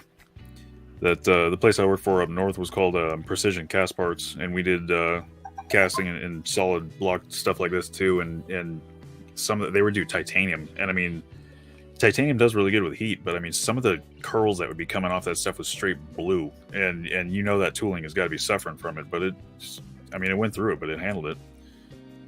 It's crazy what they can do now. Dude, he's got a grinding section too, because they've gotten into the grinding and teaching the grinding. Milkmaid, why And, the hell you got to talk about tacos? Now I want a taco. God damn it. Right. Yeah, Taco Tuesday was yesterday. I loved it, the little tacos. I loved it, them so. Huck done took the ones the lady on the side of the road had, so. Like some poor lady's lunch, or like she was selling them? Well, he didn't really say. He just said there was a lady on the side of the road with tacos in the trunk, I think. So he didn't quite say if there was a monetary value associated to that, or if that was just a tire knocker and then there's some tacos in the seat. There you go. Steel and Tree. See, look This at is that. actually a demo video that Rescue's showing me from a thing online that he was looking at and showing me. Yeah, this isn't forging. This is a guy named Titan CNC. I put a link in chat to him, and he teaches and educates on CNC machining and stuff, and how important that is. Yeah, I can't program any of my stuff. My stuff's all manual. But look, man, they just and that's what's so impressive about this was just the detail that gets put in. I could sculpt that out of clay and then cast it in aluminum, but I mean, it wouldn't be coming out that clean. There'd be pockets and things I need to plug up, and it does all right with air bubbles. But I mean, shit, if you can machine it, why not? It's the way to do it. See, I mean, when you look at the finishing done, and it's like that's no hand tooling. That was all just programmed in and then gauged. And look, dude, the fur. But the problem is he wanted a guinea pig. I mean, see, look, man, the detail in that. Yeah, I and, want to say this is on the sculpting side, but you take this in a parts, way, and that's the impressive part is to know a machine did this, but the person programmed that and paid attention to detail to be able to tell it just how to do this. This isn't AI generated, although Titan actually has created an AI generated part. And you would assume that the lines on it are machining lines just by looking at it, but then you see it's actually design in the fur aspect of it, which is absolutely crazy. Right. I mean, and to think that was a self-run machine. So it was changing the tools. It was changing the pattern. It was all set up. Yeah. That's a trip.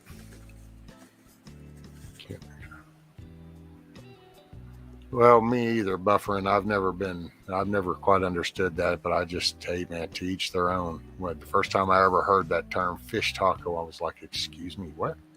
That's a big thing here in California. Well, and it's a thing nowadays. I mean, you hear people say it all the time. I don't know if it's just a mental disconnect, but I can't quite connect to that. Yeah. It's like, I'll take a fried piece of fish or something, or baked or something, but I don't know, shred it up into a taco thing. Anyway, I just thought that was pretty cool to share this video. This is just the detail, I think. Yeah, definitely. That would be a multi-step casting process if I was going to do it. And I have to sculpt it first. That'd be a pain in the ass. And then, it'd be hard to replicate, too. You'd have to do it all over again, make a new cast. That one, you can just push a button and make another one. Dude, it's just impressive of the work. This will be the third time we've seen it rotate. Right. Be a good hood ornament. Dude, and to think that all the other shit, like the good old Mac Bulldog that everybody's seen, that's all forged. That's molded. Well, one of the first things I ever did when I was aluminum casting was the ram head on my Dodge, the old school big hood ornament. It came out, but milkers, what the hell? So just not right. Bug out. That isn't a real dog. It's fake. Later, Tony. You have a great day. Cheers, brother. Fish taco. People call them Wahoo tacos and all kinds of weird things here.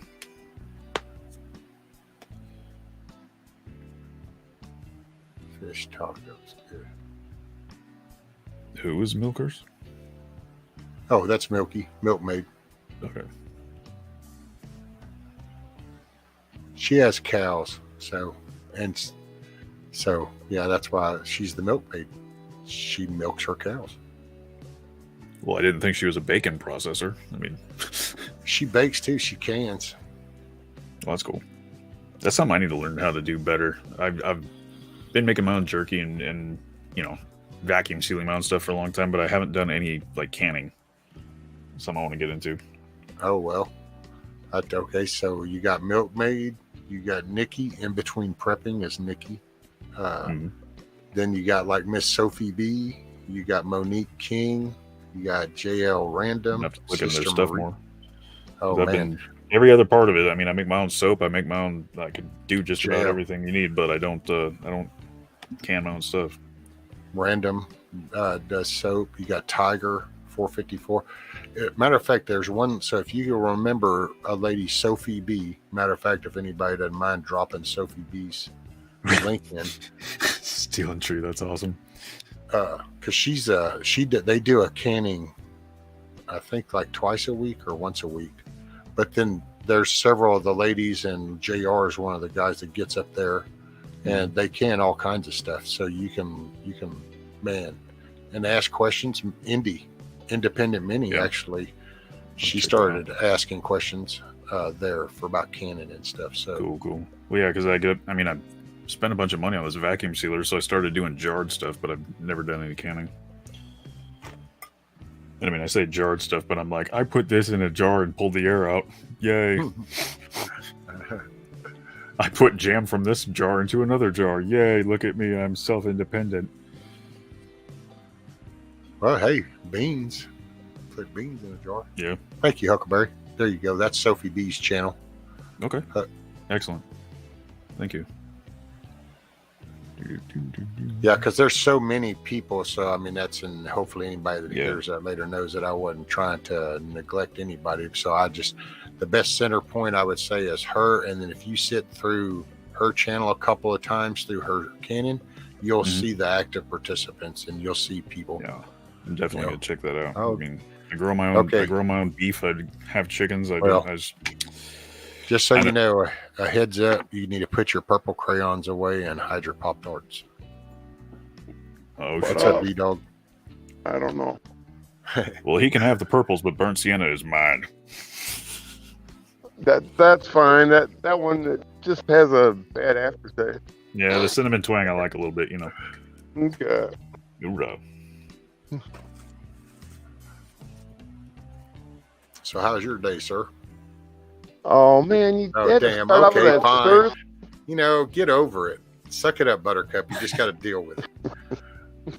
I Okay, tried. See, as soon as it Muffin. came out, I went, shit, but I can't help it. It's just natural. So, Okay, Muffin, let's make it real easy. The sir thing is actually a title of nobility, and no American should be called sir or mister or any of that other bullshit. yeah, well, leave it to me to buck the system, sir. Sir, dickhead.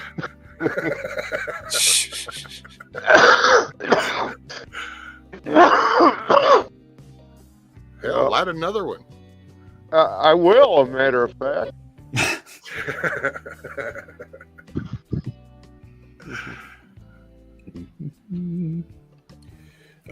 Bug out, I do lost wax for anything that's intricate or has smaller components to it that need to be held in place. But for anything that's just like a solid block or anything like that, or easy to pull out of the mold, I'll just do hard compact with wet oiled sand,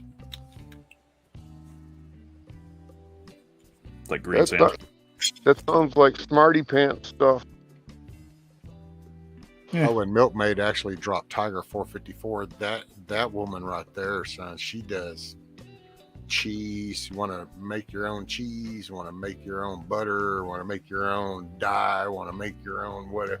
That woman seems, yeah, Nice. she's like a Swiss Army knife, I think. Yeah, Like a and home, by the way, home Swiss Army knife. Eric brought up, you joined the Sophie B and panel and the chat for talking. dirty and canning, because it's an adult channel, so I didn't really bother telling you that because I figured you'd kind of get it, and I didn't figure you would get offended or anything by it, because it's, but because it's not bad. That makes it sound bad, but it's just, dude, it's adults, and it's all up front. It's an adult conversation. It's an adult deal. So there you go. It takes a lot to offend me. What you got there, D-Dog? What are you? Well, I'm getting ready to start doing lives on showing people how to can over fire. Oh, okay. There you go. That's okay. So that's going to be the candy thing. Cool. Yep, and that's all that's going to be there is the Baron Essentials, 4 cinder blocks and a grate of some sort. Instead of taking you down to where we do all the canning. And 2 pots you can get at Walmart, and they come out to $45, and then all you have left is jars. Hell yeah. So when are you going to do this?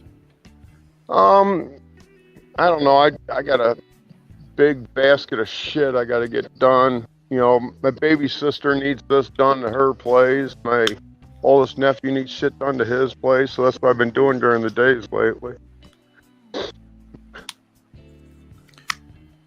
Well, we are our brother's keeper. Yeah, well, whenever people need shit done, they always get a hold of me because I get it done. That's when you're needed the most. Story of my That's life. that was my wake-up call with this. It was like, well, wait a minute. When my spinal cord went out and all of a sudden I couldn't do it, it's like, well, that's funny. Where did everybody go? It was like, oh, when I can't show up to do things, all of a sudden now it's like, there, oh, okay, I got y'all. Well, my sister-in-law decided to wait till my brother had a heart attack to be like, yeah, well, I mean, we really need our gutters cleaned and we need this. And I'm like, you're doing this on purpose. Yeah. And I'm sorry if I missed chat. Let's see. You answered bug out. Benjamin says, I'm lighting one now. Puff, puff, pass. And then there's Black Watch, because D-Dog came in chat. So he says, Milkmaid, yes, you got a brown cow. I can get cheap. I knew the milk was coming. There's Miss Cindy. Morning, Miss Cindy. Howdy, Cindy. Good to see you. Yeah, Milkmaid's brown cow's broke. To get in there and change that filter. Oh, Eric Steel and Tree says I'm dry canning Marlboros. I feel like I missed a joke.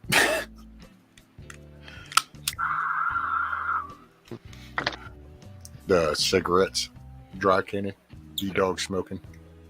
Gotcha. Let's see, what is it? And what, hey, John, what do you say? When your beer and weed runs out, the friends seem to disappear. Oh, well, yeah, people should have learned that a long time ago, not to base that. Oh, okay, now I get it. I just thought it was because I was an asshole. I don't get high or drink, so that's why no one ever hangs out with me.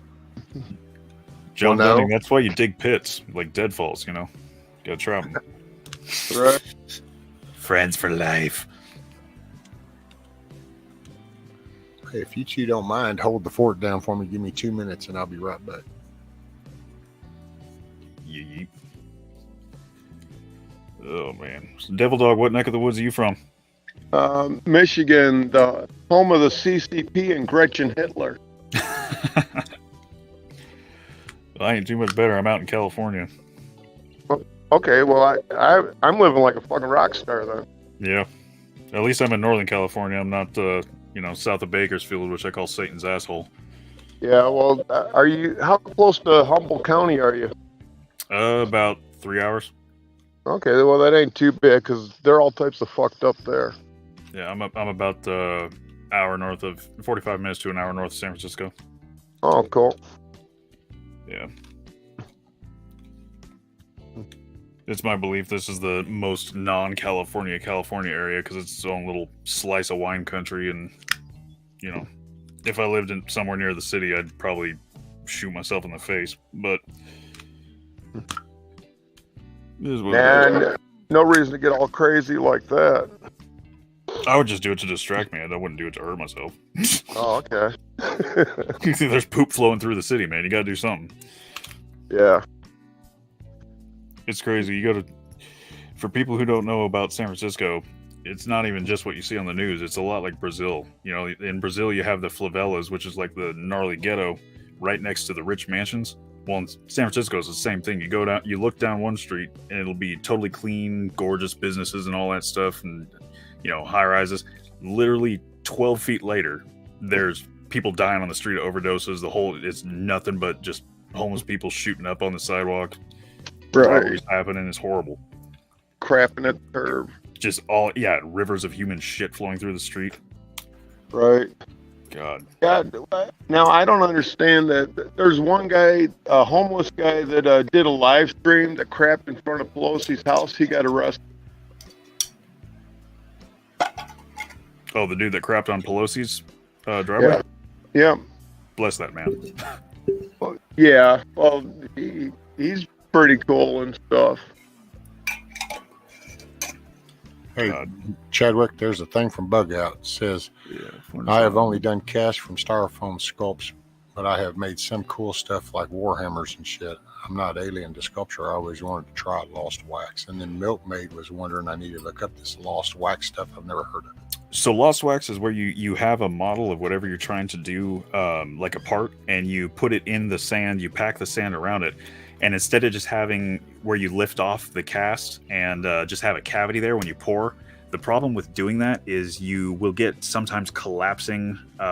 Your cast itself will end up with weird bubbles and things in it, and it won't be complete because you'll actually have sand collapse back into it if you didn't pack it down all the way. So Lost Wax is actually where you create the wax thing stays in there, and then you heat up the mold before you go to mold it. So the wax actually drips out of the mold, but it maintains itself kind of around the edges of the mold on the inside, so it'll keep the sand, it'll keep its integrity while you kind of move it around and dump the metal into it. And once you dump the molten metal into it, the rest of the wax will exit and it'll just fill up properly, and you won't end up with any of those cavities or pockets or air bubbles or none of that. So it's just a much more efficient way to make sure there's no errors in your cast. And the next step beyond wax would be vacuum wax molding, but that's a pain in the ass. So it's kind of like got the structure and the texture that makes it capable, that it kind of like pushes it out of the way without altering your straight. It leaves like a shellac of wax kind of around the very edge and the outside, so it's just enough to keep the sand where it needs to be as soon as the molten metal gets in there, and then the rest of that wax gets steamed out and shoved out, and it just makes sure that there isn't any collapsing sand in there, because even with the way that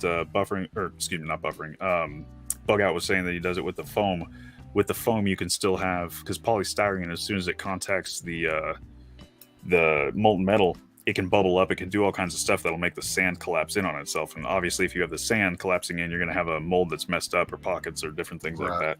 So the wax just kind of keeps the integrity where it needs to be.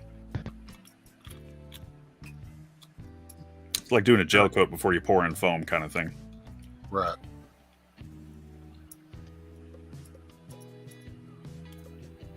Milkmaid said, thanks for the explanation. Yeah. I like science. Science. Okay. Science. Mm-hmm. I love that was a... That's the only reason Chadwick got a computer, was he was hoping he could figure out what that code was they did in that movie, because he was trying to pump her out. Yeah. Yeah, Weird Science, where they make the check. Shit. Weird Science. I've never even seen that movie all the way through. I just know that people my whole life... I don't know if its name's Chet or whatever the big shit monster thing is that everybody called me when I was a kid. Oh, wow. They called you that? Damn. Yeah, I was a hefty kid. Well, yeah, but that dude was an asshole. He was I never seen the movie, so I don't even know. Oh, yeah. He was a moronic asshole. Well, okay, let me put it like this. Did you ever watch Back to the Future? Yeah. Okay, you remember Buff? Yeah. Okay. Or Biff? Well, yeah. Well, okay. That's same kind of concept. Oh, okay. Jock, douchebag. No, he's like 10 Biff.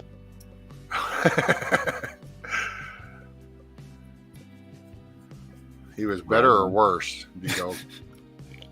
Way worse. If he was my brother, I would have, like, I don't know, nailed his nuts to a stump and pushed him over backward. Yeah, he wouldn't have been that the sounds oldest, effective. that's for sure. Yeah.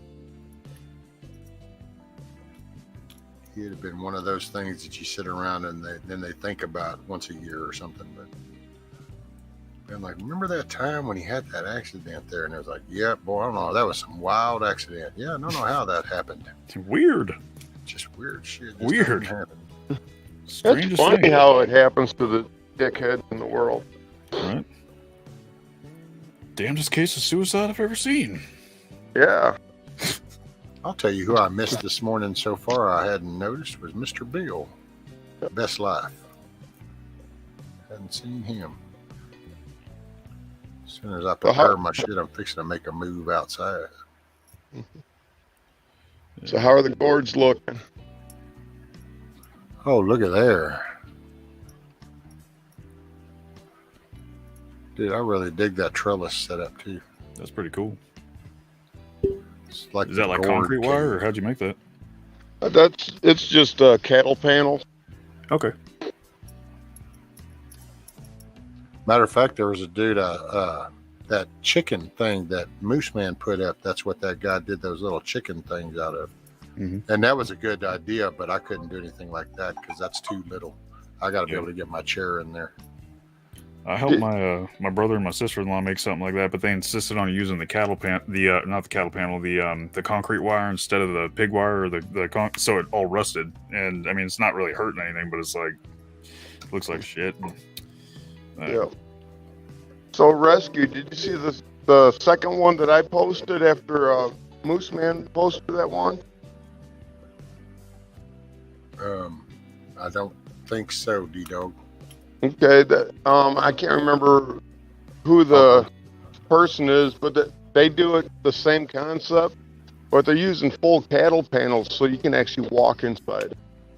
Okay. Where that one guy just used half panel to just do a little baby hoop out.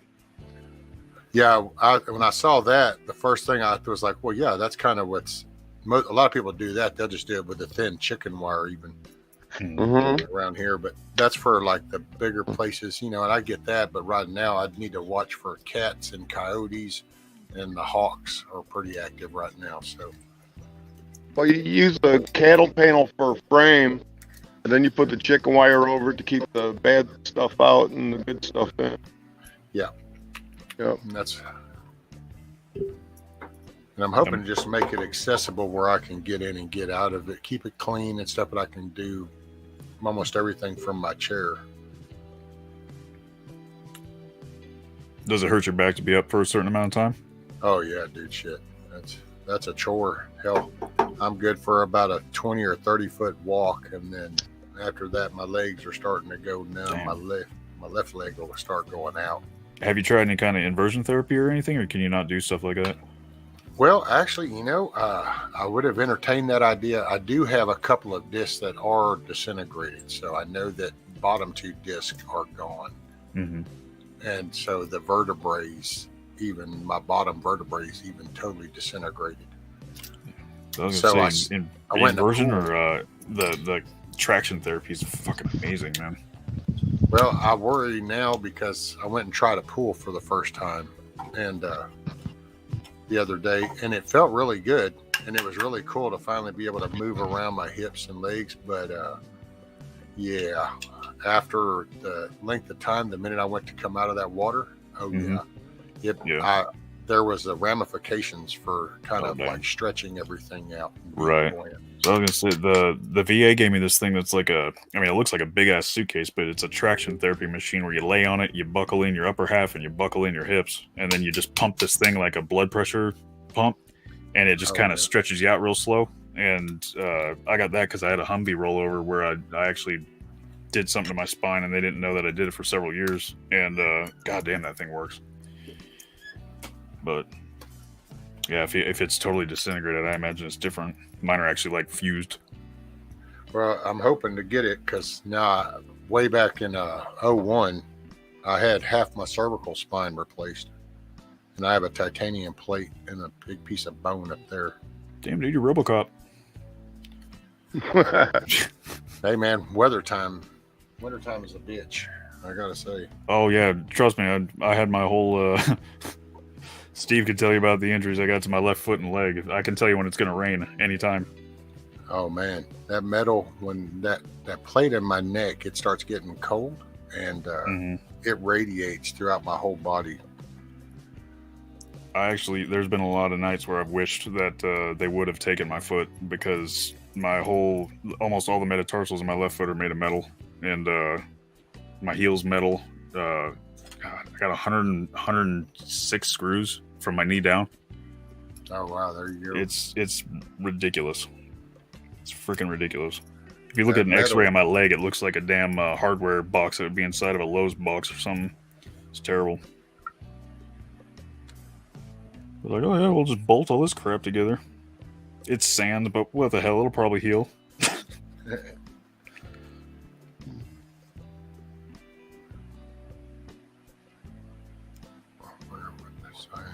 Behind how that occurs. I had to freaking Google Ford Falcon. Wait, you had to Google a Ford Falcon? Why? You didn't know what a Ford Falcon was? Or you were going off of the guy that they were making fun of? Well, somebody said something about Ford Fairlane in the movie. Yeah. Oh.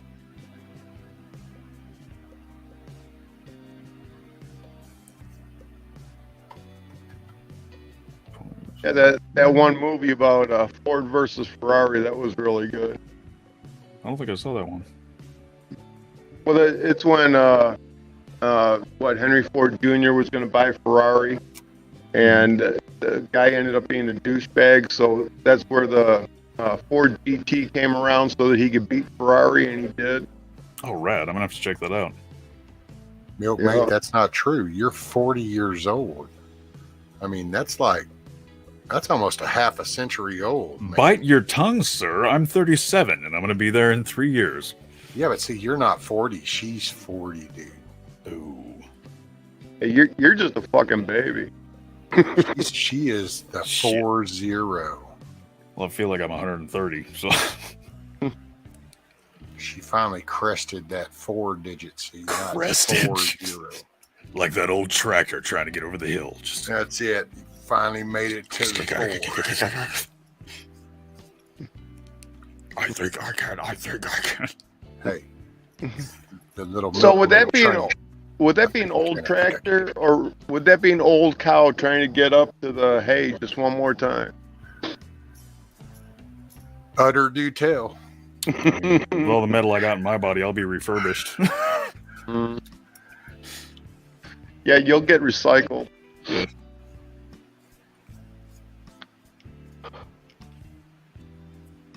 I'm ancient at heart. How old are you, Rescue? I'm 20. 20.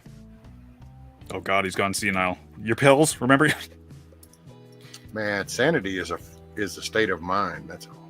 Shit. It's That's all in one thing perspective. I fear the most, is losing my mind someday. No, I'm right. I'm hitting 60. Yeah. Well, you don't look a day over 59. Well, maybe a few. Shit, dude. I don't know. It's been a running joke for hell the whole time my kids grew up. I pretty much, matter of fact, ever since they were little, I've had. God, everybody goes through shit. If you're going to go out here and live life, you just can't go out here and go It through can't be shit. boring. Can't be fucking boring. And shit's happened. I mean, hell, Yeah. I tell everybody, you know, I don't really feel like I'm 130, but I'm going to be the most miserable old man because the shit I've been through. People are going to be like, good morning. And I'm going to be like, is it? Yeah. Is it good?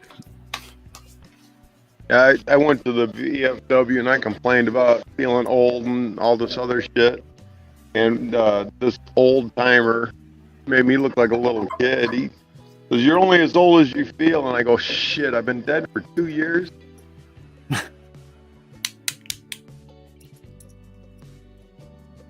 I actually don't feel like bad, like 60, type thing. It's not that.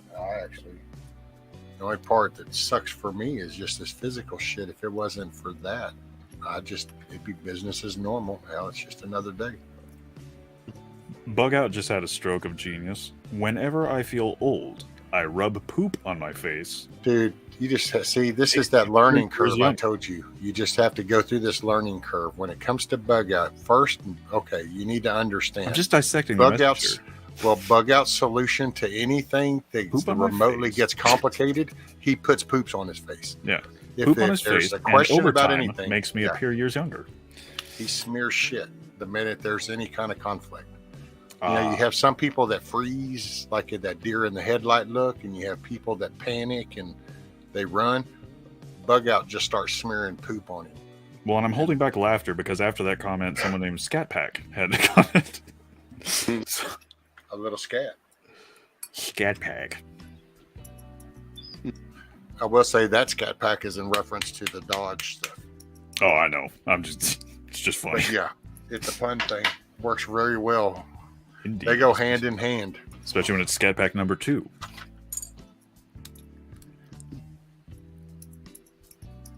I mean, I guess I can. If he's got a go-to, that's poop on his face. I mean, that's it. Usually, I got a go-to when I'm complaining about something, and I'll say I'd rather get kicked in the dick. It's my go-to for everything. Nah, I'll pass on that one. I'll go to the poop thing first. Some things are really bad, though. I mean, the poop thing. I won't get E. coli from getting kicked in the wiener. Well, is that proven? Have you tested that theory? I've never had poop smeared on my face, but I've been kicked in the junk a bunch, and I've never gotten E. coli. So wait a minute. So you've been kicked in the junk a bunch? Oh yeah. You're hanging out with the wrong people, Chadwick. Yep. Those are not your friends. Yeah. Don't you dare tell me how to run my Sundays, okay? That's my time. You have been. So we were talking about Seltzer earlier. Now I see why. Oh. Kicking in the junk. It's how I know I'm still alive, damn it. Holy shit. Boy, there are so much smoother ways to go. Yeah. We were out of punch and pie. Battleship got boring. So we started playing Extreme Twister. I mean, what can you say? Let's see, what is the temperature now? 64 degrees, it says. Johnny needs to practice some more social distancing.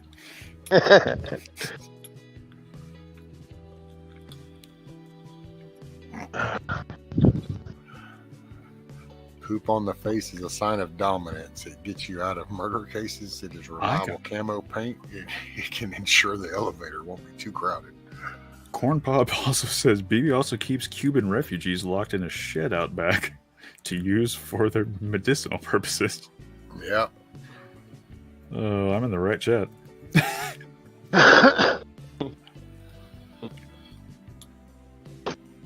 Oh, thank you, buffering, but I'm unique, just like everyone else.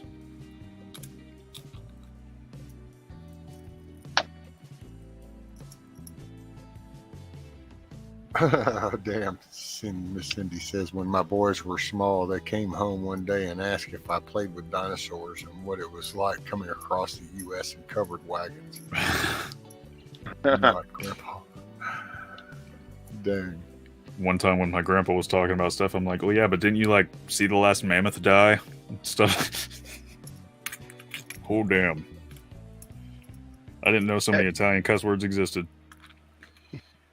Yeah, Grandpa, tell me about the way things got better after the square wheel turned into a round wheel. My favorite thing ever is a joke about when my cousin was asking my grandma, well, what kind of shoes would you get for me? Because I need new shoes. I'm like, when Grandma was your age, she didn't have feet. Morning, John. Yeah, John has to just rub poop on someone else's face and you accomplish the same thing, just mess less to clean up on yourself. I mean, you can't argue with that logic. This is true. These are solid results. Yeah, but that logic comes from Louisiana, so take it for what it's worth. It's kind of like biological warfare. I'm in. Yep. God, that would be a horrible thing. Oh. Like, I read about prison guards having to deal with that shit. They're like, good morning. Bug Out said rescue is so old it wasn't even a covered wagon, it was an original wagon. Hey, maybe I'm so old that, you know, this whole evolution thing, I slithered my little happy ass up out of a pond somewhere down here in Texas, and here I am. Back when I had gills, I came out of the Gulf. Yeah. And just said, here I be.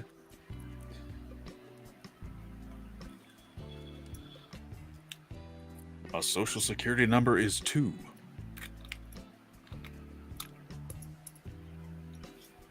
Well, that means 1 came before 2.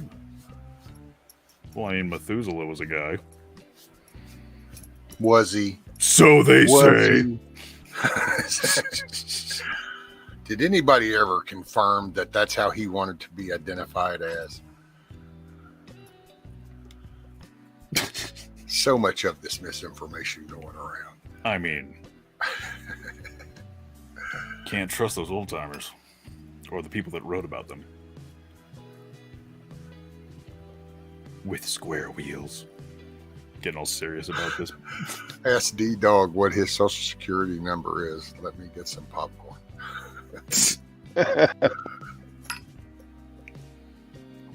I have not. Deep dive.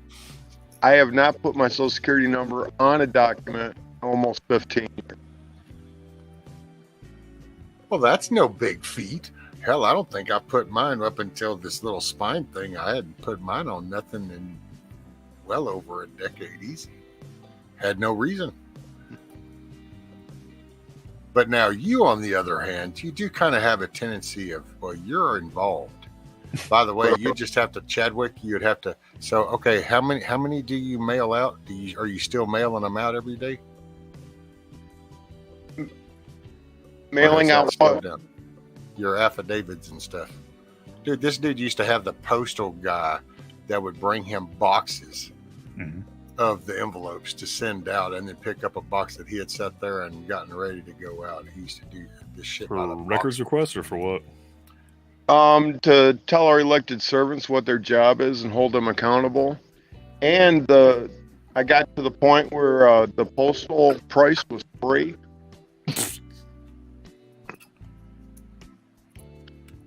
Did anybody real ever easy. respond?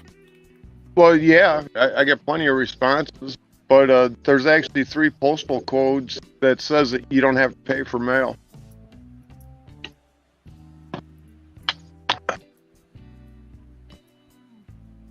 But you're going through Is that for the U.S. Postal Service or is that for the other one that I forget what it's called? the United States Post Office. Okay. Yep. Because I know there's 2 different ones that you can go by. There's 2 different entities and stuff. You just got to figure out which post office is a post office and not a postal service. But I'm in the county hub, and my post office is a post office. Bug Out said D-Dog just ran out of crayons. Oh no, I'll never run out of crayon. No, he's got some CREs tucked away somewhere. That's crayons ready to eat. Hey, there you go, Chadwick. Miss Cindy says, you know, Chadwick, someday, the good Lord willing, you're going to be an oldie, but a goodie too. I mean, I didn't think I was going to make 35, so I'm already kicking some ass I didn't think I was going to kick. I appreciate that, though. Yeah, I didn't think I was going to make 25, but at 56 now, I guess I'm okay. 56, man. I thought you were just a hard 28. No.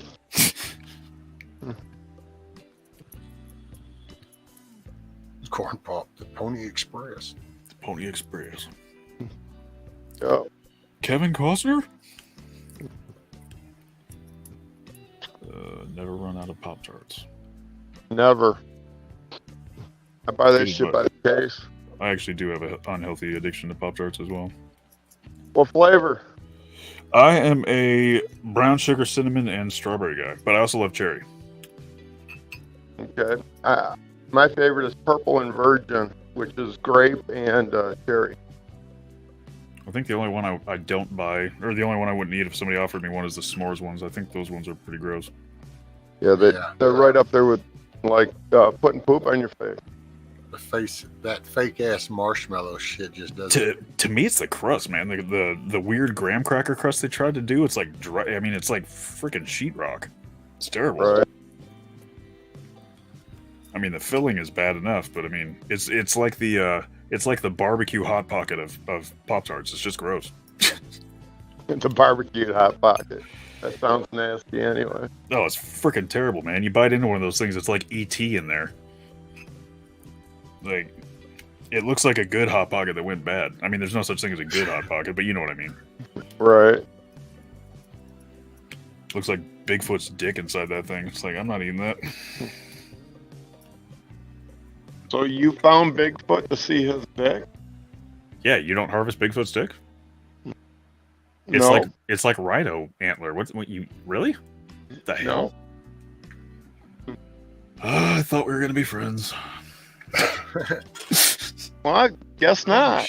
There's a trick to it though, man. Like everybody does it wrong. They go in the woods and do all these stupid calls. What you gotta do is there's a really key way you gotta go out there. You gotta go out to the woods and you gotta just do this. You gotta go squat. That's how you call them. So Scat Pack, Like, what's up, bro? Scat Pack, are you talking about actually you make the crust homemade and then like put the jam inside and then crimp it around the side and then bake it? Is that what you're talking about? Homemade Pop-Tarts? He means he just gets toaster strudels, and because he does the frosting, he's like, I'm a chef. Well, it's a she. Oh, I didn't know that. I apologize. Yeah. And you thought you were going to have another friend. I don't give a shit. This is the internet, but at the same time, I apologize. I didn't know. Pie crust with jam inside it. Oh, okay. Yeah. In between prepping, thank you, because yes, barbecue hot pockets are horrible. Well, prepackaged anything is horrible. Yeah, there's just something about those barbecue ones that are just ugh. I think one of the things that was the grossest thing, I remember a barbecue hot pocket that some kid dropped on the ground when I was in elementary school. And it's not like I gave it any conscious thought, but as I got older, I realized that thing sat there for like half a year. It didn't change color. No animals went for it. No ants went for it. They knew better. The scavengers knew better. The raccoons knew better. What? And that thing was still a hot pocket by the time they cleaned it up like a half a year later. So Yeah, but it's FDA approved. Oh, there you go. oh yeah, lap it up.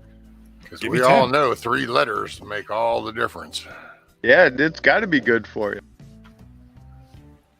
But you know, and I said the minute that they went the greed, the money, and they said, "Wow, we need this product.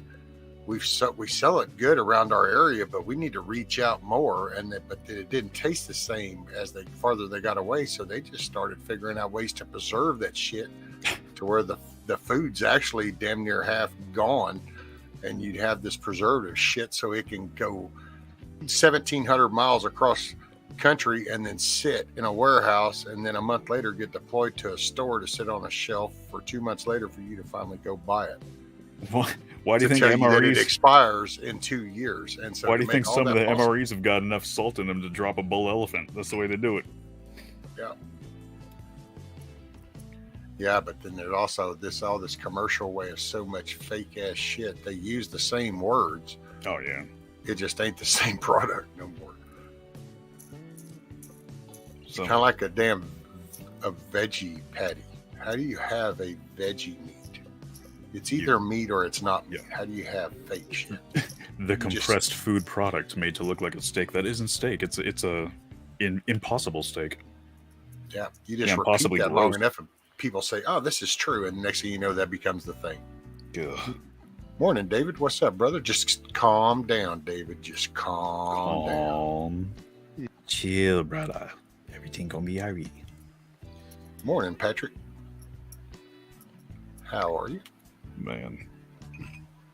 Homemade Pop-Tarts. Oh, and Shift put a link up, thepioneerwoman.com, and then the homemade Pop-Tarts. Ooh, I mean, wouldn't a homemade Pop-Tart just be like a fruit pie, though? well, I mean, really? Or a strudel, or whatever the hell those things are? A Danish, maybe? well, I guess if you were eating them right then, maybe you would. But then, I mean, because isn't that what makes it a Pop-Tart is how then it's like for later, and you can just stick it in a toaster or something to heat it up or not heat it. Stick it in your back pocket, forget about it for 14 years, and eat it, it'll be the same. Something like that. Yeah, well, I don't know. I bet a few farts go through that after 14 years. I'm not sure that it's going to. You tell me you've never eaten a crumbled up Pop-Tart that you don't want to waste. You just dump it in your mouth like that. I mean, they come in man, package, brown man. sugar cinnamon ones are that you don't sacrifice that just because it's crumbed Hell up. no. It's still Hell no. brown sugar. And I tell you what, have you ever had a brown sugar cinnamon Pop-Tart that you heated up in the microwave and then put on vanilla ice cream? Oh my god. Oh my god. Sir, you have not lived.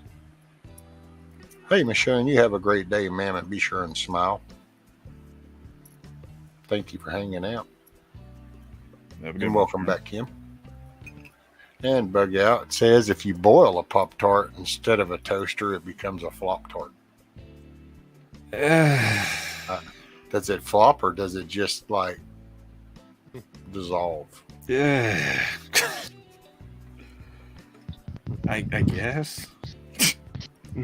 Bug Out just doesn't get it. See, this is what happens when you smear poop on yourself. Yeah, common sense is gone. Yeah, and that was a big sign right there. Here's your sign. Yep. Somebody just drove up. I gotta let you guys go. Have fun. Have a good one, Later, dude. brother. Semper Fi. Be safe. Bye. Hoorah. Hoorah. In the good old Carl fashion, Wolverines. Wolverines! Oh, I love that movie. Surprise that. Hey, morning, Gmo. Why would anybody boil a Pop-Tart? That's what I was wondering. Patrick, it's a bright, shiny day in Florida. The rest of you think I'm good. Okay, cool. Sun's out. Yeah, sun's out here. Bright, shiny day in Florida. I might have to slowly make a transition outside for a little bit, getting the sunlight. Flop-Tart. Oh, man. A day without leaving is like a day without poop on your face.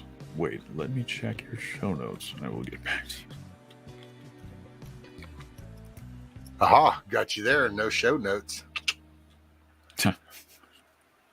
Take that.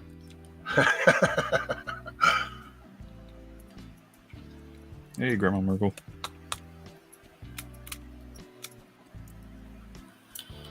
That's not grandma. That's Gma. I mean, it's Gma, but I'm sorry. Did I assume something wrong again? No, well, I mean, I don't know. It's just Gma. Can't win. Well, of course not. Did you Pop-Tarts expect are to? Boga says Pop-Tarts are an accessory to heresy and a stain to the honor. Oh shit. Stain to the honor of the gods. Now see, you say heresy and the gods in the same sentence. I'm confused. Logic, sir. BB has already explained it up top. Uh-oh. Why would anybody rub poop on their face? This is a good question. I'm not sure that the answer was relevant or logical.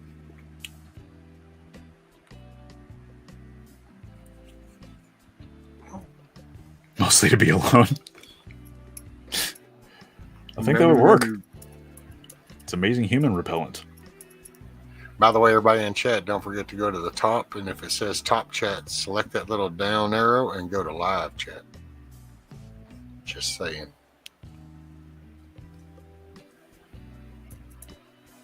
So what kind of stuff can you get done with your back injury as far as prep stuff or working around the house and stuff?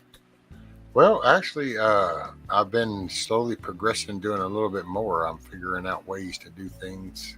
Mm-hmm. I weed eat and stuff in my chair. I've like changed out my weed eaters. I don't have a gas weeder. I have a battery DeWalt cordless now, and I can actually run around. You in like a my mobility chair, or what kind? Just like a regular chair? Yeah, I got a hover around. Oh, rad! Those things are awesome. Yeah, I shouldn't have really got it for my area, but I got it because of the reputation behind those motors that they use, and it was like, if I get better or I get to moving around, I can always use those motors for all kinds of things. I tell you what, I volunteer down at the hospital, and every hover around I see beats the hell out of the Larks and the other ones that I've seen. Like they're legit. Yeah. The only thing that gets me around here is because I live in a rural country. I live in the woods, and so it's that narrow wheel. Oh yeah. Back. Hit a prairie dog hole or something, you go around. Well, then it cuts, like if the sand parts in like in my drive or out on the road, the little sand parts, that narrow wheelchair type wheel. Oh yeah. Cut in that groove and shit. Are you on gravel or you just got dirt or what? Yeah.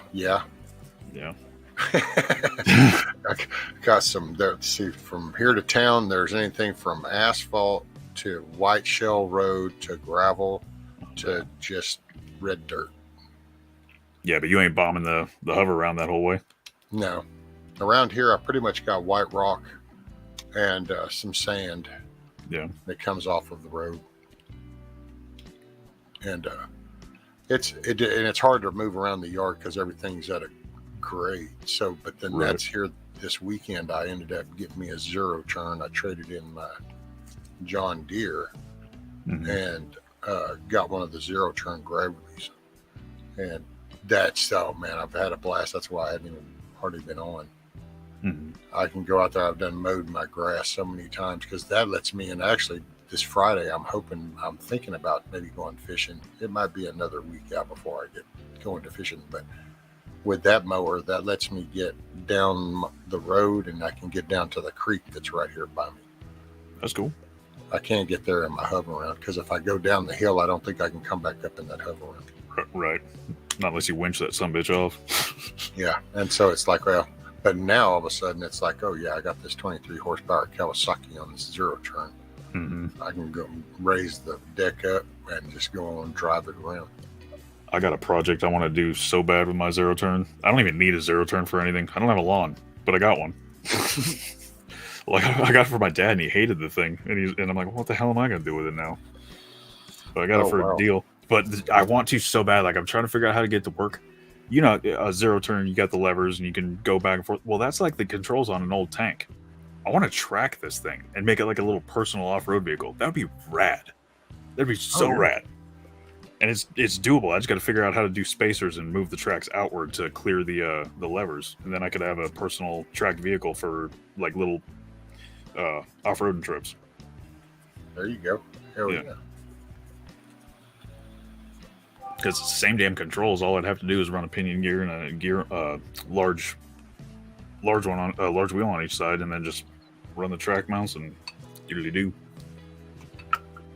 Got to clear the levers. That's the only bitch. Yeah, Bug Out's got a cool ass little chair set up. He's got tracks on the chair.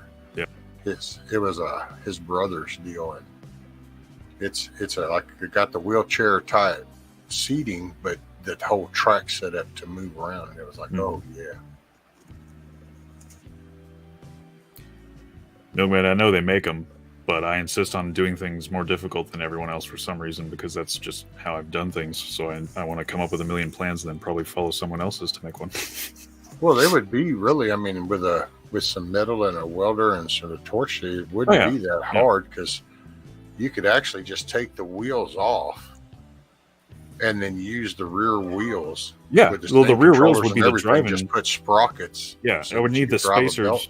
Because I've already mapped out what I need. I would need to space out the rear wheels an extra 8 inches in the rear to clear the levers.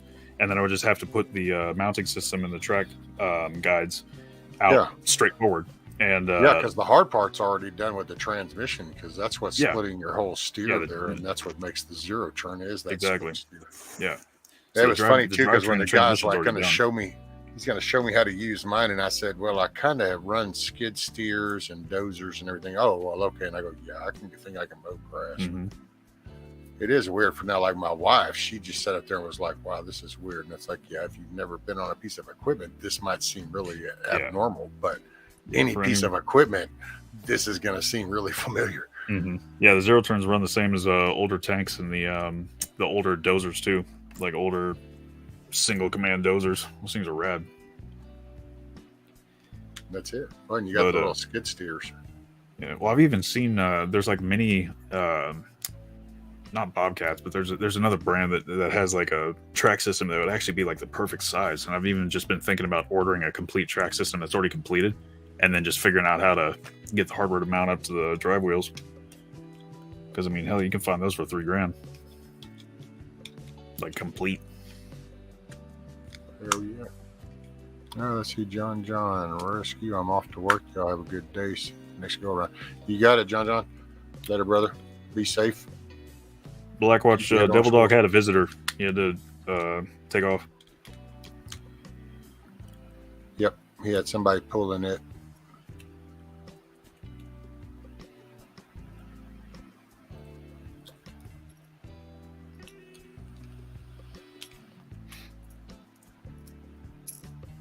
It's almost 7 a.m. I might be having to go soon too.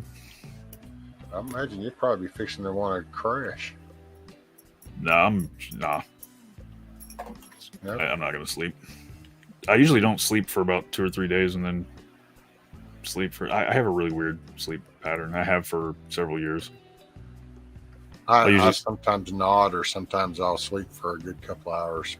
It just depends how I feel. Usually I'll read. It's because I just can't sleep. It's been something that's bothered me pretty much my whole adult life. That's actually what I do to make me tired, because sometimes my brain's going nutty to nothing, so I have to force myself to just start reading something, and then if I slow down to just do the sentences, that starts slowing me down enough, and I get tired. Yeah. And then I'll sit here and I'll just nap. My problem is if I start learning if I learn one little fact about something, I have to learn everything about that subject, and I won't stop until I don't read research stuff. I used to try that. That doesn't work. That just makes me think more. I just read random novels or books. Like, ooh, more of the wormhole. Ooh, more of the wormhole. Yeah. Well, it's a matter of fact, I even thought about because I'm going to auction off, I guess, or raffle off, however you'd say it, some of these old books that I got. But I noticed one of them was Benjamin Franklin's autobiography. Really? And I think I'm going to read that one before. Benjamin Franklin's got an interesting history about him. A lot of it I didn't know. Yeah, here it is. It's that's the book, right? Well, that is awesome. There, Franklin's autobiography. Nice. And it is it was my grandfather's. It's from 1910. That's a trip to show you. My grandfather was kind of a rambunctious little dude, so there is some scribble marks in it, but you can see the copyright date. Mm-hmm. Nice. Yes. After the last stream, when you were showing the books that you had, I actually found an old set that I thought I had lost a long time ago, but it's a 4-book set that was done in the early, I don't know exactly the year. I'd have to go back and look, but it's 20,000 Leagues Under the Sea, Huckleberry Finn. Check this out. Robinson Crusoe, and then another book that's all together. I think my grandfather must have been making fun of a teacher or something. He was drawing the teacher because it has this lady's name, Mrs. Johnny something. That's funny. Yeah, that cracks me up. I don't know, man. See, I slowed down long enough to appreciate some of this stuff nowadays. See, there was a Shakespeare thing up in here still too. Man, you got some good ones. Do you go to auctions, or where do you pick those up at? Oh no, that was my grandfather's. Some of these were like my grandfather's school books. Like here's this one. It's called Eliot's Silas Marner. It's the Eclectic English Classics. Nice. That's cool. And so it's like this. It was I don't know. A lot of these were my grandparents that my mom had, and some are ones that my mom got. And it's like, here, watch this. This will send people probably tizzy. So here's a book. It's the Eastern Star. I'm sure that ranks somewhere in the bad history of stuff that I don't know. It's just not my. I mean, you know, it is what it is. But it's called the Ritual of the Order of the Eastern Star. And all I know is it was, I don't know. I know my grandmother and my mom were part of some business women's association, and then I think my mom was part of an Eastern Star when she was growing up or something. So I don't know where all that falls. It's called Ritual of the Order of the Eastern Star? Yep. Ritual of the Order of the Eastern Star. Published by authority of the General Grand Chapter Order of the Eastern Star in 1953. I'm going to look that up. That's going to be my lunchtime reading. Printed in the United States of America. And here, I'll put it up there on full screen, and so that way you can. Cool. Yeah, I just found it. Cool. Oh, Kim said it's the women's version of the Shriners. Oh, okay. Gotcha. But yeah, you know, but it's just some of them were. It was my grandparents' school books, my mom's school books. My mom was a reader. I was raised to be a reader. So there's some books that are just. There's some I don't know where my mom might have got them. You know, because I didn't. I remember seeing them around, but I don't realize when they came or when what. You know. Right. When I was real young, my parents both worked, and when my brother was in school, I wasn't in school yet, so my grandparents watched me and during the day, and I actually started speaking Italian before I spoke English, and my grandparents despised television, so they made sure that I read like as soon as possible. They were not into television. Oh wow, sorry, no, it's off topic, but I just saw, hey, what's up, Hutch? I just saw where you came in. I got distracted with the books and I missed chat, but holy crap. So he said, I found a place yesterday selling bison calves. Might have to pay them a visit. Hell yeah. They were all solid black, huge. Oh, female He version said, of yeah, the, fencing would be my hang up. I ain't chasing that thing down the mountain. It's a big behavior difference if they're solitary or if you have more than one, too.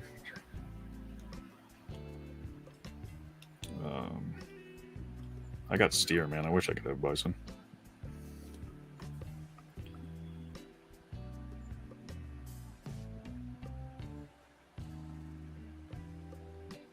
Yeah, I'm gonna read up on that. That's cool. Yeah. I like reading about that stuff. My grandpa was friends with people in the Elks Lodge and all that stuff, but there's also this group called the Druids, which I guess is kind of like the Elks Lodge. I always am curious about groups like that. Well, and it's just like, you know, everybody's like read and followed things in their own way. For me, it's like the Mason stuff, man. I mean, my dad was a Mason. I want to say my uncle was a Mason, but see all the stuff, I don't know, man. They were just guys they were just men, you know. It's like my dad worked, he was a mechanical dude. So I have no reference to some bad shit to that. So I don't know. Right. Yeah, So my grandpa had friends in him, and to me, as far as I know, he was never part of him. He had friends in him, and he kind of saw some of the stuff as just goofy stuff. So he worked his butt off, and that's pretty much all he did. See, and I wonder if that's kind of like, I don't know, man, like a VFW hall. I think that's what Elks kind of is. Not like a fraternal. Because not every VFW hall is the same. While they have the same name and they have a principal, but I guarantee you go over here to this VFW hall right down here, and there won't be anything like you'll see over there in California, just because it's these people and it's this lifestyle and their interpretation. So it'd be like different a barbecue subcultures. is not the same here as it is in Arizona or Well, and also though, I will say, like I was saying earlier, in my area, it's wine country. There is a much older population here than there is in other parts of California. It's a lot different in my area than it is like you go south a little bit. It's way different. Up here it's like towns I've been in so Washington, take that across Oregon. the states. Well, that's the same thing, I think. Oh, there we go. What's that?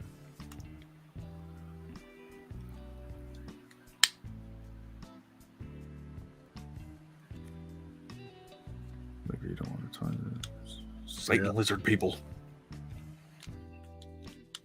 As Alex Jones would say, they're literally eating lizard baby aliens. They're demons. And they're turning the freaking frogs gay.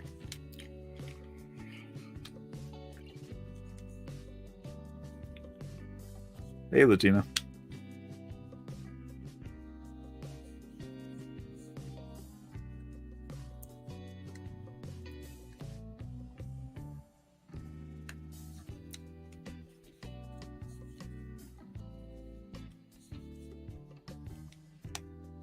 Burp.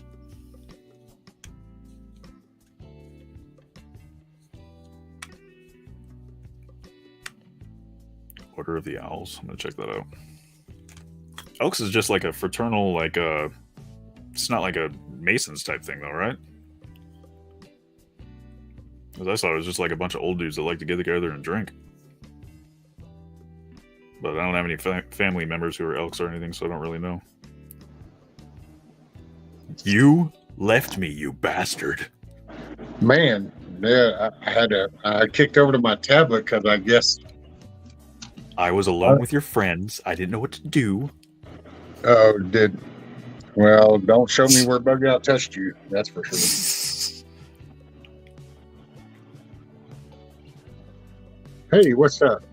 Latin A in Cali Ultra Mega Pure Blood Deplorable Mom.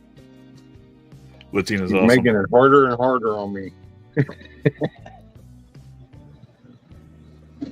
It's a shame that when we neutralize California, we won't be able to sort through the northern or southern California. It's pretty obvious, though. There's everything south of Bakersfield is like Satan's butthole. Right. Let's see.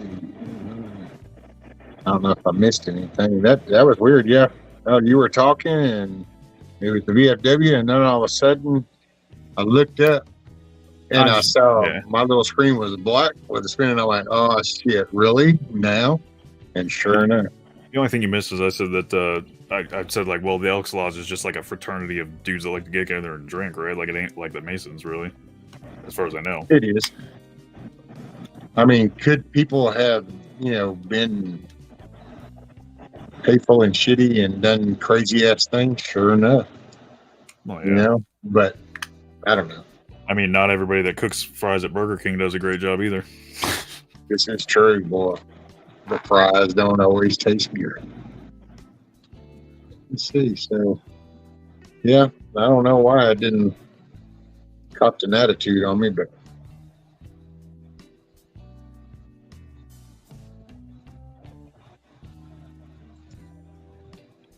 Latina, that's the problem, is everybody that's here that's such a loud idiot has made it hard for the rest of us to put out that California is actually a decent place. It's all the idiots that are ruining it.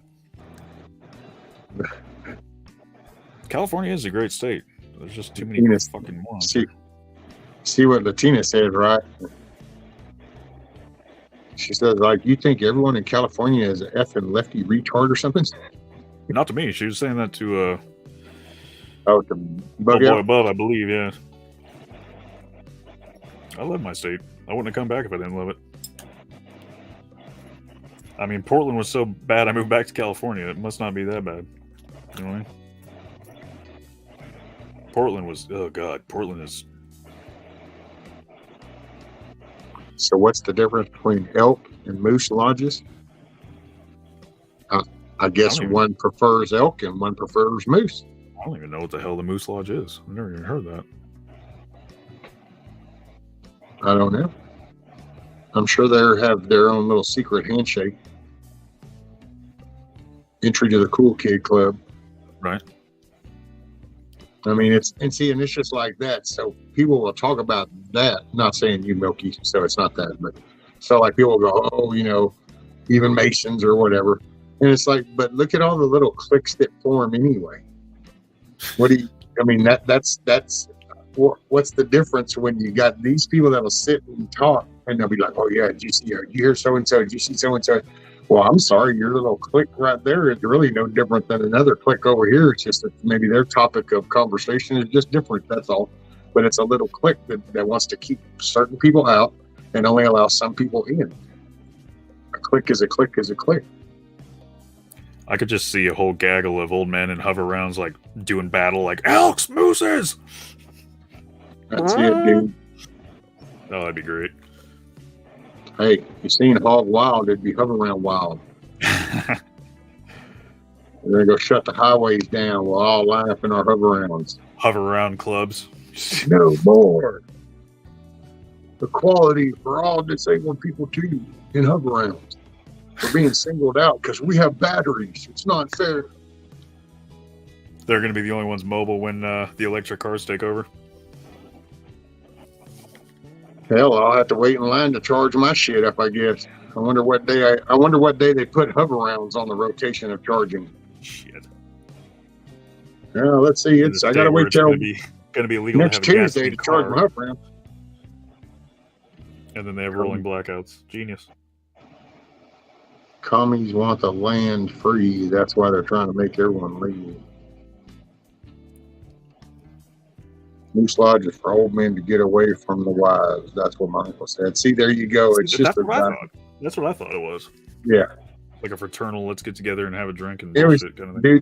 dude, it was the boys in the treehouse grew up, and so now the treehouse is on the foundation over there. That's what it is. But all this digital shit has everything. All the simple shit's complicated now. Yeah, well, it's a conspiracy. They won't let you in. It's a secret. They are hiding it.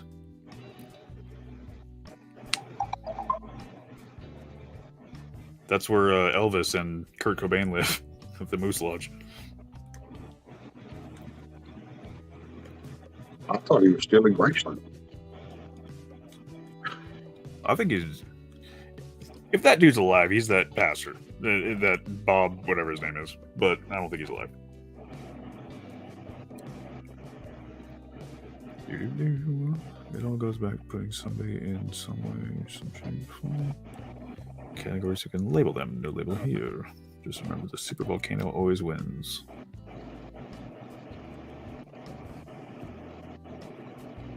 Maybe. Has to go off to win.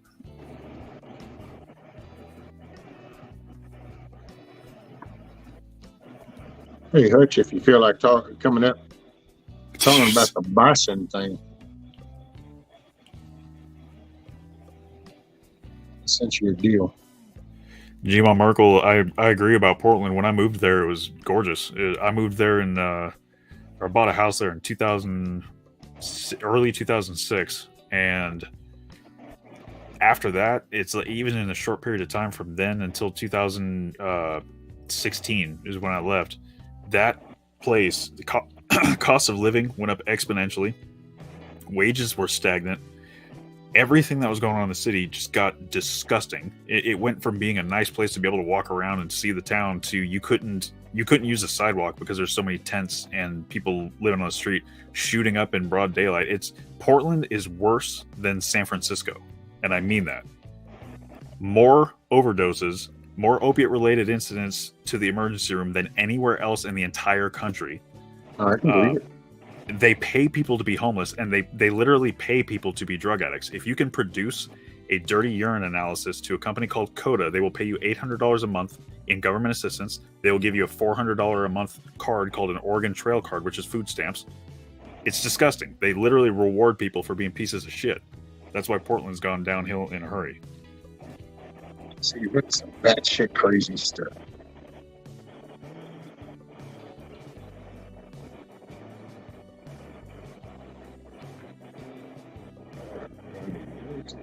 Like, I used to work in downtown Chinatown in Old Town Portland, and you can't use the sidewalks there because if there's not people living on it, there's people that'll chase you down, or there's so much just literal garbage and shit all over the road. You can't even use the sidewalk. It's disgusting. Not to mention the whole place was on fire for a whole year when people were, quote, protesting. Our peaceful protests. Nothing to see here. It's just a small fire. Oh no. It's just like the fact that people even swallow that pill. It just blows my mind. The agenda against children. It's like that should have made everybody kind of go, wait a minute, what did that dude just say? And it's like, nope, it went right by everybody, and they're like, oh wow. What are all those people so crazy about? They're mad. That's peaceful. What's the deal? Shit. See, the agenda against children is worldwide, and even Muslim countries aren't safe, from what I've heard. Is what Latina said.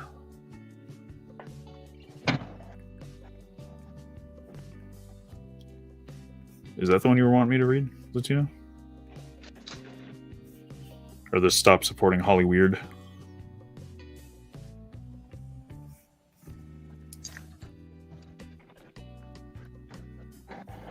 What?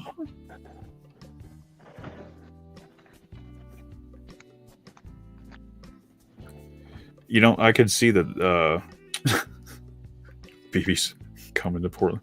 I could see him wanting to come to Portland because, rubbing poop on your face in Portland is actually probably a pretty normal thing these days. Right. There. Hey, Miss Karen. Yes, ma'am, I'm still on.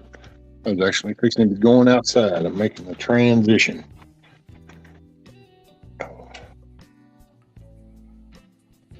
The agenda against children.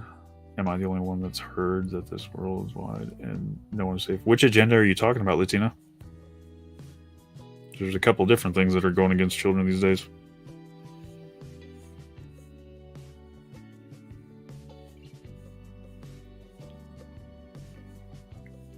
Don't you put that evil on me, Ricky Bobby.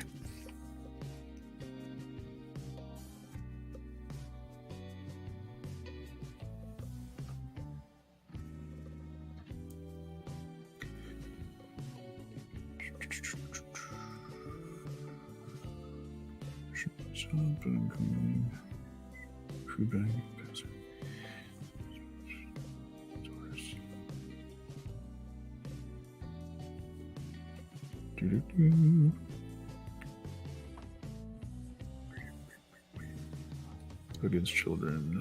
Oh, the pedo. Brainwashing the suicide bombers. I don't doubt that.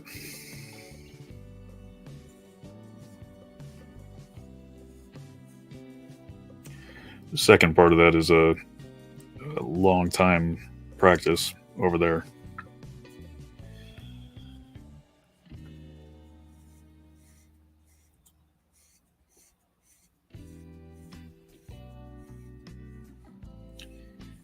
By the way, I ain't lecture or nothing. I make a lot of noise as I make this transition. So that's a difficult subject for me to talk about because I have firsthand knowledge that that's true. The second part of what Latina just said, it's a very unfortunate reality that a lot of the enemy combatants and people running around were not adult men. We'll put it that way. Right. Fucking cowards hid underground while they sent out their women and children. But hi, Monty.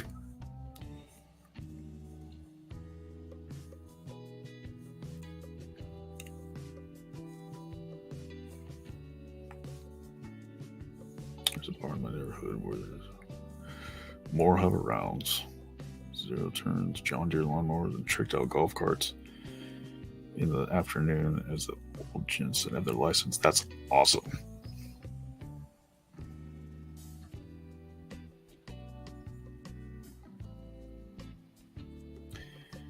Here's children that survived their invasions.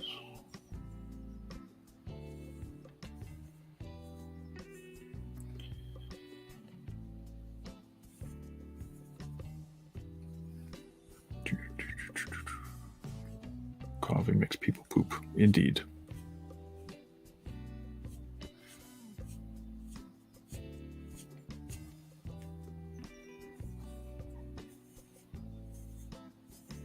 Stimulant.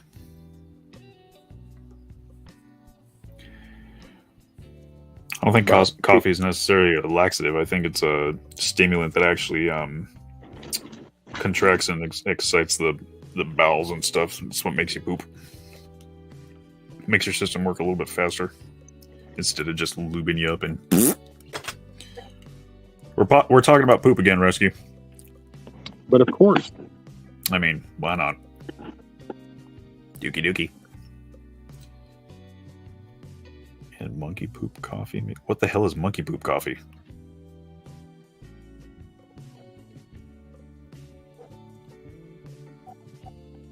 no, it's this. There's some kind of coffee. Was it monkeys? I know that there's some coffee or something, and it's all special and exotic because some animal eats it, and then these people go behind the animal to collect the shit that has the coffee beans or some shit in it, and then that becomes like some specialty. Oh, it's special, all right, but well, that sounds disgusting. right. Count me out. If someone was like, "This is a gourmet coffee and it's made with It's the a cat. shit of this animal," Oh, okay, Gmo says it's a cat that does that. What? What the heck? It's a cat? Yep. This is a real thing. This is a real thing you just told me. What the? Ugh. Oh, and milkmaid, apparently in some culture, it's monkeys that do it. Oh my god. And see, and there you go, Huckleberry got it for me. See, I'm sorry, I can see What? the development and the, thought process evolution and the way we did things, but like, who first thought of that? Who was Like, the first hey, wow, person that this saw these animal animals and goes, just- "You know what? Yeah, they said they just ate that plant, and look, they're taking. You know what? I wonder how it tastes after they've They eaten. said, Who the "Hey, hell thought of this? I'm gonna brew this shit." Yeah. Yep. It's like, holy shit. Oh, there's God. Wizard. Good morning, Katrina. That sounds. Ugh. I feel Nick said, wrong yep. having read that. It's a real thing. And there it is. It's that Koopy Kalawak. Let's see, what is it And I going to bet be they said? charge an arm and a leg for it too.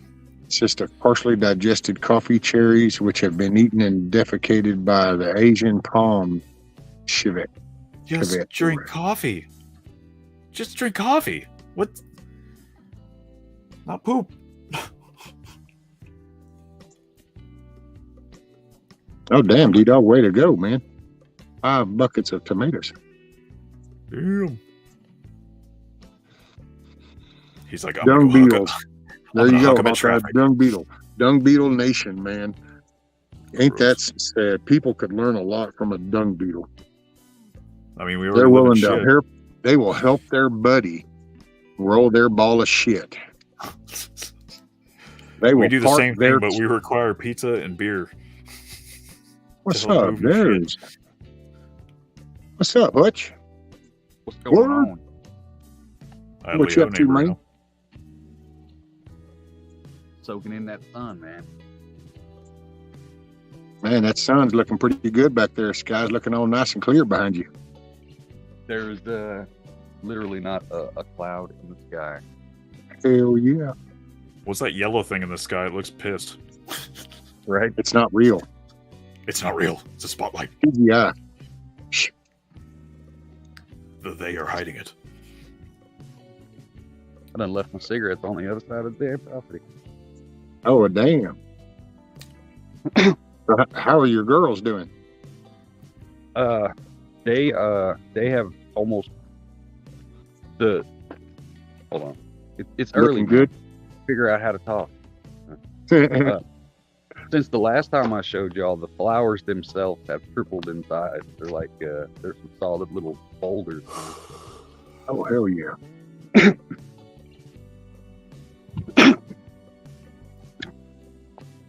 Hutch has an awesome channel, Forging.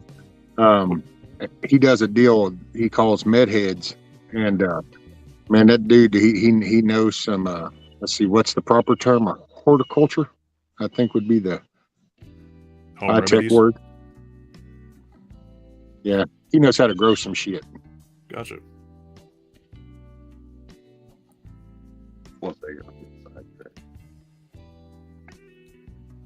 Hutch is a pretty solid dude. He's a pretty cool young man. Done a lot of stuff hands on by himself, He's got a building a wicked beard. homestead.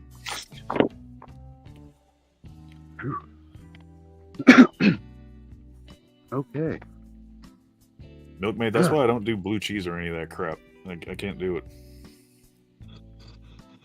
And I eat cheese and Hello, everything, but milk is gross anyway. Honestly, the concept behind it is disgusting. What's up, better critter? Hello, everybody in chat. I don't have my stuff on, so I can't see y'all. But hello. By the way, better critter, welcome. I appreciate you being here very much. Man, that tip you did with the charcoal, that was awesome, brother. And I appreciate that little tip. That was very helpful. Milkmaid shared that, and I shared it on mine too. I thought that was very useful. Is that the mosquito tip, or which one was that? Yeah, the charcoal and the water deal, that was better critter. I like that name, Bitter Critter. What, you got a mosquito repellent Well, recipe?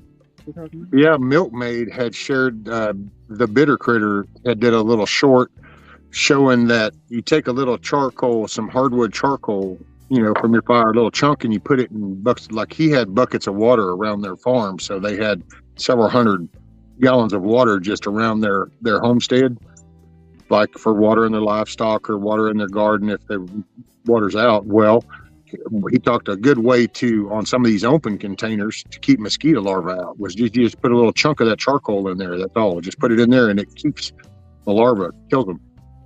I guess that would make it like acidic water.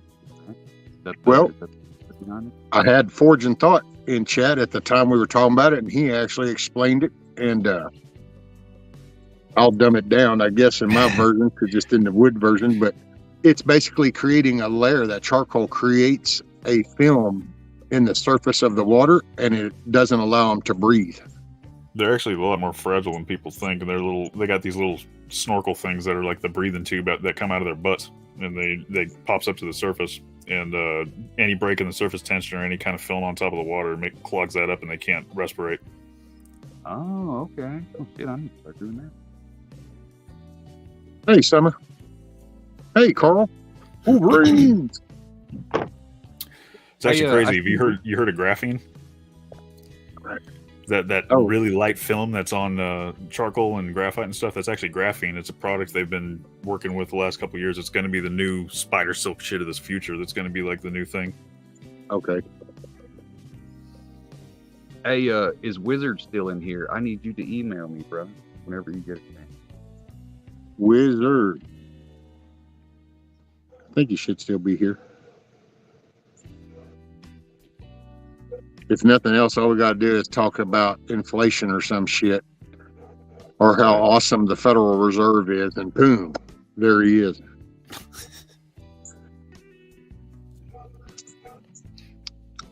Yeah, I went to get me some KFC yesterday. I haven't had KFC in years. I've seen a commercial. I KFC. So I drove all the way to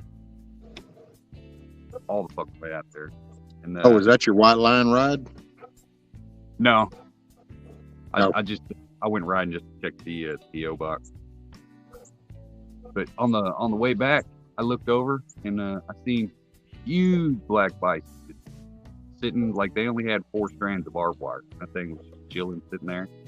Then I looked, and in the front yard they got a big, like wooden poster kind of deal that said bison calf starting at $250. I was like, well, shit, I'm coming That back. ain't bad in. at all. Hey. So that's a serious chunk of meat right there.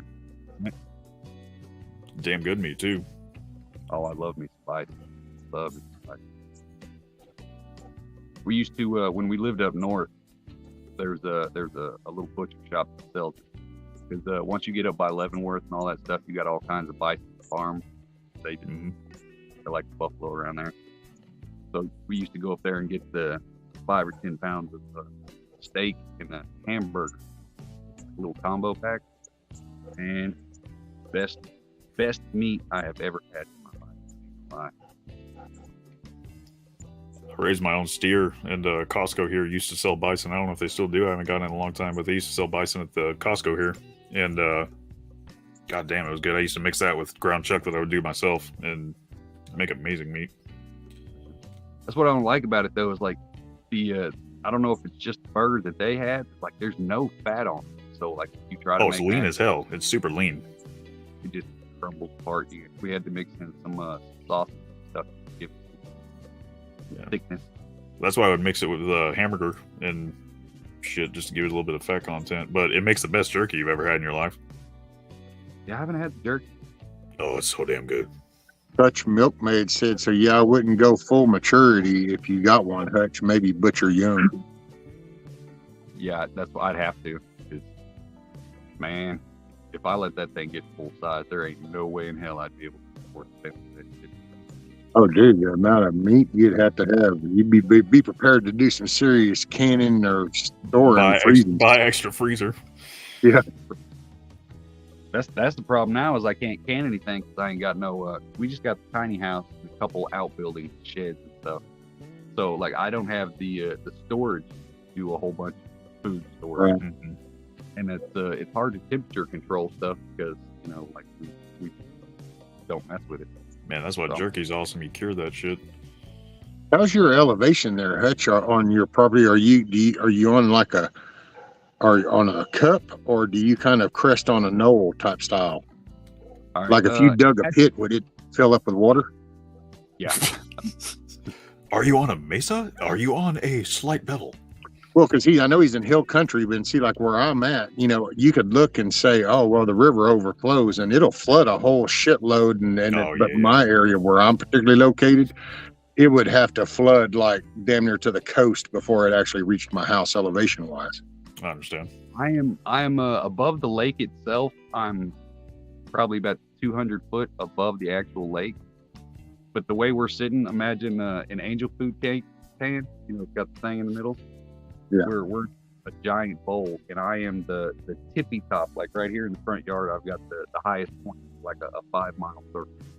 Gotcha. Like I'm dead center of a giant bowl. You got the bird's eye view of the whole donut, huh?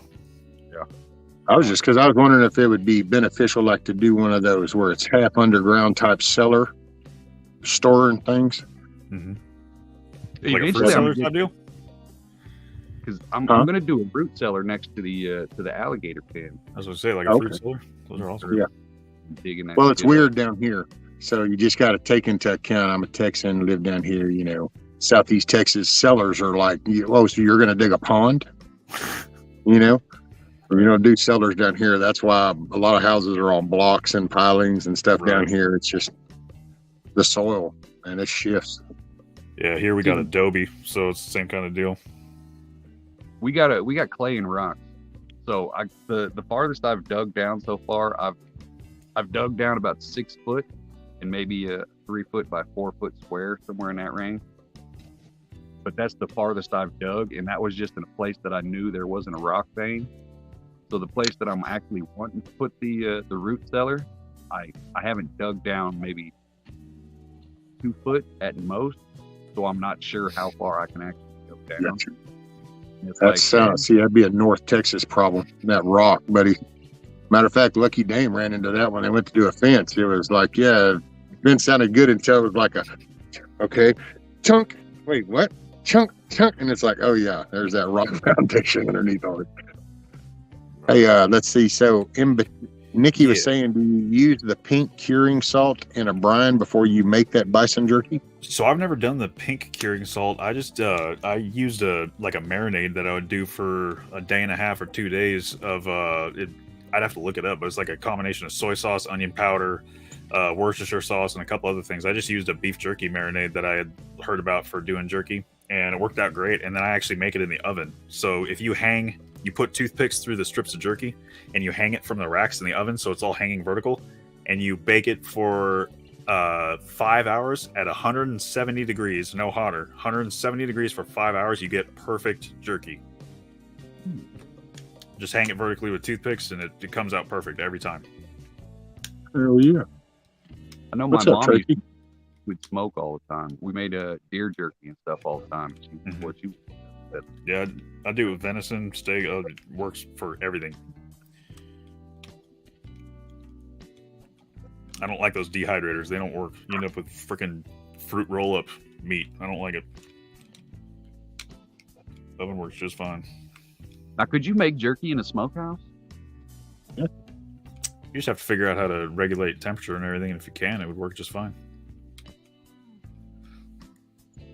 Made jerky on the pit before, and that's usually all I do is smoke cook, and but we lay it on I lay it on the end, and yeah, you run it right around 175, 200 degrees, and just keep it running there. It'd be kind of like slow cooking a brisket. Yeah, you get up around 250 though, and you're going to end up with Bacos. It's going to be a crispy critter.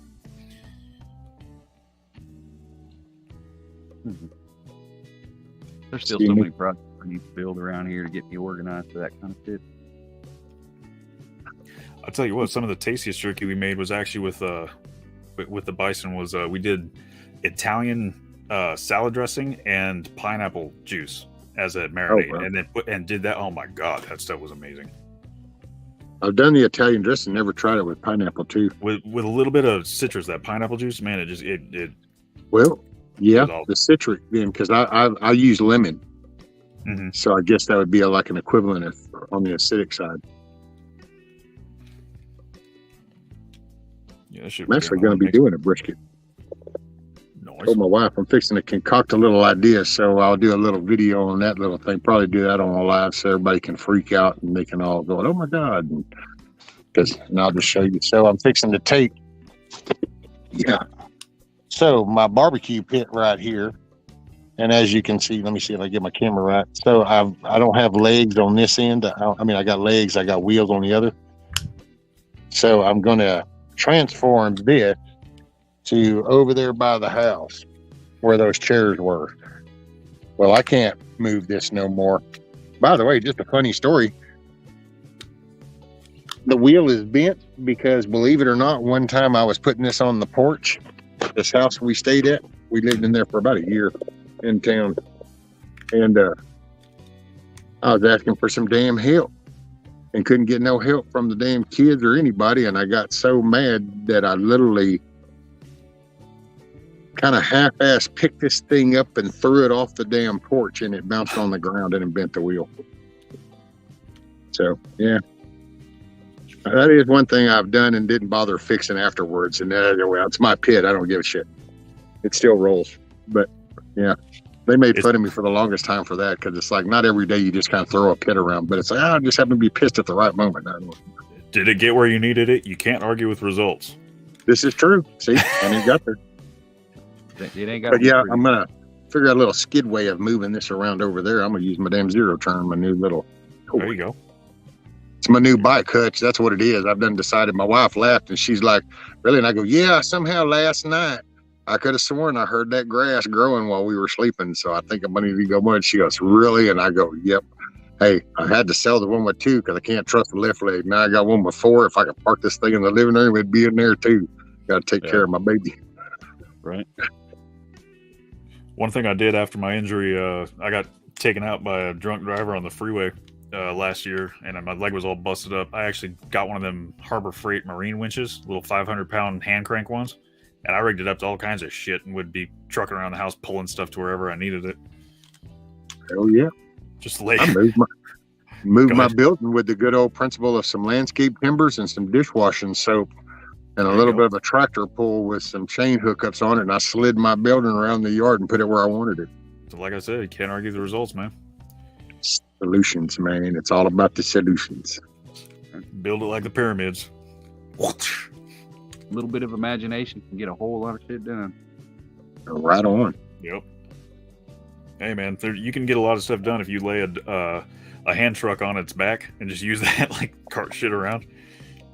You'd be surprised what you come up with when you're hurting. Well, you figure out ways. I got so depressed, man, because I'm just used to doing shit. And then all of a sudden I got so all up in my bullshit and just down. Well, now it's like, yeah, okay, I got to get up out of that. Matter of fact, every day that goes by and I think about just how bad that was, it makes me just want to go delete all these old videos and shit and go, I don't even know who that was. Right. But I don't know how I got there, but I got down. Let me Now- ask you this: have they ever put you, or have you ever tried a full compression like girdle or the thing that clutches your whole rib cage and your belly and stuff? No, Man, not yet. if you had compression all the way up, that might be something that would relieve your pain, honestly, because that takes all the pressure off your lower back and puts the weight around your shoulders and your legs. Oh yeah, because there's some times when I'm walking, what I'll do is I'll take the thumb edges and I'll actually can pick up underneath my rib cage, and then I'll just kind of lift myself up, and it's like, okay, now I can walk a little better. Yes, I'm not really okay with doing that shit going through Walmart or some shit. Right. So Brother, you ask start a doctor, walking like you should be ringing a bell at Notre Dame or something. Whoever you're getting care from, ask them about that, because they have those body braces, for like the ones that you tie them up and fucking velcro them around your belly, and it supports your whole cage, your whole rib cage and up through your spine. Yeah, that might be the ticket to you moving around better. Well, and this ball's just gotten started. I had started to work on it whenever everything broke loose and kind of lost all my trust in the medical field. Right. And I'm just now deciding to stick a toe in that water. So. Well, I'm not a doctor, but I'm a guy on the internet, so you might want to try that. Have you ever slept at a Holiday Inn? Exactly. There you go. Now you know. I'm trying to find one of those inversion tables. I was talking about that earlier. I used one before, but it's been a long time. But man, that thing is that is a miracle product. So I got a traction table, which is one that you lay down on this thing and you pump a little hand pump like the blood pressure ones, and it's attached. You would clamp it around your shoulder area and you clamp it around your hips, and it spreads you out mechanically. Same kind of idea though. Those inversion tables, you can see them all the time at any sporting goods store. Like, I don't know if you got Big Five out there or what you got, but any sporting goods store, even Walmart's got them for $100 all the time, $99. But people get them and then they turn them into clothing racks. So you can find them at garage sales and shit for like $20 all day long. Yeah. What is that one of that little dude that jumps up and does his little scissor kick?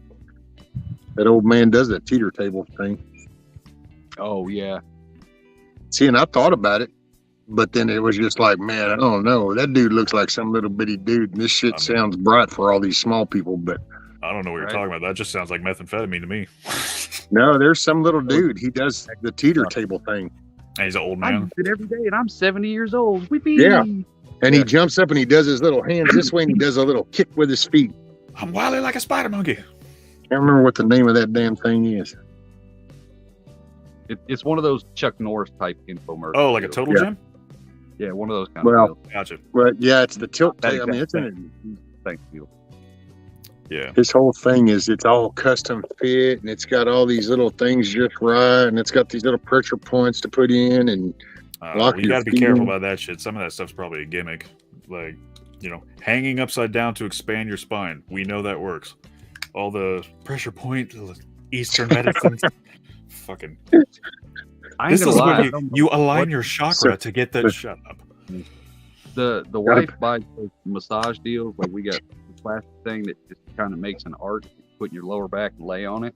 But like, no matter what, the little massage wands and all the other stuff that, you know what I mean? Like, I can't do the little balls and shit that roll up and down your back. Like, that destroys my back. Like, some of those, they're not good, man. Like, some of those, you talk about those to a physical therapy person and they start laughing, because they're like anything you can buy at the home medic store, or basically the way I cut it is anything that you would buy in Sky Mall. Like, if you're looking at the pamphlet in the back of the seat in front of you in the plane and you see crap in there, it's not going to work for anything. And that's what they sell in there, is those little bead roller ones that must like massage / cut the shit out of your back. It's like you're supposed to be massaging the muscles, not ripping them apart. Yeah, she loves it. Like, she can't do anything that's flat. She's got to have the ball. I can't even do it. Like, it hurts me. So Masochist. I'd rather deal with my back hurting than deal with that shit. Katrina, I think Jack LaLanne's been dead for a lot of years.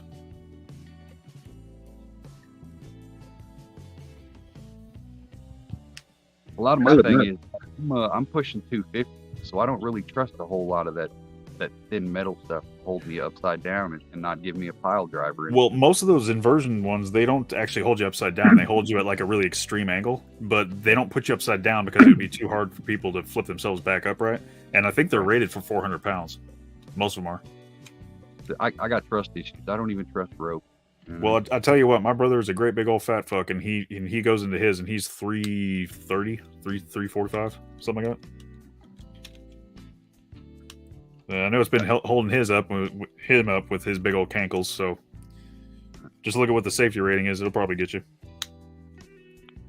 I don't see why it wouldn't. Have a hell of a lawsuit if it didn't. Oh, I'm sure it'd work. It's just my mind won't. Yeah, those dealers.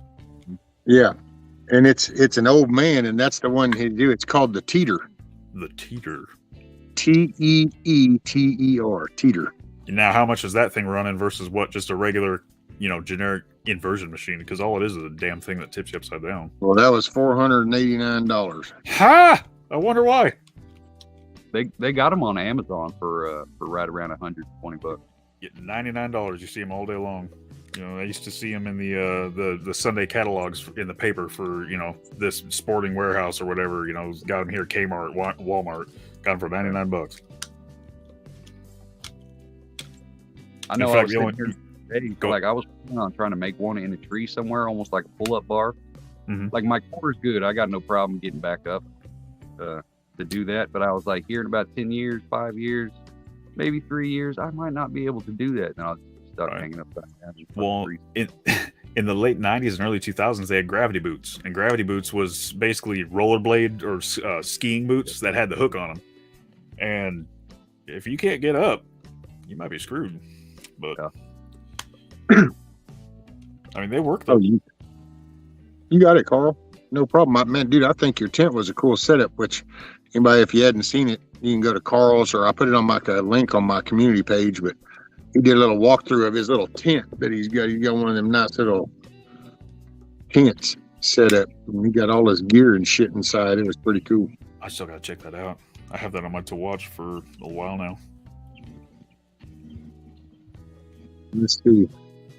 What Latinay said, I recommend anyone that can grow eggplant, and an easy way to cook them is in your scrambled eggs. I just add Satcheries to my eggs. Tony Satcheries. That's all it needs. I know I will be trying some quail eggs here pretty soon for the first time. Ooh. I've been saving them up in the refrigerator. I got 7 of them now. So I'm thinking I'm gonna make a smart ass video or something. Cut me some little bread circles out, make a shit ton of little fried quail. There you go. Yeah, I told Nikki I'm gonna do these chickens, but maybe next year I might end up doing some. Dude, pickled quail eggs are awesome, and that's just like. I heard they're pretty good. Man, I can't do anything pickled. I'm not. Sorry. Oh, you're good. I was gonna say, Latina. I don't know how anybody could eat that shit. I don't even like having them little boogers that come in eggs. I try to pick those out with them.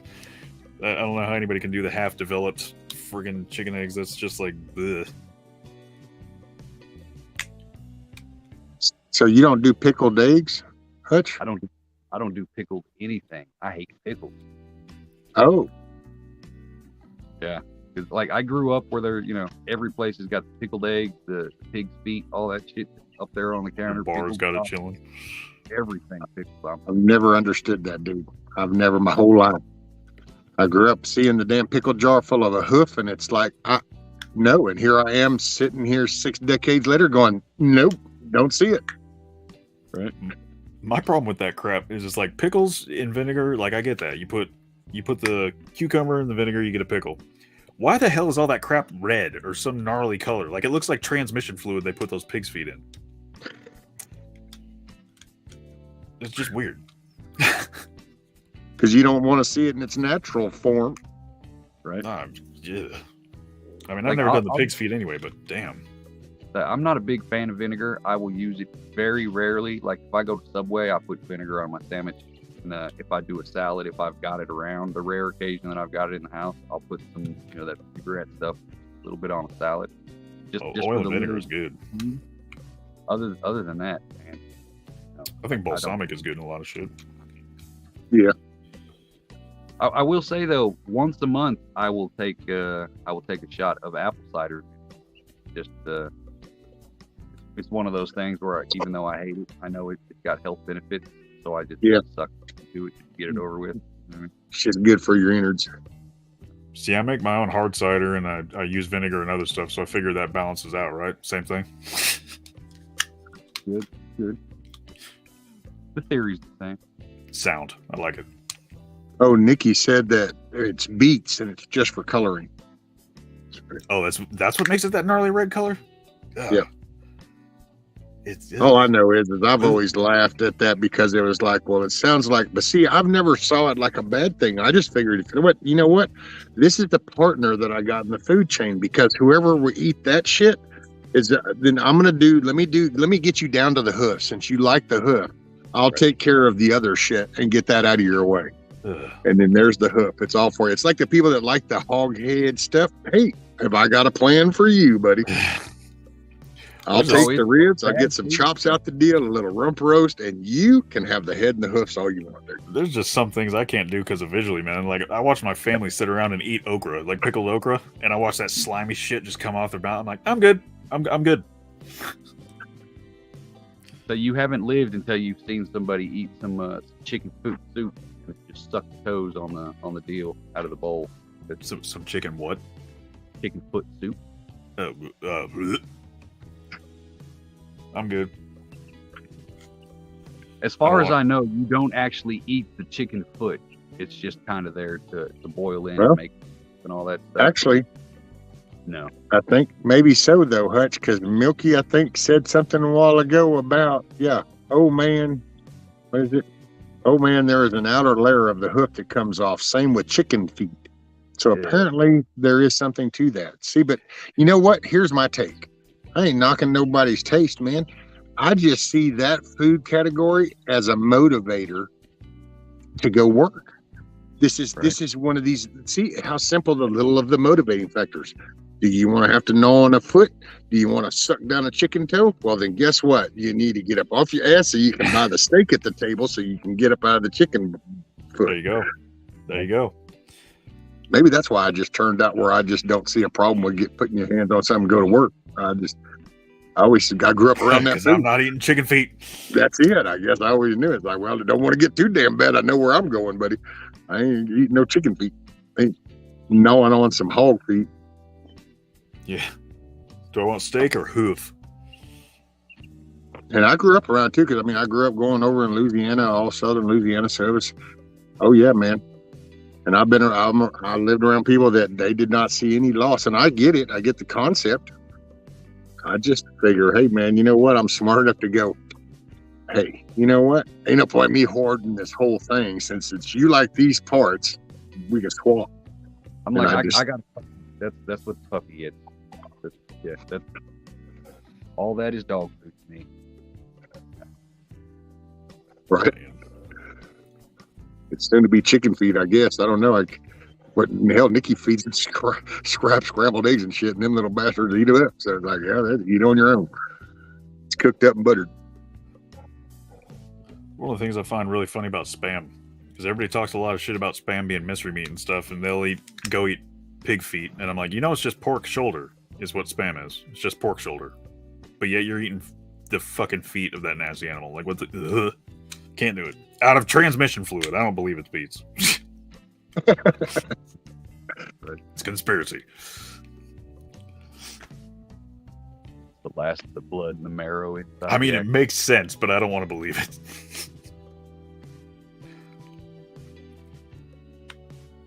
Cow intestines for the win. Man, it's starting to get warm out here. I told you that yellow thing in the sky looks pissed. Man, it's looking so cool. Yeah, ain't no clouds. See the moon perfectly, buddy. I'm just glad it ain't as hot as it was last week. We got some above average weather coming in, so we're going to be back in the 90s. Like we've been in the 80s all week, but next week we're back in the. Well, I guess here in about 2 days we kick back up to 94, 95. Last week we had a day of 112, and the next day was 113. Woo. Well, it's only 75 here. Well, la-di-da. I know. Hey, I'm rocking it. It's going to be in the 90s, but that's all week. It's always in the 90s. It's Texas. There's like hot and then there's hotter. A lot of it is because I'm just sitting out here in the direct sunlight, just just to talk to you. I Right, think just that's bacon. right. My front half is fine. The shaded Yeah. pork. Right. On that day when it was 112, I didn't realize it was that hot. I went out to get to the mail, no shoes on, and I'm like, oh shit, fuck, running all the way to the mailbox, run back. It's warm. Let's see. Milky said, what she say? LOL rescue. I so wish I could panel and school y'all on the finer things. Oh Lord. And what finer things would that be? She's gonna get up it's there and fine. I'll take that bet. I do believe that Milkmaid also eats cow tongue. Yeah. Well, I mean, lingua's good in tacos and shit, though. Yeah, I guess, man. I mean, You got to cook it right, though, or else it comes out like a boot. Do people invent this other form of making these cool foods just because you're doing lack of, or is it experimentation? Because what's wrong with putting some chicken in this taco shell or this beef in this taco shell? All of a sudden, people throwing damn fish and Well, but the tongue is just a muscle, Cow though. I mean, the tongue. tongue is just meat, though. It's not like the sinews and all the nasty shit. It's But actually just a different muscle. but you realize that this is the same argument that they say about the hoof, right? Does Right. the It's tongue just wallow meat. around in shit? Well, actually, yeah, it licks it off the leg. Man, I've never seen a cow going down on another cow. That looks hot. I want to. Not to mention, it licks the boogers and snot all off its face and all the shit that's around its muff that it's been mudging around in the feed tray and on the ground. That's all get pulled in. Man, you've been hanging out with German cows.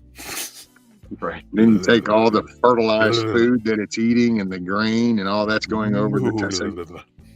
I will say though, I've ate bull balls a couple times, and they are pretty damn good. Hey, look, Milky said they lick their ass too. How can it lick its ass? What the hell? Cow's that flexible? Man, if I could do that, I'd knock out all my own teeth and never leave the house. Right.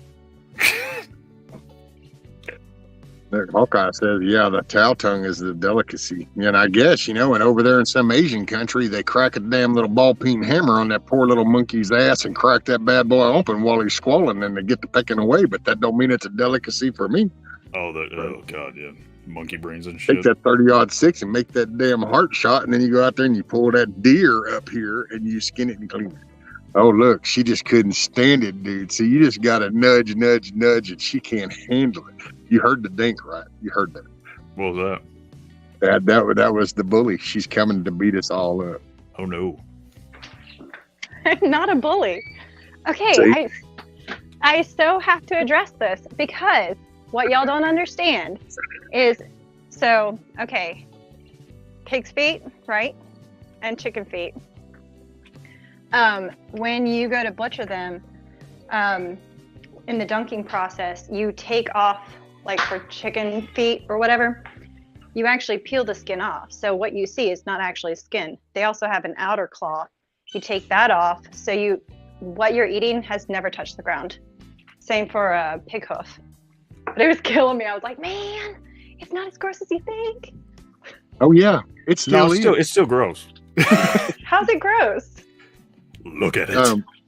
Because I just like them nice, big, thick pork chops, and I like that pork roast. Well, it's yummy, but have you ever had scrapple? The fuck is Scrabble? Okay, scrapple I play Scrabbled. All right, so you know the whole nose to tail thing, right? You eat everything from nose to tail. Well, I know somebody will. How's that? I will. But with scrapple, you take the you pretty much use all the meat. You get everything off. Then you have a spinal column, right? You take all of that, you boil it down, you pull all the meat left, and then because of the gelatin or the collagen that's in the bones and stuff, so you're extracting all of that really good stuff for your skin and your bones and everything else like that. And then, sorry about the rooster. And then it makes kind of like a Chum. gelatiny, meaty, super spicy. Put some cornmeal. Oh my god, it's so good. It's like real Spam. So basically what you get is depression slop, and it's tasty. And it's healthy. Hey, Chuck. Well, see. Man. Welcome to the chum bucket. Right. Well, I mean, people eat chitlins. You know what those are. Oh, that's nasty. Mm. Oh. Is it nasty, but have you had salami? Salami? Mm-hmm. Hey, Like real I'm good not on charcuterie. trial. I'm not on trial here, ma'am. No, here's what you literally use cow bung as a casing for various charcuterie. So like all those fancy people who are like sipping their wine and all of that, and they have their charcuterie board. Yeah, they're eating intestines. Unless you I know make my- it with my different grandma used- things. Oh, my bad. Like what? Like what? And also, like in Italy, you peel out the outside layer, but that's What for the intestine? Oh, you peel. Oh, well, I know what you're talking about. The other kind of casings. yeah, you take it off like you would a hard soft cheese or something like that. Oh, Yeah, like the wax thing. Yeah, non stai My lavorando. grandma used to do with pigs was take the intestine for the sausage casing. I'm not sure exactly how she did it. She was like, "What is that?" Oh, well, You next just time squirt it in like a go-gurt, you know. next time I butcher a pig, I actually want to try to make casings. Mhm. So, like, you take the intestine.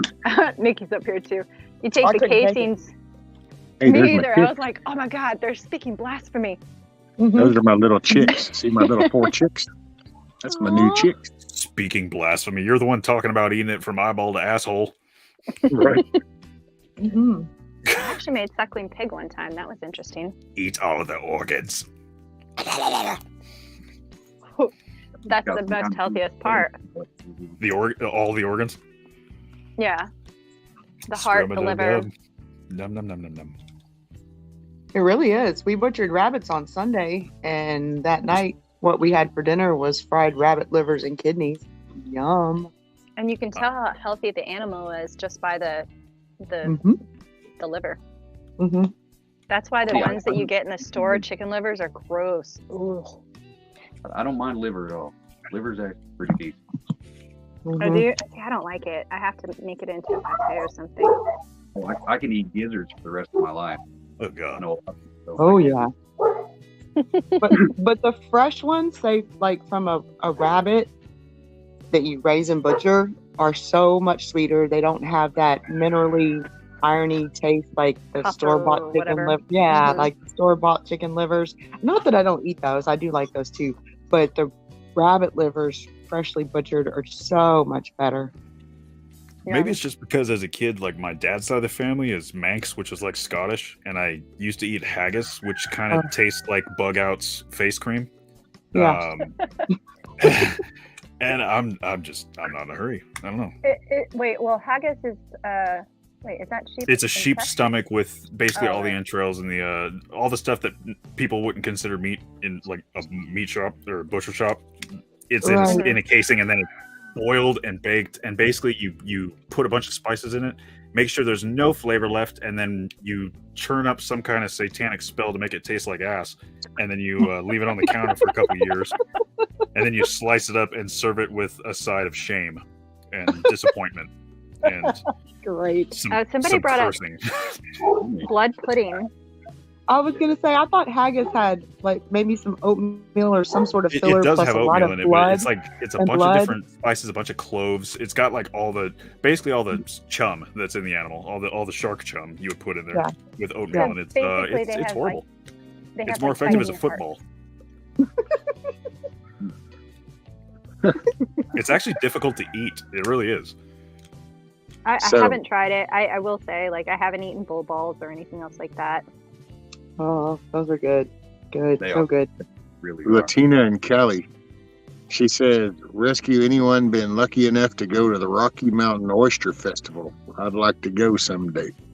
I went there. Didn't put any balls in my mouth, but I went. Yeah. Full The balls are chicken good. wings are excellent. See, there's two food conventions that I want to go to. One of them is that they've got one over on the other side of Missouri that I wanted to go to. But down in Arkansas, they've got a squirrel festival.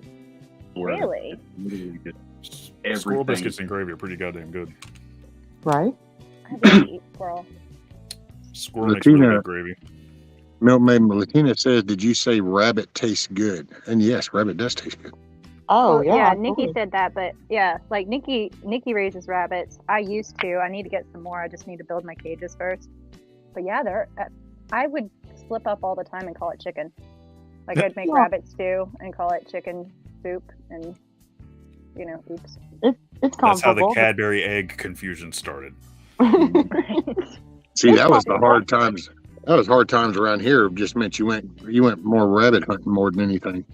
Mhm. And the ones that you keep in cages, they tend to have a little more fat on them. They Right. You do. actually have some fat. Can You know, you a eat lot of hares? Those big, tall, gnarly ones that are in the desert that look like rabbit mixed with the chupacabra? Can you eat those ones? I'm sure you I will could. say, I just said that to you guys, and it just dawned on me when I said that yeah, whenever that time when it was kind of tough, and we, because that's did some wild ass rabbit hunting off of the fucking hood of a Hyundai Excel. So let me tell you, front wheel drive, the little batteries can skid everywhere up in the woods. Let me tell you, they hit deer trails in a heartbeat. Operator of choice. It was the damn gas shit. So it's the last time that, you've heard people talk about the last time when you had to kind of wait in line and shit. And there were the times. And so gas was real bad and had that tough little time. That was when it was. Cause yeah, things got a little rough. And I remember that. Yeah. Used to go every evening, buddy. Well, some nights it'd be every other evening. Cause if we got enough one evening, then we wouldn't have to worry about the next evening. But oh yeah, that was supper. It was like, okay, going out for supper and some lunch tomorrow. So it was like pop, and come back clean skin cooked. That's just life.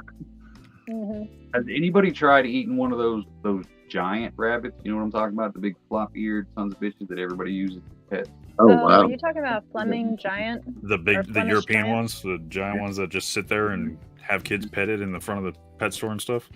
Yeah. I'd eat Wonder it. what that meat's like. Well, the Flemish giants, like they're bigger, but they have a higher bone to meat ratio, so you don't actually get more meat. You get more Well, bone, that's but not more bullshit. meat. Right, That's exactly. false advertising. Right? That's what I thought Yes, because that I was is. looking at comparisons. Actually, the highest meat to bone ratio of rabbits are actually those little Dutch ones. The ones that have that kind of distinctive marking on their back. They're smaller, but meat to bone. That would work though if I'm making dog food. That gives me a bit more extra bone. to throw stuff. Distinct mark on its back where the meat hook goes. Yes. Right, pretty much. Well, But any yeah. rabbit's going to be good to eat, I think, pretty much Latinate. But no, I noticed you said something to me here, and it was this. I don't know because you're in California, so man, I can't even apply common sense to anything out there. So you're just going to have to wing it. Yeah, here the rabbits But taste it's like Sudafed and meth. You said rescue. If the rabbits are running loose around the neighborhood and lands in my cage on my property, do I get to keep it or cook it? Well, I will tell you, just I would so you think understand how the general rule of thumb works in the real world. It's only illegal when you Big kill Clark? people. See, so you know that saying about Don't what get people caught. don't know don't hurt them. Well, it don't hurt you either. What they don't know. So just keep that in mind. I'll put it If, that if way. you get a rabbit and it's in your front yard and stuff, that's fine. I just wouldn't go Hey, running man. around with a spear in the middle of the street. That might I be will a- say That's my the epitome of recommendation fair too game. was if anybody ever were to ask you, I would go, man, no.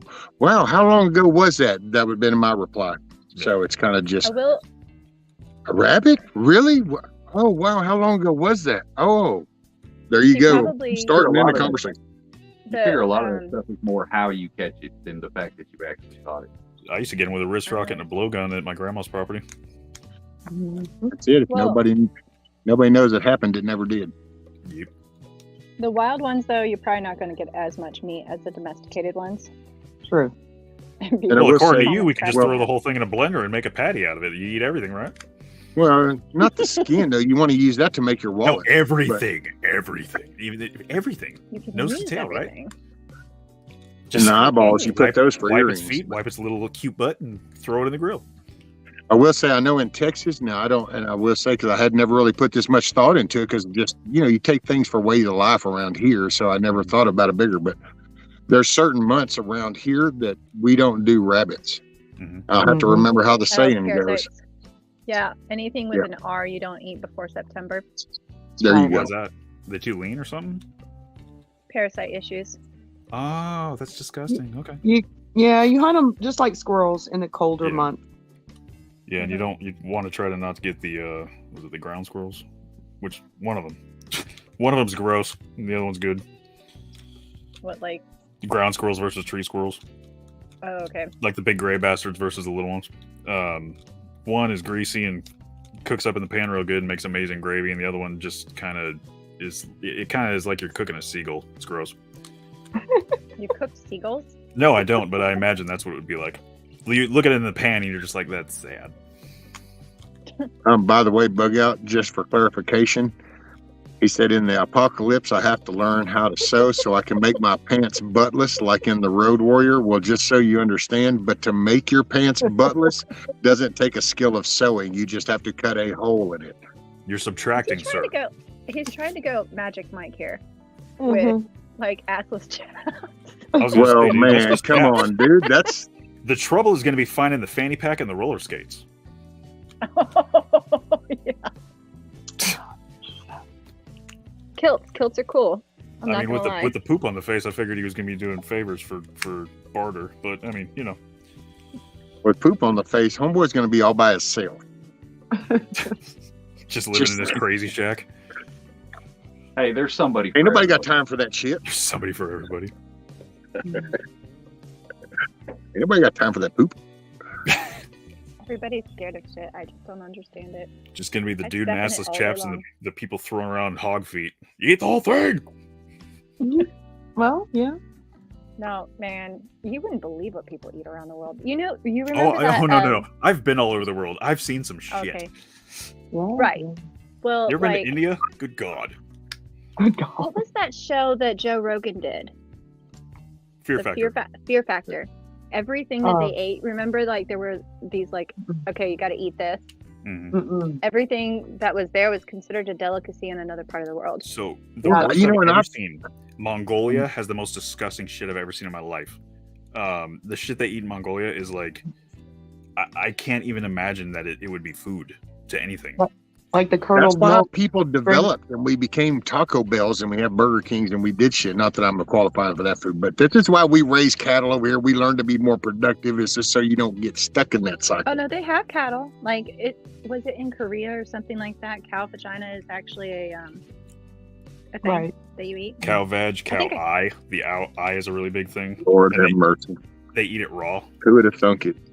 Man. Who was the first person to be like, "Hey, fuck it, let's eat a butthole"? Probably somebody A really German. freaking hungry. You know what?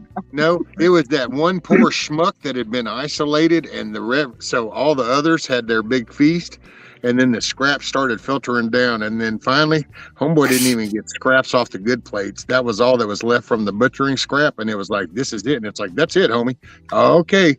But And then he come back dude, telling him, "Hey, you won't believe it, but that was good." And one of them people went, "That dude's got to be full of shit." And they went, "I don't know. You want to try it?" "Yeah, let's try that." Well, he ate the and booty next hole. thing you know, Apparently, he he's worked full his of way up shit. the food chain. Right? Well, that's the survivor right there. right. And think about it.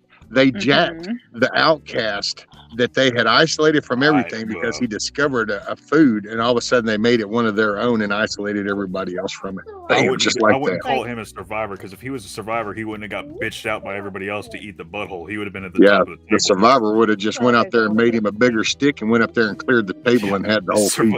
The survivor would have said, "This is my steak." Hey, man, sphincter tacos could be a thing. We could try it out on Hump. I'm good. I'm good. Just saying. Yeah, It's all Oh. about You know how what? cook You know them, what's gonna right? happen in the apocalypse? butthole Nikki tacos. and I are gonna be sitting over here fine dining, and all of y'all are gonna be like, "Ew, I can't eat that." Fine dining. You're talking about starting Okay, a trip, so like yeah, outside of the can we restaurant just with pause? asshole tacos. Let's pause for a moment right now and let's fully Everybody let's come lay into the this shit out. shack. So we're talking about, so let's see, you're going to be so high classy eating assholes and vaginas while the rest of us are having T-bones and sirloin Yeah, steaks. you losers Dude, are getting all you the do- roast. Somehow I'm not Good connecting luck with those that, dots, girl. right? Just I coming can- from a guy. I'm just saying. I can make anything taste good. Just saying. I'm just throwing out the hypocrisy right now. I Okay. mean, Lord have Right, mercy. right. I see where you're going with Hutch, that. what happened? Well, What good. happened, Hutch? What I happened? don't know. I not touching that one. I know exactly what you're thinking, Milkmaid. That's hilarious. And then I hear a child's Sphincters and voice. popos Oh, God. over sirloins and T-bones. Who would have ever? And you just thought 22 was batshit crazy. Boom! There you go. Black and rice sounds real good right now, doesn't it? I just heard a child's voice. How about them Blue Jays?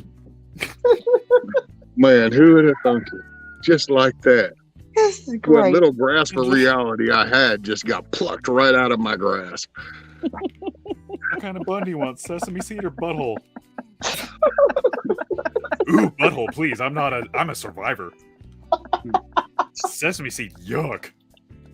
Hell, Milky and Nikki would be at like the auction house, and everybody else is like looking at the profile of this, and they're like, excuse me, can you turn it just a little bit more and raise the tail? Oh, yeah, okay. No, I bid on that one. It's like, what? Sold. Oh, God. Everything you were going to turn into glue. I want to eat that shit. God. Lord If have they mercy. if they only knew, Milkmaid, if they only knew. Is there Hump worse? day. Is there worse? Yeah. God. Man, oh, man. Why do you think we call them horse apples? Look at baby's comment. What do you say? I can't see the chat. I'm crying. I'm laughing so hard. What did he say? Sphincter friendship bracelets. No, you can't do that because they'll eat them. Yeah. That's sustenance. You can't have the booty hole on the wrist. Can't have a It's like friendship candy bracelet made out of necklaces, booty hole. come on. Yeah, it's a portable. Hey, if you snap. trimmed it right, it'd be easy to make. So They're gonna be making Candy wax lips. necklaces. They're gonna be making wax lips out of the butthole, so they can look at you and go wink. You know the thing when a dog coughs and it winks at you? That's what they're gonna be doing. They're gonna be putting them on. winky winky with the It's so sphincter good wing. for your life. It's like a It's the sphincter wing. God. Rescue. What's your chat count at this point? Like, did everybody leave? No, I mean, there's still 29, so. Oh yeah, it definitely lowered. Gonna be making Let's bath see. products Well, Yankee glue out of Watchdog. freaking camel cervix and shit. yeah. Yankee said, rescue, there are only so many T-bones on a cow. What do you do with the rest of it? Well, other people are going to be hungry. Dude, if I made you, I'm telling you, cow intestines, 3-plus tacos are See? delicious. There. They're delicious. So it tells, there, my cult are my you solution in? to my problem, Yankee, was if I have a cow and I have my T-bones, well, I don't want Nikki to starve, so I can, there's some hoofs and some intestines, and then when she runs out of intestines and hoofs and I run out of T-bones, then we go get another cow. And I get Yeah. some more T-bones and she gets some more intestines and hoofs. yeah, See, With a beef snout liver. or two every now and then. So there you Beef- go. And we definitely These got are to the get gals- rid of the sphincter. These are the Beef gals you liver? run into in the apocalypse, and you'd be like, "Oh, everything's gonna be fine. I ran into people, awesome," and they'd have like weird headdresses, but that's okay. You're gonna ignore them, and then they got like weird blood stains everywhere. That's cool, no big problem. And then they start chanting and doing weird shit, and they're fucking basting you. Like this is weird. Dude, I walked out for just a second to deal with a kid, and I came back to that. What do you mean you came back to that? No, you don't ever get to use that kind of phrase after your comparison.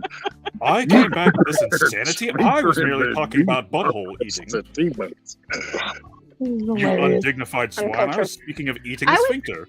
I was gonna call y'all uncultured swine. What the hell? Mhm. Oh, yeah. Heaven forbid. I mean, we I don't want any po-po or buttholes. like to We're party, but so I'm not going to eat unclassy the of us. friggin' butthole. Like, I mean, it's a different. And on that note, I'm gonna dip out, y'all. I gotta run to the store. You're Sorry, gonna go cure guys. some ass jerky. You're gonna go. You say Okay, my don't hold God. it against me, Hutch. I didn't know it was coming. Gonna make some pickled asshole. Holy God, crap. Oh, holy God. crap! That's what you call your food stuff. Damn. And, Make a whole bag of them. Call them Food. booty rings. ooh-wee. Okay. Okay, back What on is this made by target. Keebler, Lay's, Satan.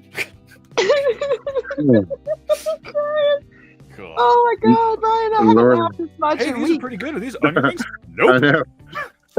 What are Ooh-wee. they, guests? I tell you what, this is like the old days. Well, you never know. We used to solve life problems and anything in there. Now that just shows to show you You never know. I mean, it might sound like I'm joking, but I am concerned, madam. I feel edified. I'm still shocked over Milky though. I'm still. I mean, can't I got at believe least it. another 10 minutes of booty hole jokes. We gotta... Well, Wait, damn, what are you shocked over?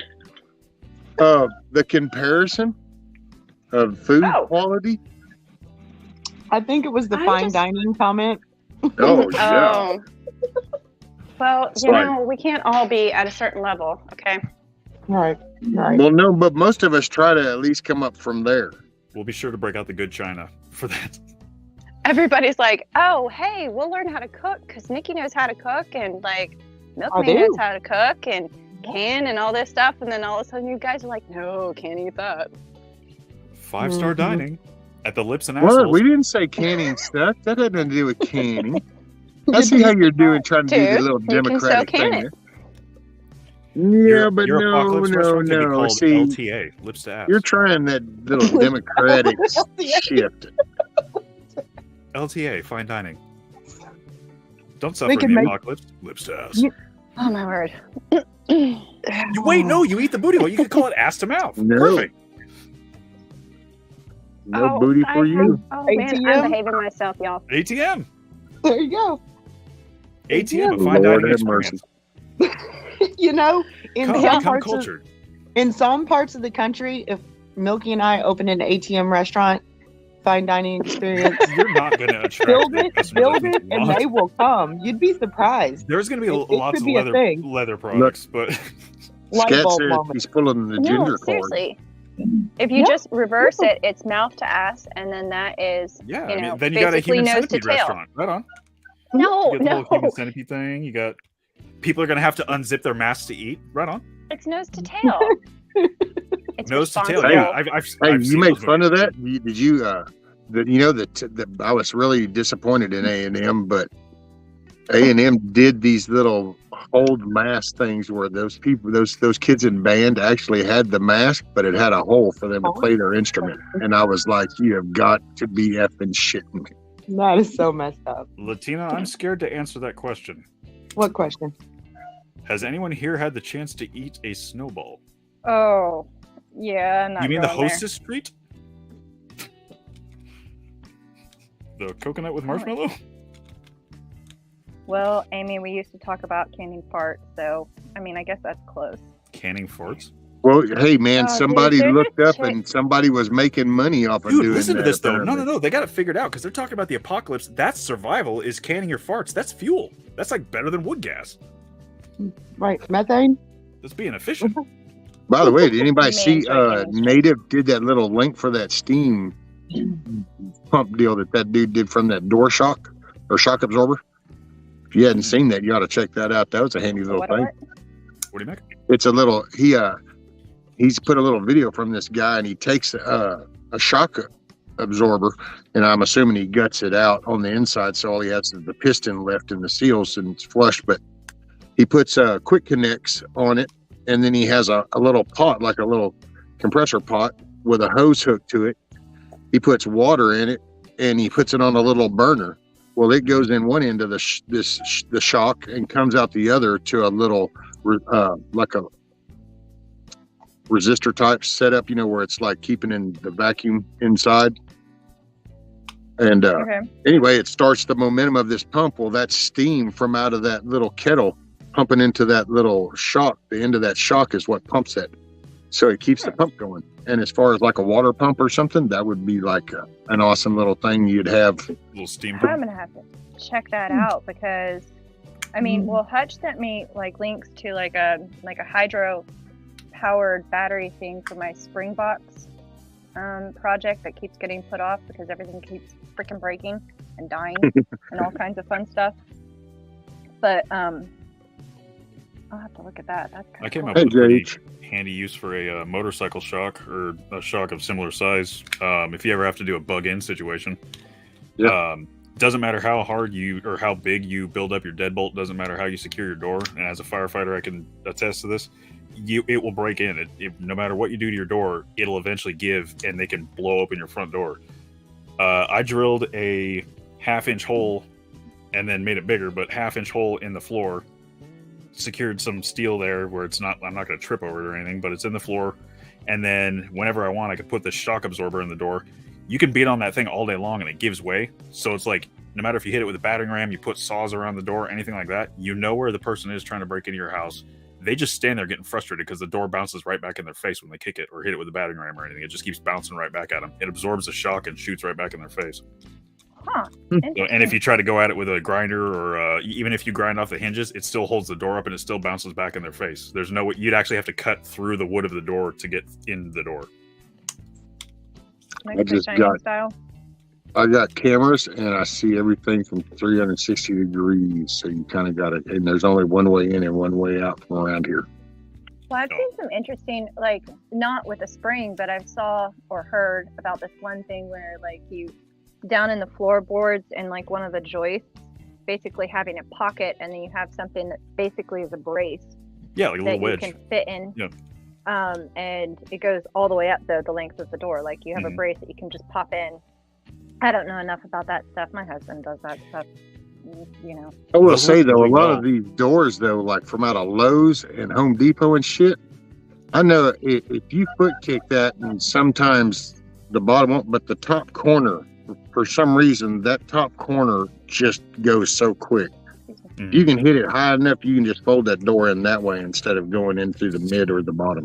That's why the shock works so well, though, because it actually flexes and it absorbs the impact instead of putting it into the door. So all the rigid parts that would snap, like the bars, hard bars, and the wedges and stuff that pop up from the floor, all of that can be broken. It can be splintered at a certain PSI.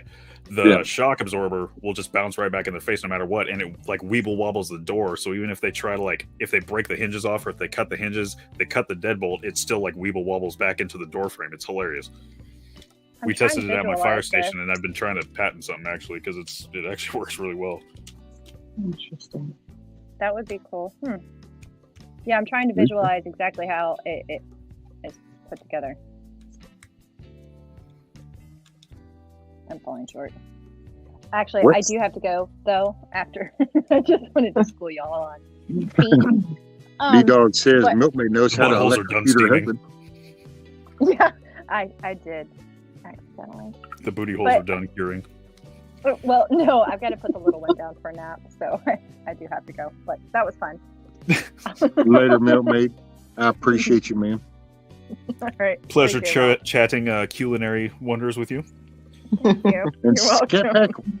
Scat Pack, what do you mean don't stand under labels at the store and save some cash? Is that some just random thing? I don't know. Or did I don't know. Corn Pop, did you know what I meant when I said weeble wobble? Because if you said you didn't, I'm concerned. Weeble wobble, but they don't fall down. Exactly. Right. It was a toy. Man, you don't remember them toys? I say weeble wobble because people knows what it means. That's it. Weeble wobble, but they don't fall down. Kind of like where they design them punching bags after you sit there and punch on and they bounce and come back up. It could be wobble, but they don't fall down. Yeah, even with a Halligan bar, I mean, you can, like I was talking about earlier, you can explode a door jamb off with a freaking Halligan, and that door in the way is just frustrating as hell.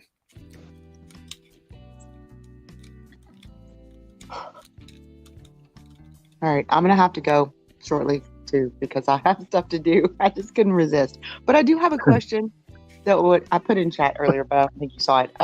About the jerky you made, do you have to refrigerate it? Or is it shelf stable? I did vacuum, as long as you get it to where there's like as lean as possible, because the fat is what really contributes to it going bad fast, because it's like impossible to dehydrate the fat. Right. But if you get it as lean as possible, it dries out to a point. I've had it, I vacuum sealed it, and it's kept for.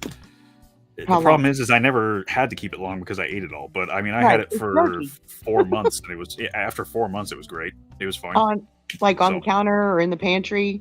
Room temperature in the pantry. Okay, all right. Just vacuum sealed it, and it was good. That's why I was asking about the like the pink curing salt type stuff. I've never actually used that. I'd have to look into it. Big jar of that in the yeah. I figured if you did it that way, then it could be shelf stable, especially if you put it not an O2 absorber, because that's a whole different thing. You don't want actual meat to be deprived of oxygen because that's where Right. botulism comes in. But like one of those silica packets just for moisture absorption, maybe. But I figured, I don't know. I'm gonna have to try that. I love jerky. I'm gonna Friendly have to tip, try it. dude, don't ever spend money on the silica packets. The type of No? cat litter that's called crystals is what those silica packets have in them, and it's, less than a tenth of the price. So just The kitty litter that's the- sold, it's called crystals. That is just Right. silica crystals. That's all that is 100% silica. It's the same stuff that's in those bags, and it costs way less. so do you just wrap them in some sort of fabric or I mean, like I a do fabric pouch? like filter fabric, like pond filter fabric, Okay. or like anything that's like that, and just I'll seal it to size either by hot glue or something. Just make my own little packet for them. Okay, that makes Yeah. sense. All right, good to know. I'm gonna give that a try because I love jerky. We all love jerky, especially Everyone in loves Texas. jerky. It's a thing. Okay, see, it's not just a Texas thing; it's everywhere. No, I if people think. don't like jerky, I don't want to know them. Right. I agree. Kind of like Reese's peanut butter cups. No, I'm just kidding. They're Just kidding. awesome. No, wait, just kidding. You know I love you. No, she didn't. She meant it. Oh, shit. That's right. All right. Uh-huh. I gotta go. I have some broccoli, cabbage, and kale to plant. So I will be listening, and y'all have a great day. Cool. Right You on. too. Later, Nikki. Appreciate See ya. Bye. Bye. you. Bye. Rescue, I think I'm about to head out too. It's about time for breakfast. Right on, brother. Yeah, it might be about some chicken noodle soup time. I think waffles this morning. All this talk about buttholes has made me want something waffle. Oh, now you want some waffle. Just it sounds good. I don't know. Nom, nom, nom, nom. All right, man. Well, good chatting with you. All righty, brother. Well, hell yeah. And now that I got your email and stuff, so Yeah, and I'm Yep. gonna send you the plans for the forge here after I make myself some breakfast and locate all those pictures for you. right on, brother. All right, Well, man. be Good chatting safe. with you. See you Have a later, great chat. day, man. You too.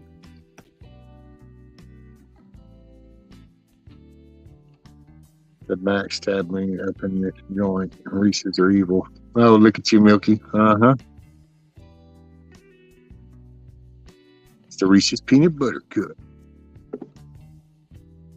Yeah, so let's see. I don't know, would I call that an auction or a raffle or something for those on the books?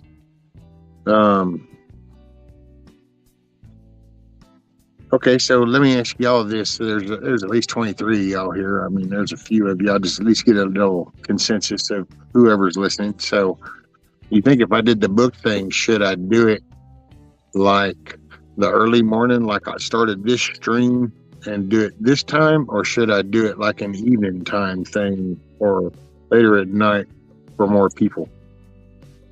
So should I do it evening, later at night, early morning, midday? What's y'all's opinion? What's your thoughts on that? Now I'm gonna have to eat information.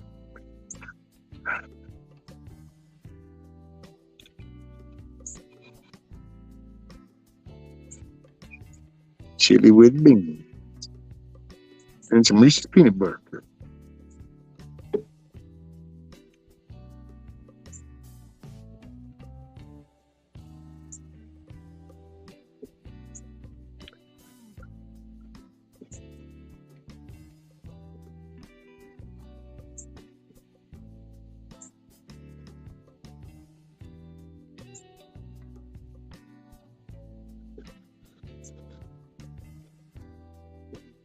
Because I know they're like,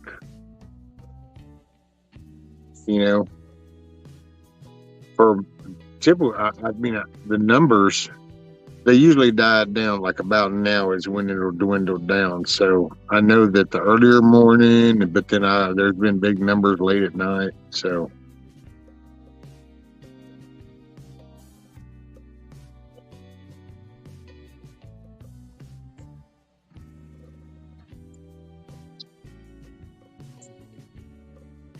do it over a few days. Well, yeah, I don't think I could do everything in one night. I mean, but I figure I just want to, that way more people have a chance to see the book, and maybe somebody might be interested or something. That's what I was trying to think. It's like, like just say the Franklin autobiography. Well, if I stow that and there's only like, 30 people, well, God, how should I, but there's potentially, a couple of hundred that might be interested. I mean, if I did the sub count, it's 500 or whatever. And so try to just think of a way to, but I can't be too like upfront and obvious because I don't think you're supposed to do that or something. I don't know, to be honest.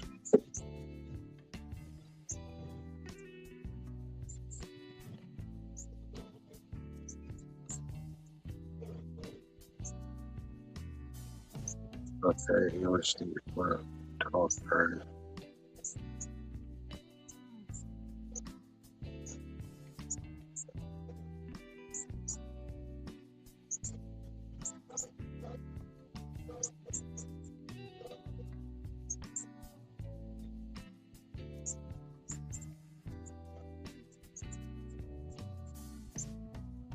You have to do like thumbnails. Hey, maybe I could do them. So,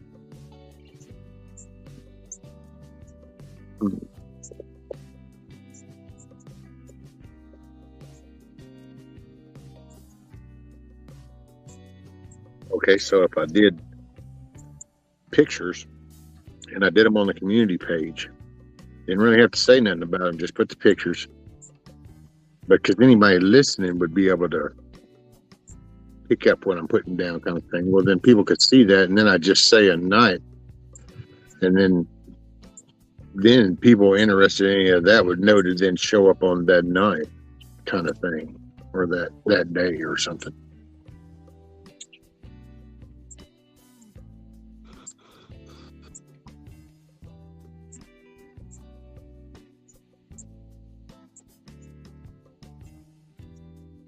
Well, Scat, I will say, I mean, I don't know, sir, but there is something as simple as just opening up that door and going, "Excuse me."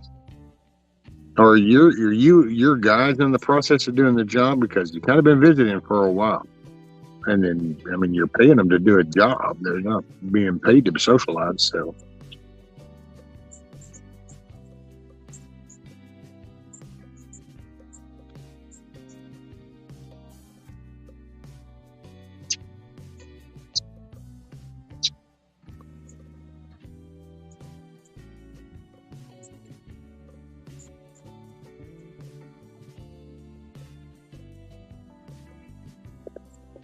Well, but I mean, I will say sometimes you kind of got to hold them to the standard, even if that, you just, I don't know.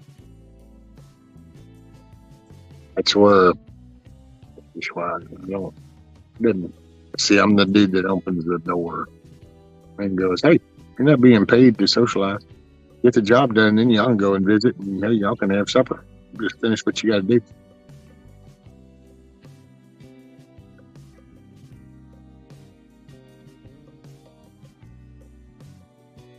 Has the guy already been paid?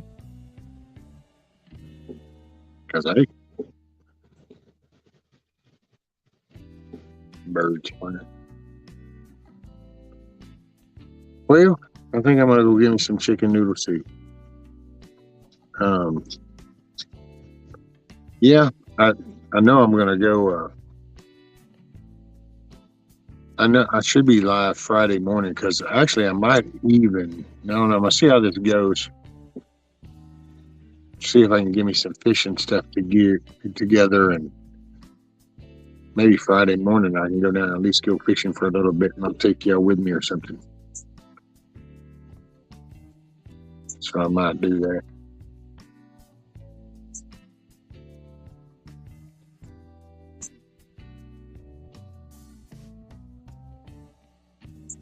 Well, I mean, I would. I mean, just yes means yes, and no means no. And so you and there's nothing wrong. There's nothing rude or nothing inappropriate or anything about you to walk out there and go, "Excuse me, can you please finish your job, and can you please tend to yourself so that they can finish a job that I'm paying them to do?" It's simple facts. I mean, it's sometimes that's the problem though. It's so plain and simple that you don't like it.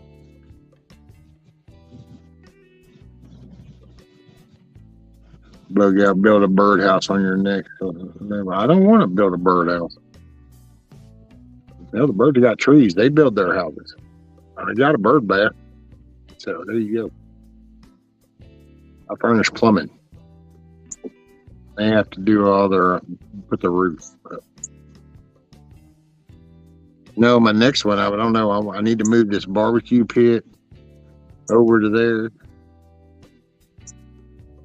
And then, I don't know, just got a plan. I don't know. I need to try to get it where I can get somebody to kind of maybe hang out with me up here. And then I can do shit because then I can hear them read chat and say stuff. But I feel I don't get much done. I just sit here and I look at chat and then I don't get much done.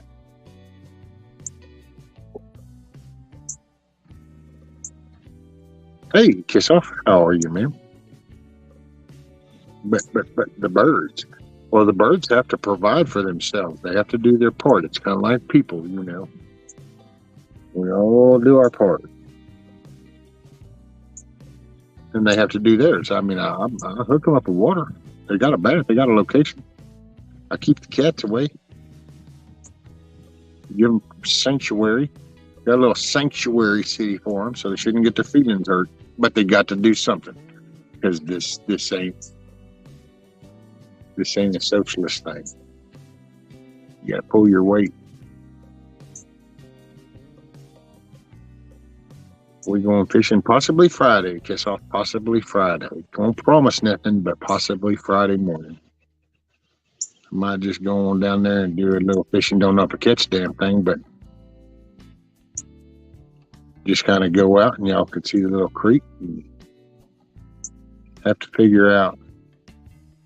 I might have to do the ride with my phone and put my phone like in my pocket and point the camera like that out, and then I could ride and y'all could see. Hopefully I don't bounce and point y'all around. Y'all will be going getting seasick on my ass and shit.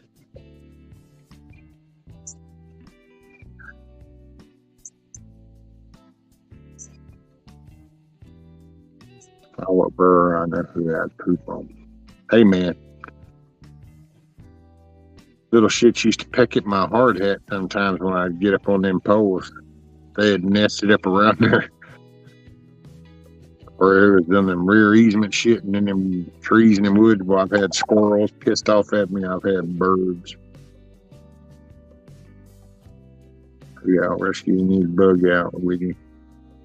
Yeah, but see, it's only certain days he's off now. And since he's on days and when he's off, it's on the weekend time. Well, then his wife too. So it's a little harder for him. That's why most of the time when he comes on, it's because he's on his way to work. Just like before, he used to be on his way home from work. So it was a little different. But yeah. Fridays are most of the days I'll probably be able to do fishing just because, I don't know, I got to get my buddy accustomed to accompanying me like that. And so I need to do that on little trips. So I go on the day she's off, and then that way all I got to do is go on down there. I ain't got to worry about him too.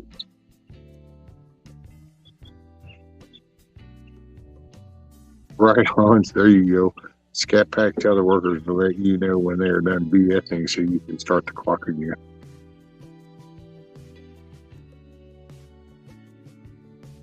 Yeah, man, I don't give a shit if we don't catch that, and that's it. Well, it's that you go with doing that and shit, yeah. I might do that. Need to do something. I know I'm gonna mow the grass today. This looks like it's grown a little much overnight.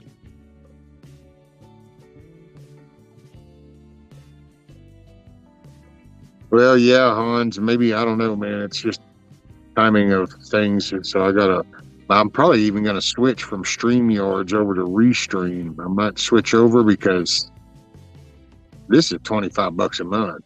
Restream's only $19. So Because now that I kind of got my little zero turn thing, then I can't believe I took on a note, but I did. But I'm glad because, man, I just wish I had done it earlier before things got so bad and I'm in the position I wouldn't have to take up a note. I'd have just bought it like I did the other. But yeah, I want to get one of those gimbals because they're adjust for the vibration and stuff.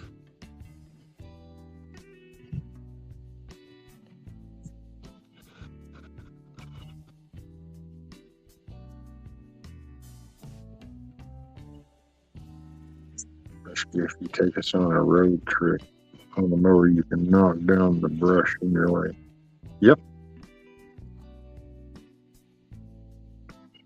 I don't knock down anything that gets in the way unless it's a tree. You can't knock tree over. Come back and get a saw, cut it down. But yeah, I would be able to zip on down. I just got to figure out a way to stash my fishing rod and little bag of stuff to take. I'm hungry now. I feel like I need to make some tacos. There you go. So hey, it's hump day. I think I am going to get some chicken noodle soup. And like I say, won't promise going fishing Friday, but gonna try. Gonna see about it. See how well that goes. Gonna do something. I'll go live. Is the restream still a live feed? Yeah, it is, Hans. I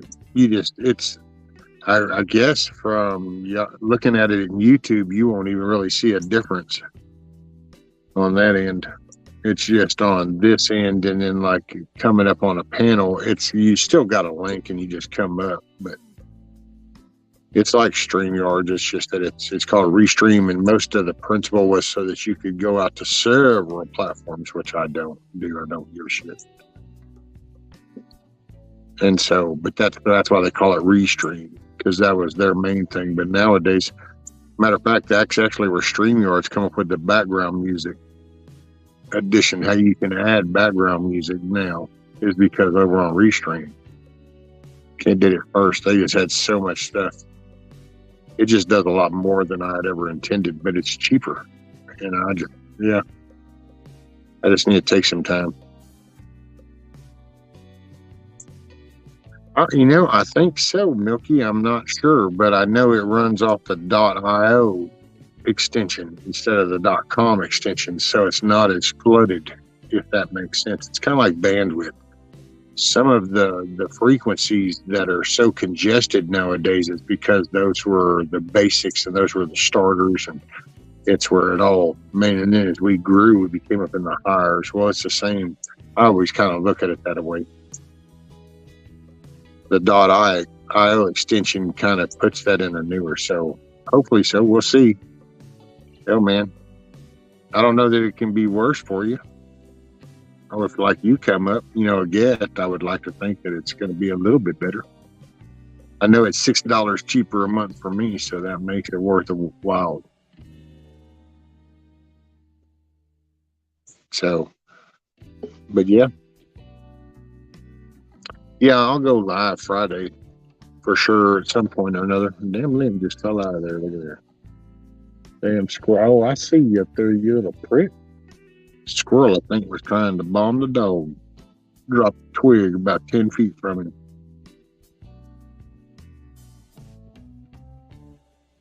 There you go, Corn Pop. What's up, buddy? By the way, I don't even know if I said that earlier, but he said, or maybe get a decent internet like a civilized human being. Get with the times, milkers. That's right. Rescue. Guess who got a tumor that's growing on his neck and they want him to step down because he can't talk. Better off. Looks like Oz will take it. Oh, wow. Well, maybe it's, I don't know. Man, I don't know, Kiss Off, because it's it's so late in the game. It is like that. It's gonna be what it's gonna be now.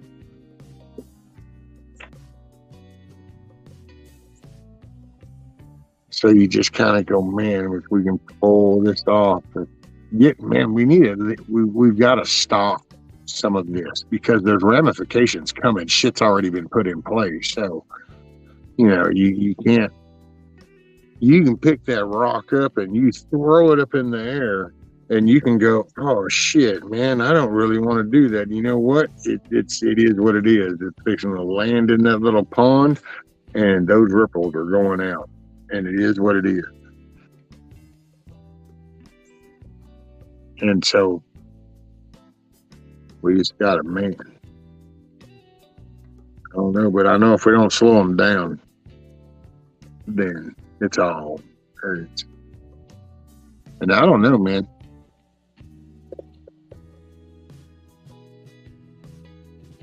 Damn, I wish I could play that thing. Wish I could play that clip. I will say there's a link on my community page to Bear Independent. I think it showed. I don't know because it's off the Patreon side of things from him. So, well, it's on YouTube, but I don't know if that makes a difference or what. It's like a private thing or what. And but I shared it, and it's called Special Needs National Preparedness Month. Well, don't be deceived by the title. I would suggest anybody to listen to it. And I personally think that young dude, which I say young man, hell, he's up there with everybody else. He almost might be as old as Milky, but I don't know. He might not be that old. I think he's still kind of a young guy. I'm just picking on you, Milky. But anyway, he's a good guy. But I gotta say, man, it's worth listening to. It's getting busy. It's doing stuff. It's participating.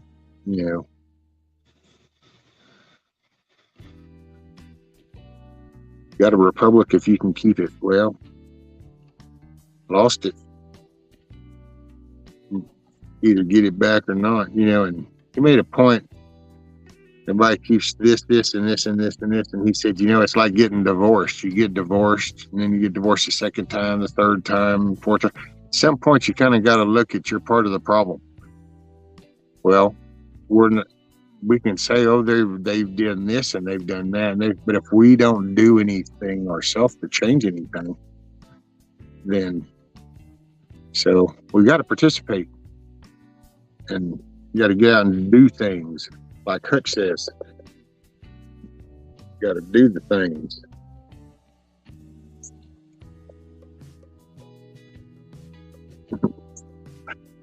Milky.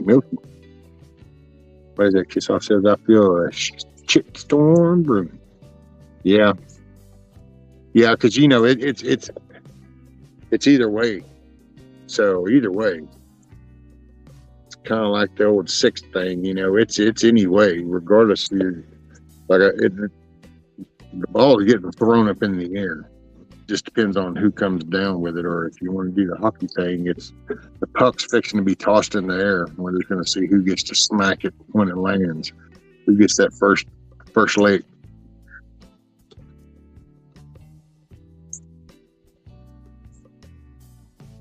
I don't know. What's that, Ruckleberry? He's like, I do too, Kiss Off. Roadside tacos are hazardous.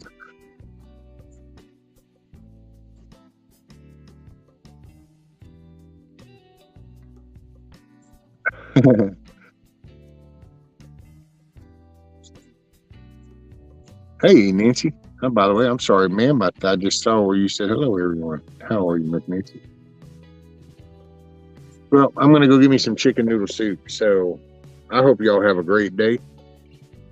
Like I say, I'm going to be going live Friday. And I'm going to probably show some of the books and stuff. So, anybody you think might be interested, tell them to look out for the live Friday.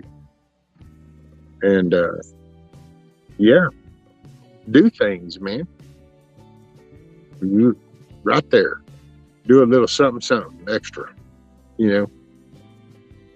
Patrick says, thank you, Rescue. It's been a pleasure listening to the conversation this morning. You're appreciated greatly, sir. Cheers. Have a great day.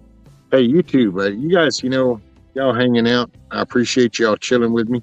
Miss JH556. Hopefully you get a laugh, you put a smile on your face. We talk a little bit of Saturn, you learn something. Hey, the charcoal, don't forget the charcoal thing. So hardwood. By the way, that was so cool that Bitter Critter come by my channel, man. Was that not like some cool stuff? So what he was pointing out, check out that link. I shared the same link, but Milkmaid had turned me on to it. But from the way he was talking, I'm going to take hardwood. So you take your cedar, your walnut, your oak, but you take that charcoal, little chunk, throw it in a water bucket. Well, then you don't have to worry about your dogs getting heartworms and stuff. You don't have to worry about any other livestock getting any mosquito larvae. You don't have to worry about getting bit by no mosquitoes. So, yeah. So there's a little tip for the day. So, it's hump day. We're halfway through the week. Booyah. A couple days ago, and then it's the weekend. Party like it's your birthday. So, much love, everybody. Hope y'all have a great day. Keep your head on a swivel. Smile, but stay safe. Stay aware. Love you guys. Take care.